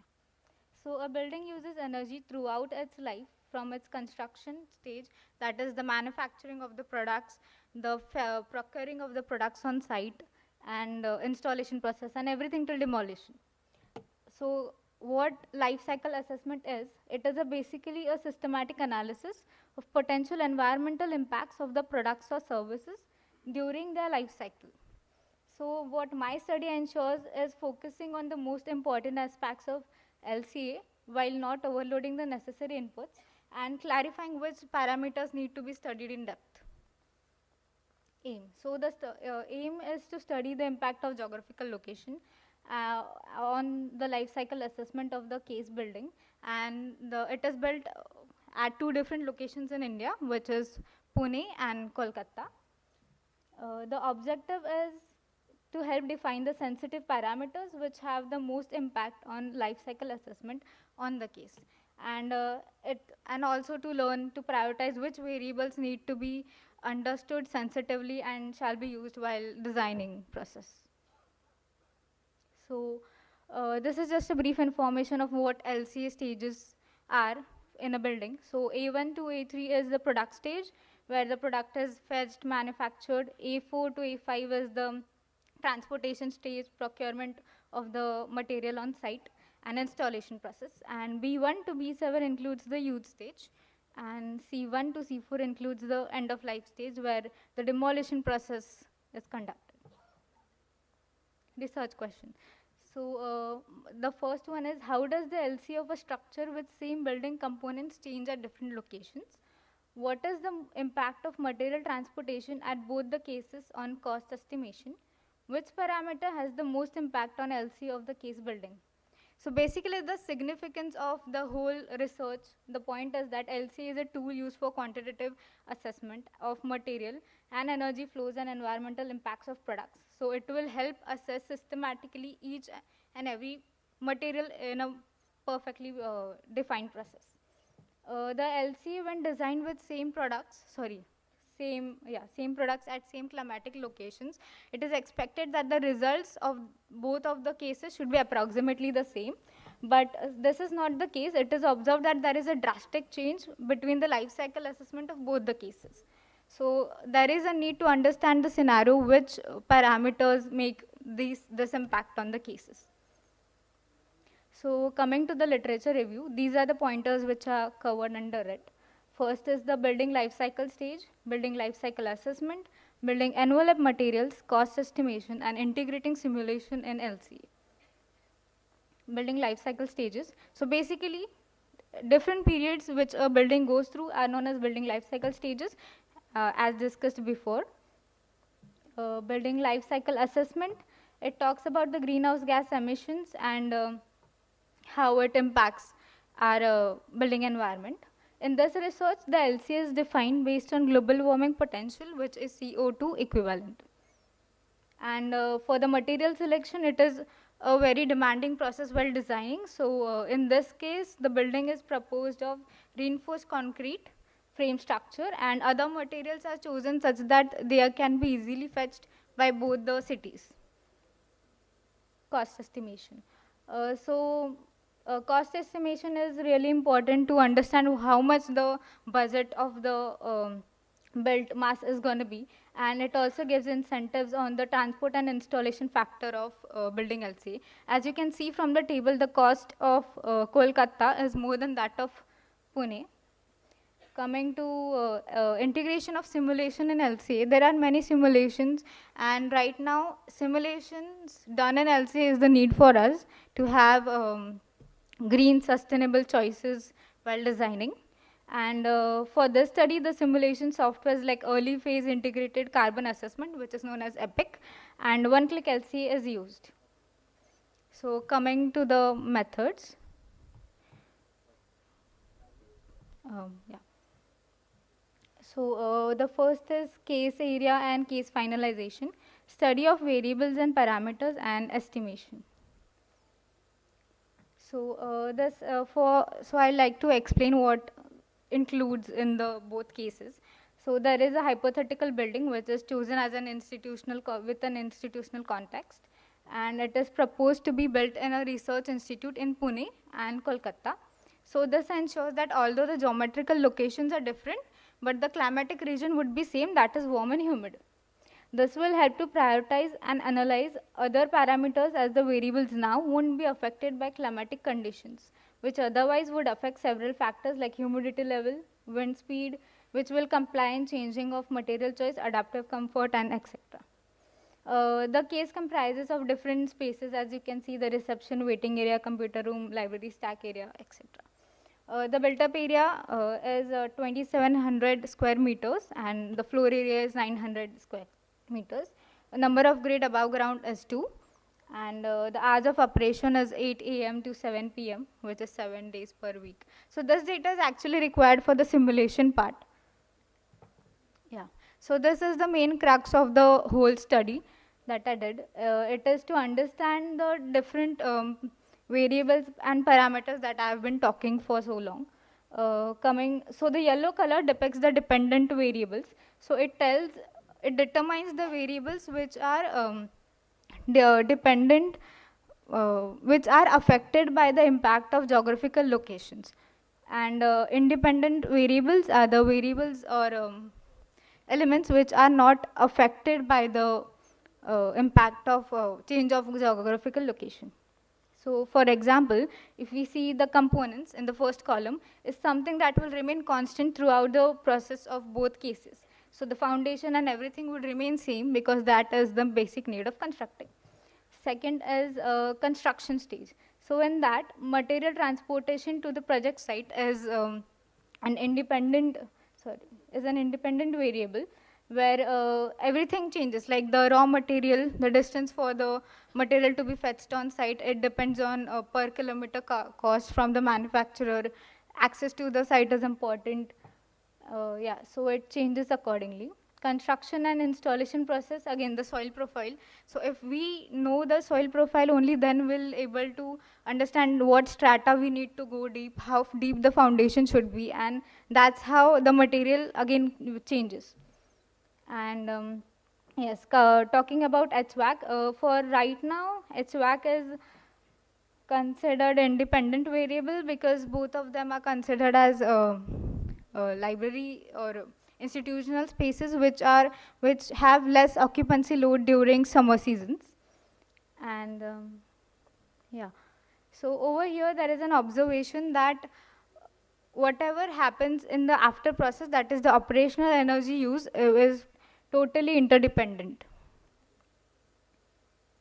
Yeah, so the previous study of that whole table is based on the dependent parameters and the variables which is studied over here. So what it tells is material and services which are provided to the cases would remain the same, and what changes are the parameters which leads to different variables. For example, like in location, as we said, topography and the soil profile changes.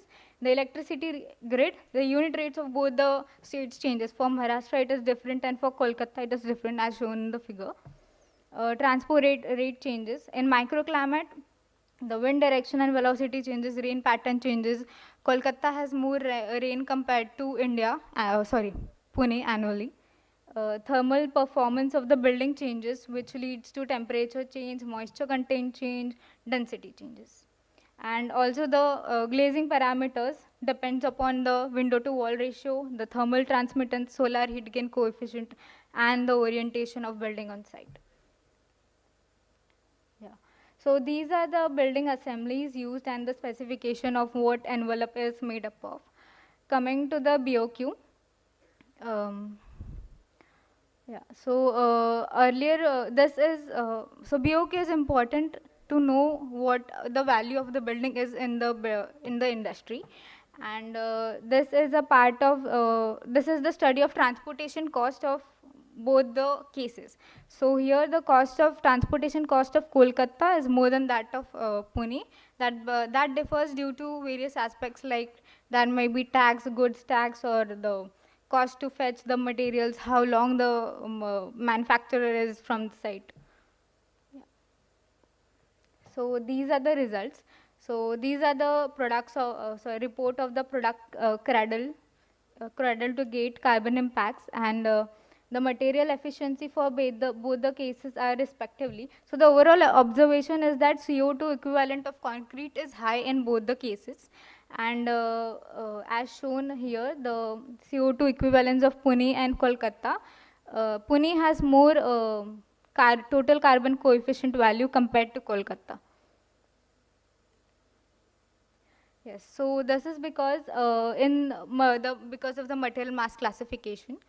In both the cases, the walls and the facade have a maximum percentage of total embodied carbon. And in terms of contribution of building elements, is in order to analyze the embodied energy and carbon of the building with respect to main building elements. The concrete elements, as said before, have the highest share in the material mass as well as embodied energy and carbon. And considering the climate being warm and humid, insulating the building components is a must to break the bridging phenomenon, and which will help to tackle the potential risk of condensation. But the insulation as an element, if seen, has a very negligible amount of embodied carbon produced, so which is almost zero. So this is the final analysis combining considering both the cases. Just a second. Yeah. So the complete life cycle assessment results in terms of carbon emissions, and the carbon emissions are considered from year to 2022 to 2055. In case of Pune, the embodied carbon emissions are same throughout the life of the building, but the operational carbon emission starts reducing consequently till the year 2055. Hence, making the net emissions reduce over the time span approximately 32 years. This shows that using sustainable practices will help design and achieve our goals earlier in the given time span. In case of Kolkata, the operational carbon emissions reduces with same pace as Pune does, but in this case, zero net emissions are achieved drastically compared to Pune. And this phenomenon occurred because of the microclimate of Kolkata case is actually warm and humid. That is, the design is specific to that climate. The design strategies, the materials orientation, thermal transmittance, window to wall ratio, everything is responding to warm and humid climate, which makes the emissions drastically change into a stable reduced state corresponding to the climatic threshold. Whereas the response in Pune is not the same, because actually if we see, Pune is not that warm and humid, it has a moderate temperature, but according to ECBC it is considered as it is a warm and humid comes under warm and humid climatic region. So if we use strategies of moderate climatic regions for the Pune site, it would have given the same drastic results as it were for Kolkata. So coming to the conclusion, the total carbon efficiency of Pune are more than Kolkata. Concrete in both the cases, being the main structural material, contributed to maximum amount of embodied energy. The operational energy emissions are the key variants to approach the results. And the life cycle assessment of both the cases are hugely corresponding to dependent variables and parameters, as we discussed before in the chart. And this study makes designers more concerned towards the approach of studying parameters which are more lean to contextual research, While making design choices, we should focus at early life stages of building on the decisions that achieve a large embodied impact, reduced and defer less important decisions to the design development stage. Yes. Thank you.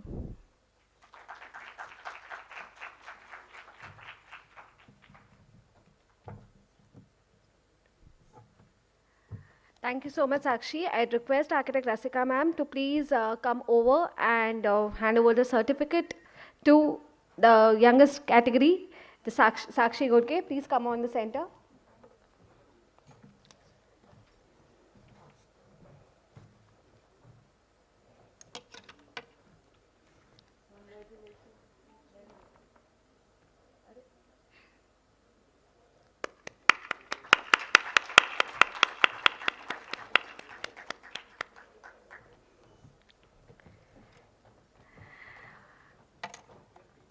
As we move ahead, I would like to call upon Architect Arshin Palkar, who has completed her Masters in Construction Management from D.Y. Patil College of Architecture, Pune. She is a postgraduate student in Construction Management, pursuing Master of Architecture with working knowledge of interior design, space planning, conceptual development, and on-site experience. Eager to seek a challenging career in an organization that provides an opportunity to further develop her expertise and professional growth along with the organization objective. Her co-authors include her friends, Architect Muktai Gaikwad and Architect Akshay Joshi. So I hereby call Architect Ashrin Palkar. Her paper is titled Sustainable Facade Design and Materials Play an Important Role in the Functionality of a Building. So please come on to the stage. Let's have the presentation on.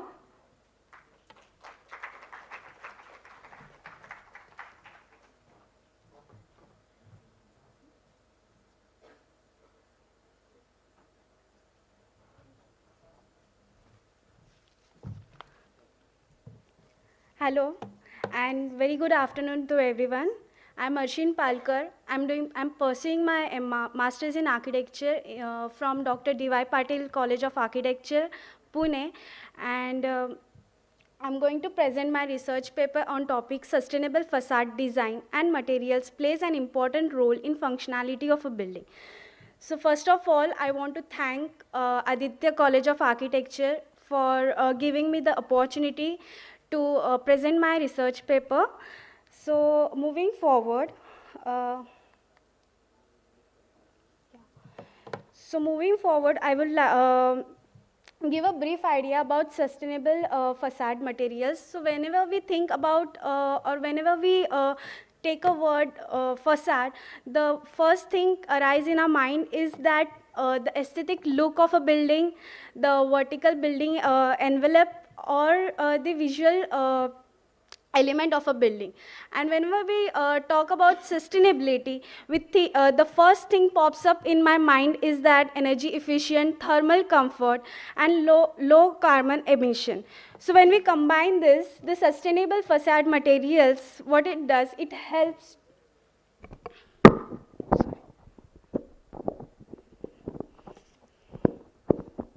Sorry. It helps to improve the energy efficiency, reduce waste, and promote the use of renewable resources. The sustainable facade materials maximizes daylight, provide appropriate air quality, optimizes acoustical performance. So these facade materials can be used for construction of new building, as well as it can be used for retrofitting of existing buildings. So nowadays we are moving to sustainable facade materials. So why we are moving from traditional facade materials to sustainable facade materials? So due to climatic change, we are experiencing harsh climatic seasons that is directly affecting the indoor climate of a building. So these sustainable facade materials create a buffer space between the indoor and outdoor climate. It helps to minimize energy consumption and add thermal comfort to a building. So after this, this leads to my hypothesis. Sustainable facade materials such as green roof and energy efficient glazing impact of building energy consumption and overall environment impact. The second research question which I came forward was the sustainable facade materials improve the health and well-being of the building occupant. Third is the energy consumption and environmental impact of a building before and after the implementation of sustainable facade materials, as well as surveying the building occupants to assess their health and well-being. So the aim of my research paper was to study and recommend various sustainable facade materials that can be more efficient and durable with less negative impact. So the objectives of my research paper were to study the properties and applications of various sustainable facade materials, to study and provide a design recommendation for facade materials, to analyze different facade materials that are less harmful for the environment, and to identify and evaluate the criteria of sustainability in various facade materials with respect to building thermal comfort and energy consumption. So in this research paper, I have used a quantitative research method. I have done a schematic literature review in which I have extracted primary data from the digital platform and a secondary data from books, articles, journals, and the existing research papers. So my first sustainable facade material is fabric facade. These facades are durable, firm, and highly transparent. They are also known as smart wraps. This is a new generation facade material as it gives a saving in weight and is economical. It can be used for building new facades, or as well as it can be used for renewing old facades. It has various design options with perforations and colors. The key characteristics of this mesh is their resistance, durability, and permeability. These are high strength meshes and lightweight. It allows more light inside the building and also offers energy efficiency improvement. So there are three types of facade materials, fabric facade materials. The first is the PVC facade material, PVC coated polyester fabric. The second is PTFE coated glass fabric, and the third is ETFE coated foil fabric. So the second sustainable facade material is double skin facade. Double skin facade has two layers that are the first one is the insulated layer. It is the inner wall, and the second is the sheltering layer that shields the inner wall from the weather, that is the exterior wall. So a translucent metal mesh is used to create a second skin that allows air movement. It allows natural light in building and reduces direct exposure of sun inside the building. The two layers are separated by the air gap. The air vents can be provided at the top and the bottom of the wall. It can be opened and closed accordingly to the season and time of a day. This air gap in the wall creates way for natural ventilation and result in decrease of heat of sun rays and enhance the indoor thermal comfort. So this double skin facades protects the building materials and structural system from weather and rain. It allows to pass inside the natural light in the building. It also allows to ventilate outer surface of a building naturally. So in this image also you can see there are So in this image you can see there are two layers, that is the indoor layer and the outdoor layer. Inside layer it can be openable for the circulation, and the outdoor layer is made up of the metal mesh. So third sustainable facade material is sustainable glass facade. So this is the very common facade material that is used nowadays for mostly commercial buildings and all. So these are the dynamic glass facades. It is a smart system that controls the color or tint of the glass and works according to the weather and time of the day. As the sun radiates during the day, the glass gets tinted to reduce solar impact automatically using intelligent controls or manually through BMS integration or mobile devices. So it is an energy efficient, occupant comfort and well-being, thermal comfort, visual comfort and carbon reduction. It also increases the visual comfort and improves the daylight. They provide natural sunlight to enter the building, and this glass panels helps in reducing up to 35% of energy consumption of a building. So why glass is sustainable material? Because it uses minimum level of water for manufacturing processes. My next, that is fourth material is ceramic facade. So ceramic facades helps to enhance the aesthetic look of a building. It is highly durable, easy maintenance, environmental friendly and easily recycled. So this material is highly resistant to extreme weather conditions. So this material can last for long years without any visible wear and tear. And these claddings do not get damaged as they are highly resistant to extreme weather conditions. It can be easily cleaned and usually do not stain. These facades are not affected by rain and can last for long years. It has a good thermal insulation properties and help to maintain an optimum temperature in a building. Its light exterior color has high level of ability to reflect solar radiation. It has an antibacterial property as well and are made from natural raw material, that is ceramic. It is free of heavy materials and other harmful additives. It offers optimum thermal, fire and sound insulation in a space. So my fifth material is clay facades. Clay facades, as we know that clay facades are made from terracotta that can be cladded on exterior wall. So clay facades are highly resistant to the exterior environment. They retain the color for longer period of time as compared to the paint. Tiles are shielded against UV radiation, extreme weather conditions like wind, snow. It is a fire resistant and tile hardens, creating a superior coating on the top surface that prevents spreading of fire. It has a high heat buffering capacity, and it minimizes the loss in winter and prevents overheating during summer. Entirely natural and constructed of clay, improves their energy efficiency. So my last material is solar shading facades. So solar shading facades are designed to reduce the amount of solar radiation that enters a building. This controls the level of sun enter the building, which helps in lower temperature in the building. It reduces the urban heat island effect by lowering the overall temperature of urban areas and making them more comfortable for residents.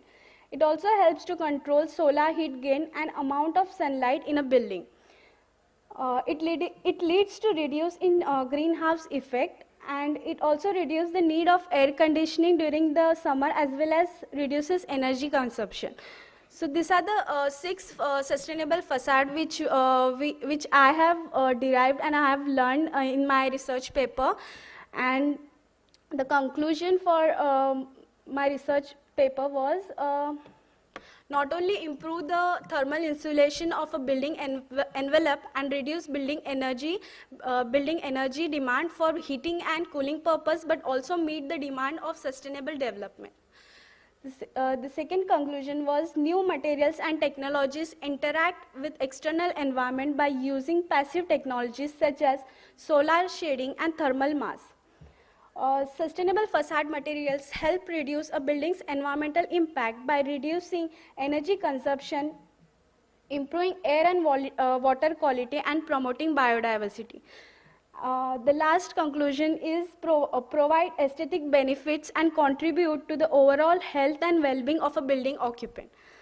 So thank you for listening my research paper.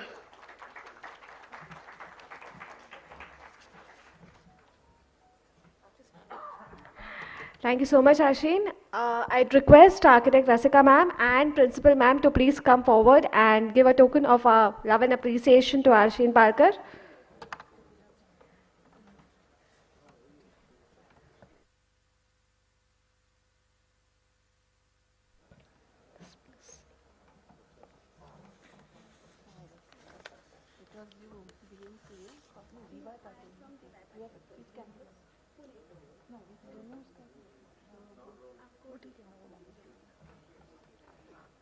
A huge round of applause.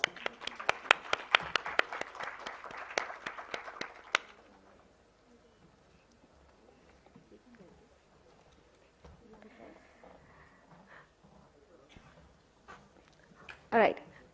We also have our next presentation by architect Shraddha Kapadia. She's an academician and currently mentoring students as an associate professor at Bharatiya Vidyapeeth College of Architecture, Navi Mumbai. She has 15 plus years of diverse experience in handling various architecture projects, interior design assignments, and teaching. She is extremely motivated to train and inspire budding architects. She's also been a visiting faculty at many institutions and has several publications to her credit, and she has also co-authored the book The Narratives of Navi Mumbai. We would love to have had architect Shraddha Kapadia here, but because of a personal loss, she couldn't be here with us, but we do have a recording of the same on her research paper. Would like to play that because of she's not here. Can we have the recording, please? Good afternoon, everyone. Myself, architect Shraddha Kapadia, an environmental architect associated with Bharatiya Vidyapeeth College of Architecture, Navi Mumbai. Today, topic of my presentation is comparative envelope analysis between traditional and contemporary construction for energy efficiency in a hotel in Mathiran. The topic I feel is rather a pressing priority today. Let me show you how. The energy problem of the world is rising at an alarming rate. Energy has recently become a major issue because of growing concerns of CO2 and other greenhouse gas emissions and depletion of fossil fuels. Production of energy is responsible for 87% of the global greenhouse gas emissions. The statistics given by the World Bank shows that India still lives in energy poverty. It means that we still lack access to energy. One of the major contributors of this issue is the hospitality industry, as there is a rapid growth of tourism. It poses an increasing threat to the environment as hotels are very content-specific facilities due to the presence of different functional areas which lead to energy consumption. Energy-efficient design starts with the design of the hotel. Climate-responsive design and selection of material ensures that the hotel can reduce its requirement of cooling and lighting. A good design with appropriate use of glass, insulation, proper shading, ventilation, and daylighting, that is proper orientation of the building, and envelope design can cut down air conditioning cost by 30%. Buildings are usually skin-dominated, having smaller internal heat generation as compared to the heat gain or loss through the envelope. The building envelope can contribute to up to 73% of the total heat gain and loss. The passive factors affecting energy consumption are planning and orientation of the building, building envelope, vegetation, occupancy, etc. Climatic aspects like outdoor temperature, outdoor humidity, and solar radiation affect the building design. To reduce the energy consumption of the building over their lifespan, it is necessary to properly design, site, and shape buildings and incorporate efficient heating, cooling, ventilation, and lighting strategies. Building envelope refers to the outer shell of the building. This envelope includes elements such as walls, windows, doors, roofs, shading devices, etc. Designing the building from outside in, that is, from the perimeter of the building site towards the building through its envelope and to its core has many benefits. By incrementally adding layers and ensuring the integrity and continuity of each of these layers, various energy loads can be substantially reduced. This paper explores the analysis of thermal performance of envelope in a hotel in Matheran with respect to energy efficiency. Over the past few decades, tourism has seen significant increase in Matheran due to its close proximity to Mumbai and Pune. Even after Matheran been declared as an eco-sensitive zone in 2003, the number of newly built hotels and local houses being converted into homestay accommodations have increased even though a ban imposed by the state government on any new construction. A serious spurt in tourists put tremendous stress on its infrastructure facilities, accentuated with unregulated growth of new and existing hotels. This influx has exerted tremendous pressure on Matheran's ecologically fragile area, thereby increasing energy demands in the form of electricity, fuel, oils to run these facilities. The essence of tourism in Matheran is environment, and so to conserve its quality and attractiveness there is a need to induce environmentally sound development and operations. All this underlines the implementation of measures in the energy consumption management which will lead to more energy efficient hotel operations, reduction in cost while enhancing the comfort and quality of services. There is a need to achieve greater energy efficiency of existing hotel facilities as no new construction is allowed in Matheran.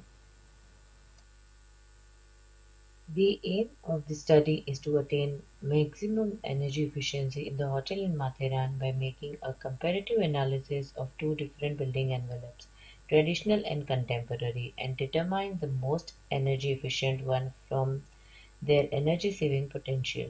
Further, making the contemporary envelope more energy efficient by applying strategies individually or in combination. To accomplish this, the objectives of the study are as follows: investigating energy saving strategies for hotel and their energy saving potential from the previous research, making a comparative analysis between two different envelopes in the hotel. Those are traditional load-bearing laterite stone construction and contemporary RCC frame brick structure. Applying the same to the simulation model of the hotel, determining the best envelope in terms of energy saving from the analysis of the simulation, further making the contemporary envelope energy efficient by using green strategies. The case study building Hotel Woodlands is sited in the interiors of Matheran and thus it is open from all the sides and surrounded by trees. It is interesting to study because of the two different types of envelope designs and strategic location. A 4.5-meter wide road flanks the northwestern side of the plot. The property is a G+3 full-service hotel with restaurant, party hall, gaming area and over 33 guest rooms of 2, 3 and 4 bedded occupancy with a gross floor area of 1,750 square meters. The main building was originally constructed during the late 19th century and the remaining building in 1980s. The table below summarizes all the characteristics of the hotel building and the envelope, and the source that helped in its comparison.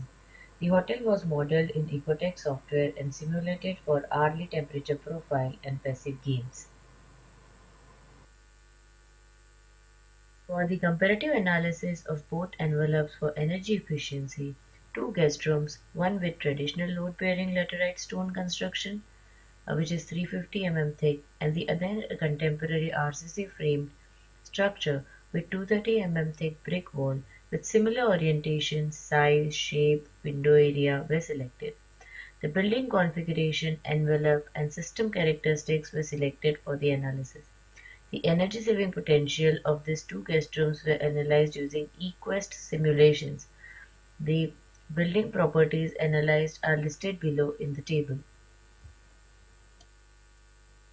The analysis of the simulations implied that the traditional guest room is more energy efficient than the contemporary one. Also, the hourly temperature profile shows that the traditional stone construction resulted in 17% of energy saving due to its walls, thermal mass, and insulation in the roof. The heat gain and loss from the roof and wall contribute to a higher portion of the building energy use. Therefore, improving roof and wall also has energy saving potential. Thus, the best way to make the contemporary guest room more energy efficient is to use the green roof assembly with R value of 5.6 and wall insulation of EIFS with R value of 4.68 can be utilized, which can further reduce the energy consumption by 15 to 17%. Thank you.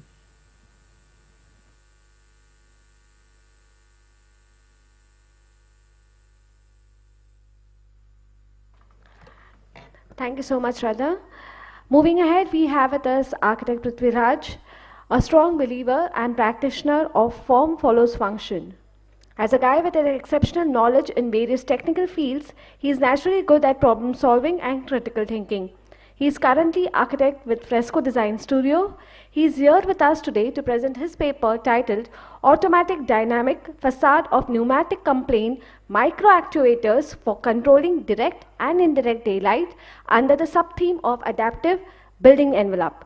He has authored this paper with architect Sneha Dilwale, who is also the director of Fresco Design Studio and has completed her MArch Construction Management and has also penned the research papers and manuscript. So please come on the dais, architect Prithviraj Bhopale, with the wonderful presentation.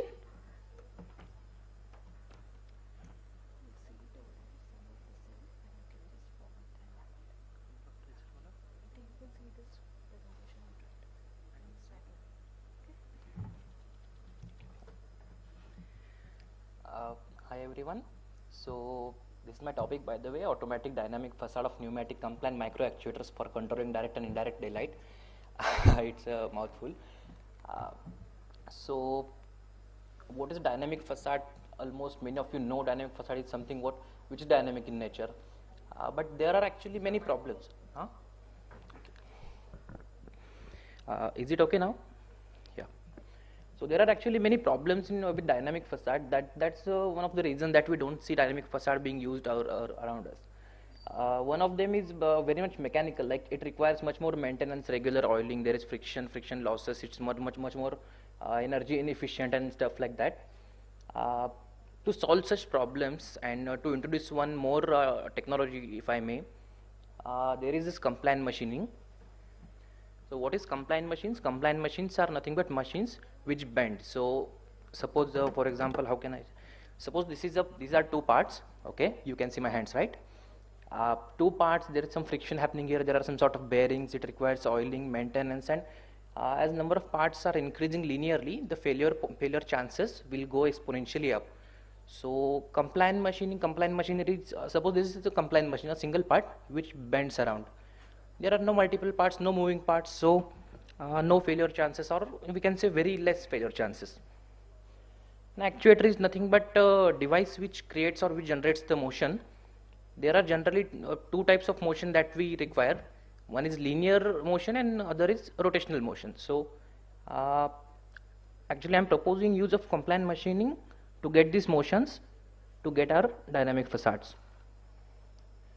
So here is the current generation dynamic facades, you can see.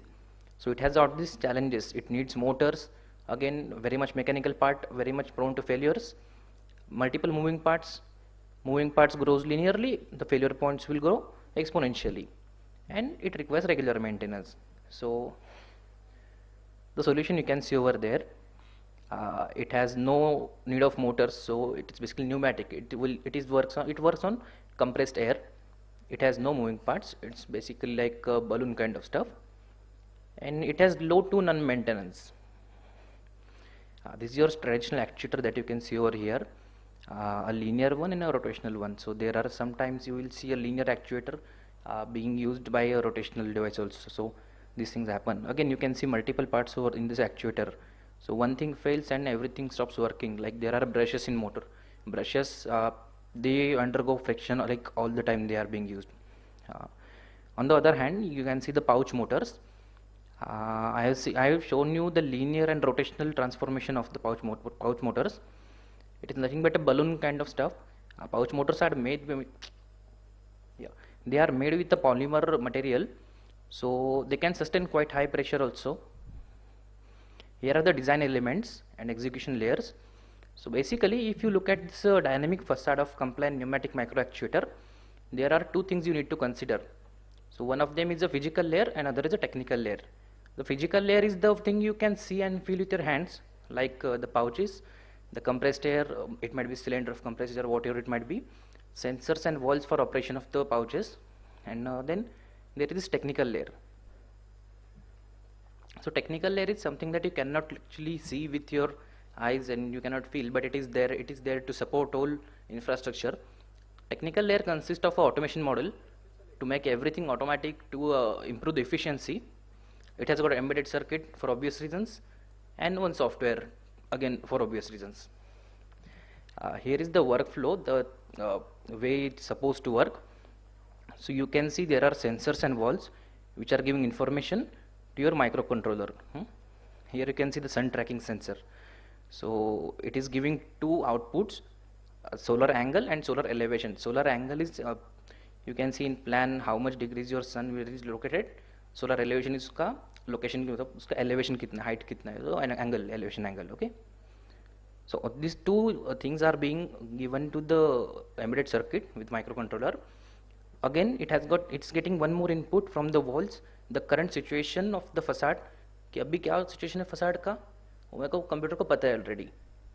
बाहर का condition क्या है, पता है computer को already. Okay. The computer checks is if the current situation is properly aligned with the nature. Is it proper? If it is proper, everything is good, no need to change. If it is not proper, suppose the sun has shifted slightly, or suppose there are clouds or something obstructing the sun, then the situation is not proper. Then it will go to a software containing a table. It is pre-made, properly tuned table with the values given for that situation. Then again, the proper values are calculated, sent to the computer. Okay, the values are good. Computer sent to the relay board. Relay board controls the valves with the compressor, and then they control a group of pouch motors. So that's how it works. So you have just seen this solar angle and solar elevation. Here is the automation model, the way it will give the output. Suppose in our this small example, the solar angle is 66 degree, and the elevation is 45 degree. Okay, you can see here is solar angle around 60 degree, let's say 70 degree, let's say, and elevation is around 40 degree, let's suppose. So it will output 70 and 60, the numbers like that. So you can see these numbers change as you go higher in elevation or higher in angle or whatever. So that's how it will control the walls to control the output of your facade, the way it will look. In very simple terms, if your sun is somewhere else and the facades are not in a line, it will move them accordingly and without any mechanical moving part. So here is one more simple example. Once you get the motion, you can actually use this technology to any kind of dynamic facade. There are these blinds or the origami facade you must have seen. So every kind of facade can be modified to use this technology. And ultimately, conclusion, I have worked out three things: reliability, performance. Obviously it is reliable because there are kind of no moving parts, but there is motion. Cost of such system, with any new technology, the initial cost will be higher, but ultimately the working cost and maintenance is not much. Again, if this becomes a widespread technology, the initial cost also might come down. And efficiency, it is properly automated, so everything will work the way it is supposed to work. So it will always output the 100% efficiency. So that. Thank you.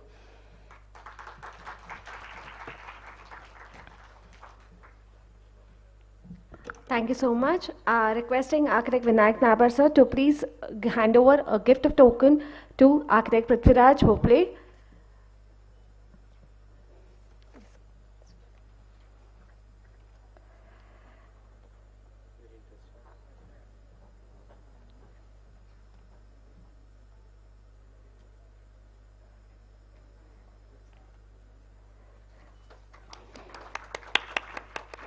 Thank you so much.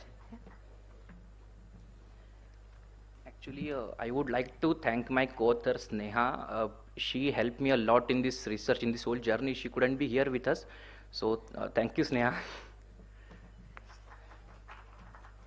That's very sweet. Thank you so much, Sneha, for working hard with Prithviraj. So finally, we have our last paper presentation for the day. Last but not the least, we have architect Akshay Joshi, who is an experienced architect with a demonstrated history of working in the higher education industry. He is a passionate construction management graduate from Dr. D.Y. Patil College of Architecture, Pune. He has penned the paper titled Eco-Friendly Building Materials and Construction Techniques Used for Construction of Sustainable Buildings. So, with further ado, please come over on the stage and we can have your paper presentation on.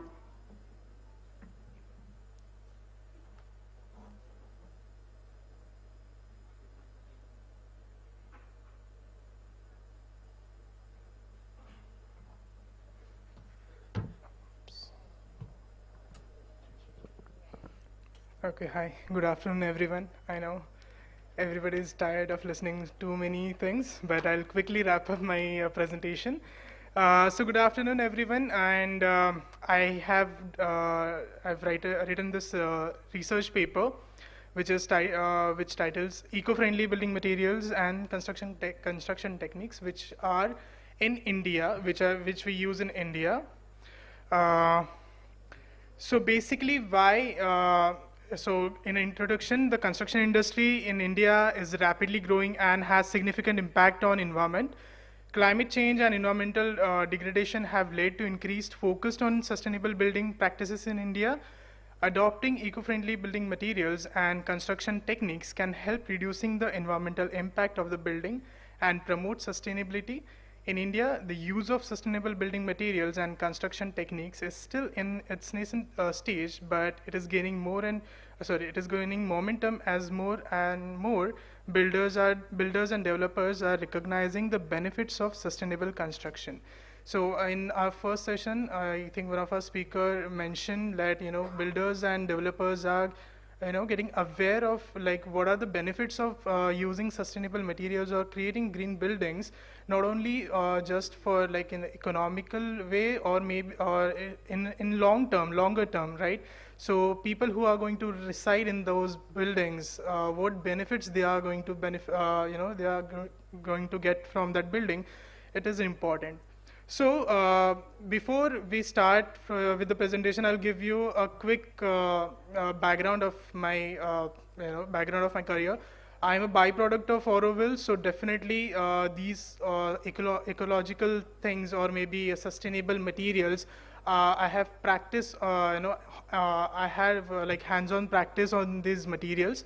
So while working in Auroville and while working in Maharashtra, Pune as well, so I came up with few materials, right? So before we start any project, the first thing that comes into our mind, how we can make it sustainable, how we can make it ecologically sustainable, right? So first thing, that is materials, how to select material. So the purpose of this entire research paper on eco-friendly building materials is to develop and promote the use of sustainable materials in construction. So what are the materials available and techniques available in India that I am going to just give you a brief idea about it and benefits of those materials and techniques. And this is just to promote and to make you guys aware of these materials. So these materials have lower environmental impact and can reduce energy consumption, decrease greenhouse gas emissions, and conserve natural resources. Additionally, the use of eco-friendly building materials can also improve the indoor air quality and promote healthier living environments. Overall, the goal of this research is to support the development of more sustainable and energy efficient buildings.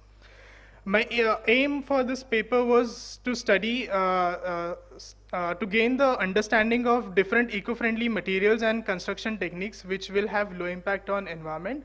And objectives were as follows: to study the minimal impact of eco-friendly construction materials, to study the properties and application of eco-friendly building materials, and to analyze the advantage of eco-friendly materials, and to analyze different construction techniques that are less harmful, right, and which can reduce the carbon footprint of the buildings.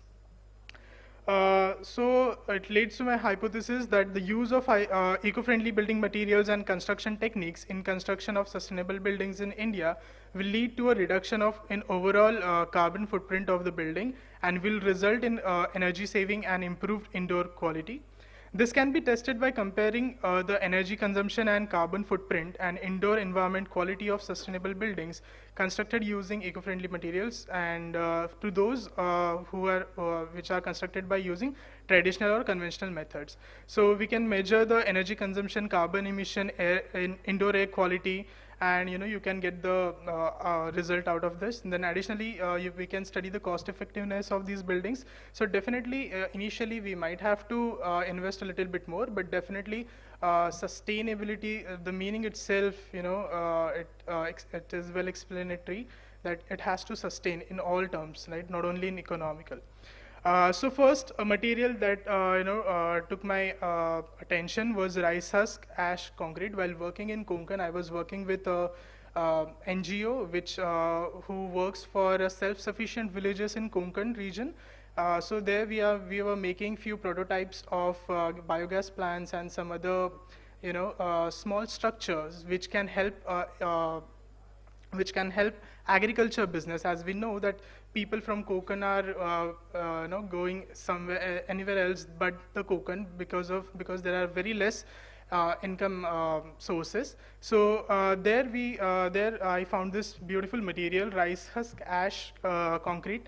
It is a type of concrete that utilizes rice husk ash by byproduct of burning rice husk as a potential replacement of cement. But how it is very connected to Indian context, because as we all know, tentatively we produce 20 million tons of rice every year and 24 million tons of rice husk every year. So you must have heard this news or maybe debates on TV channels that Delhi's air getting polluted more and more because of Punjab people are burning their agriculture waste, and that entire smog is coming over here. So I think rice husk also can contribute in such cases. So if we use that byproduct, anyway it is a waste product of agriculture, if we use that waste into some productive product, so that can be a very good alternative for cementous materials in construction.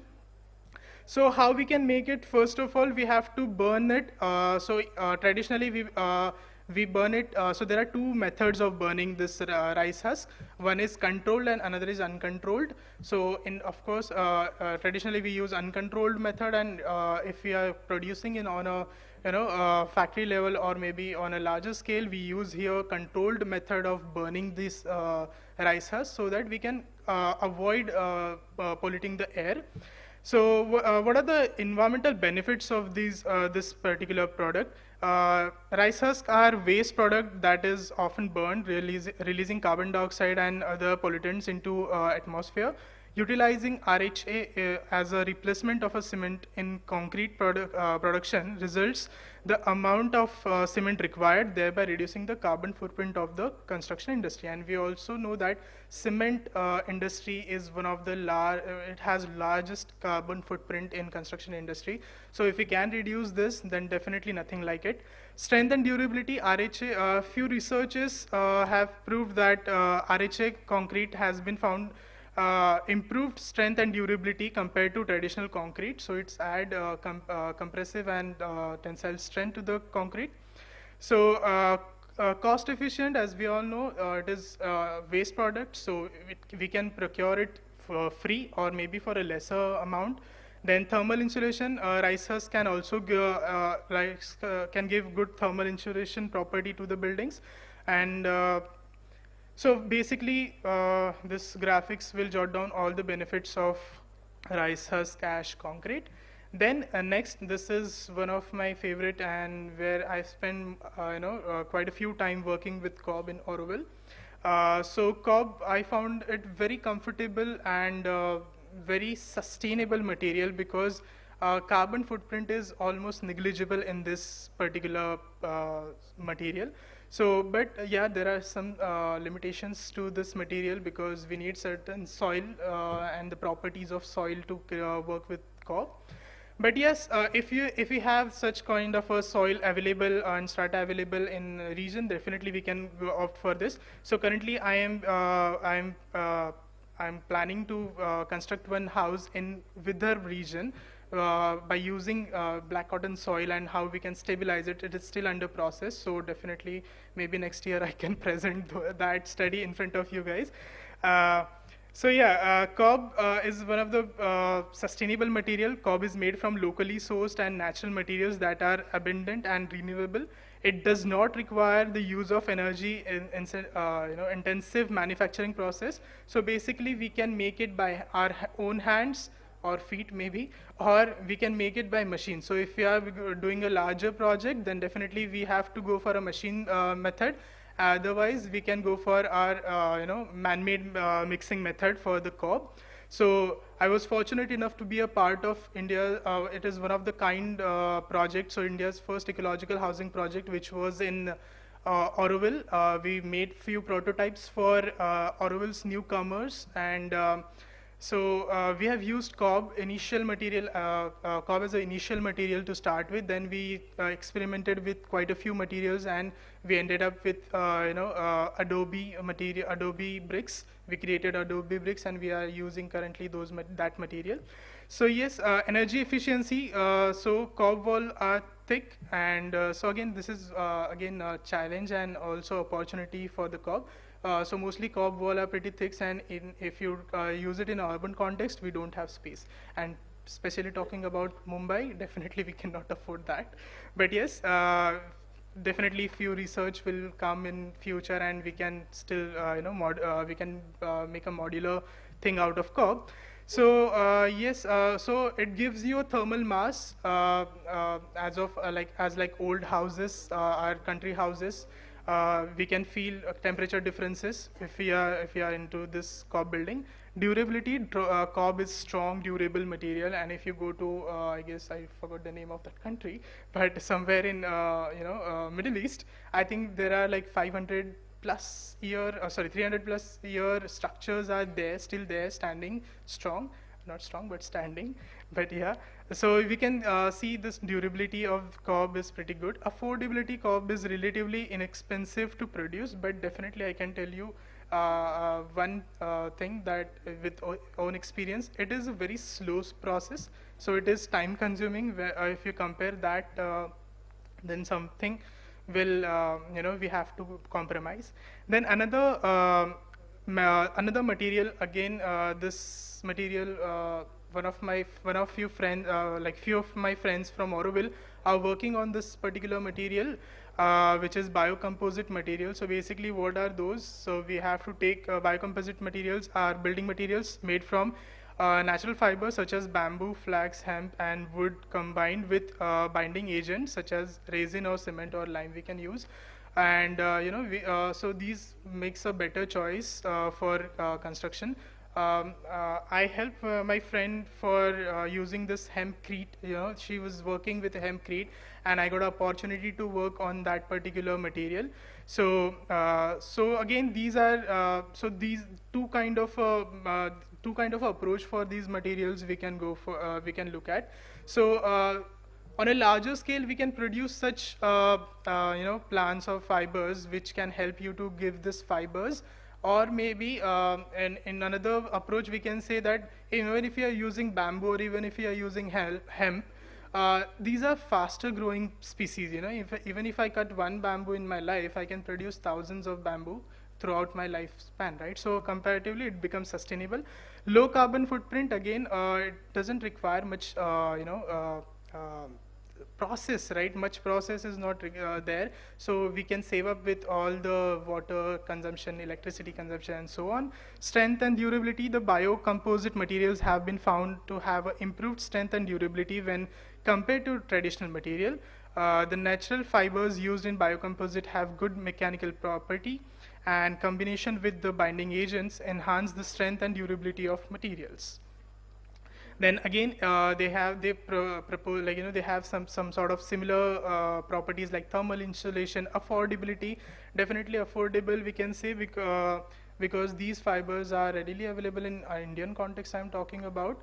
right? Or maybe Asian context. Lightweight, these are lightweight material and they are versatile. We can, play with them and we can experiment with such materials. And aesthetically also, as an architect, we can, create some wonders out of these materials.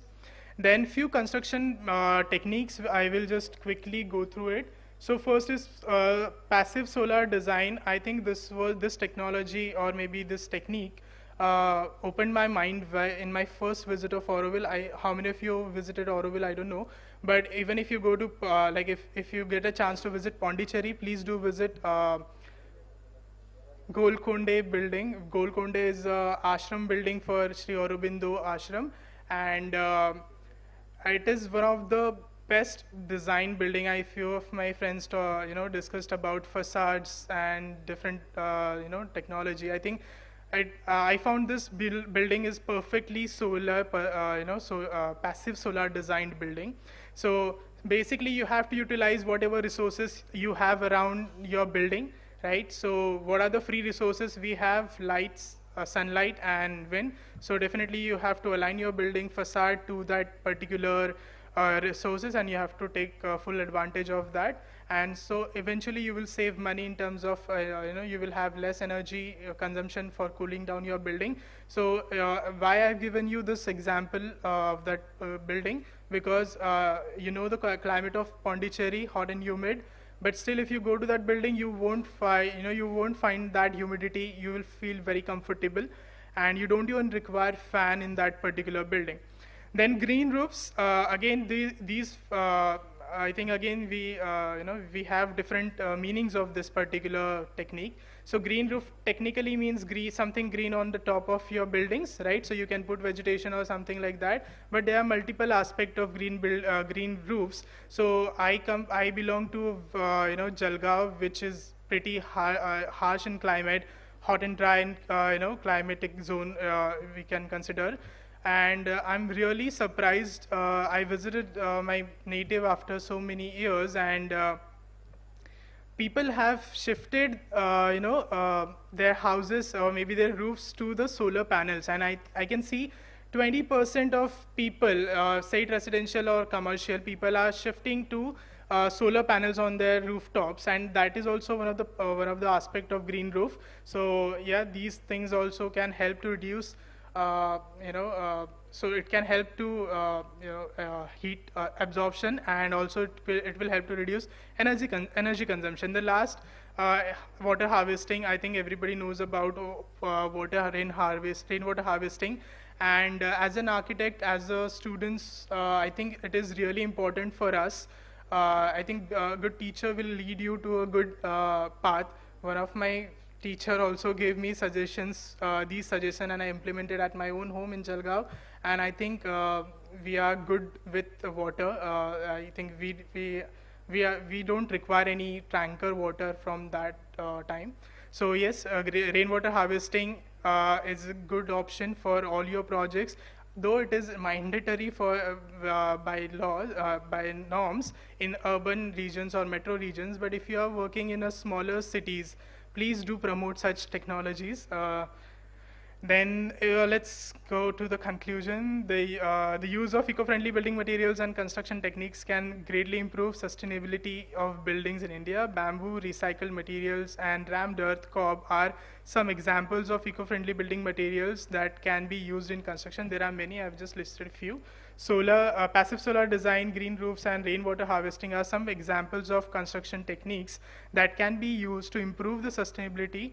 And eco-friendly building materials and construction techniques have great potential to replace the conventional practices, which can be helpful to reduce carbon footprint of the buildings. So here I conclude my presentation, and thank you so much. I sincerely thank Aditya College of Architecture to give us this opportunity, and thank you so much everyone for listening to the last presentation. Yeah, thank you. Have a great day, great evening.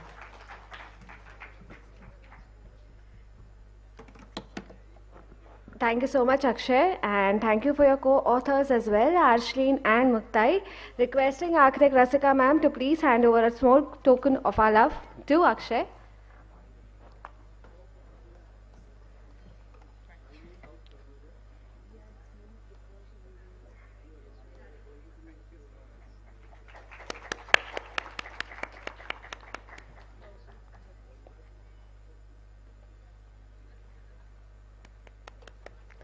Thank you so much.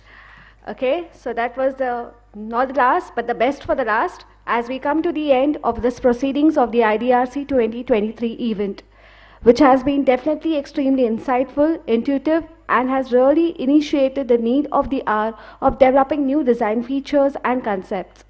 So, last but not the least, I would like to express my sincere gratitude towards our trustees for their wholehearted support, my gratitude to the chief guest for the day, Sri Kedarnath Raghurpade sir, and our guest of honor, architect Deepak Chitnis, for gracing the event with their presence while sharing their knowledge and expertise. Specially thank our eminent speakers, architect Damit Prematitilake, architect Sanjay Patil, and architect Ujjwala Havre. A special mention to Dr. Rupal Deshpande, who was a part of the research paper committee. A special mention and thanks to our collaborators, Council of Architecture, PIETA, and IGBC. A big thanks to all the research paper presentations and the participants who had been there with us during the course of the abstracts and the full paper, etc. And all your contributions definitely has led to the success of this event. I would also like to thank the winners and the participants of the IDC for participants who had also come here today. Not the least, I would like to thank the IDC and the IDRC team who, with their support and assistance, the faculty, the non-teaching staff, my IT staff, my students, all who, because of we are here today. The audio video sound team, the infrastructure team for their assistance, wishing you all the very best for the future endeavors. Thank you so much for this wonderful event, and I like to sign off as a host from this team. Thank you.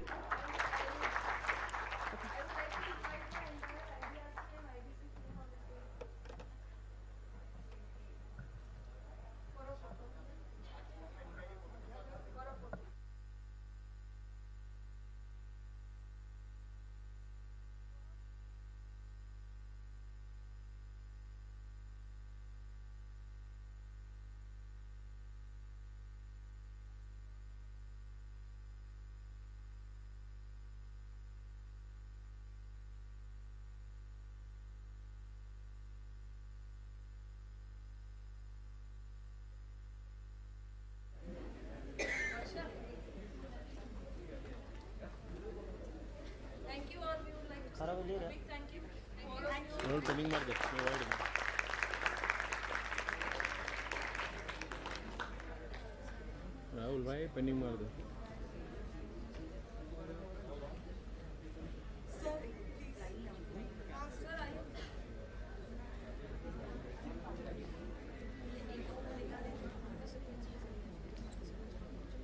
वापस मार लेना Penning मार दो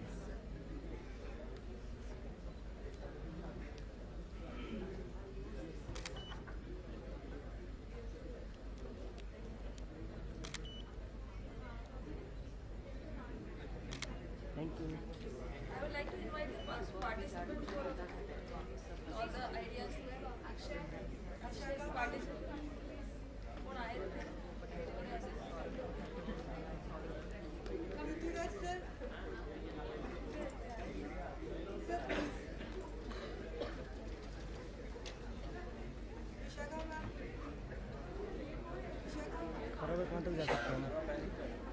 जहाँ तक जाएगा मैं वहाँ तक ये कर लूँगा।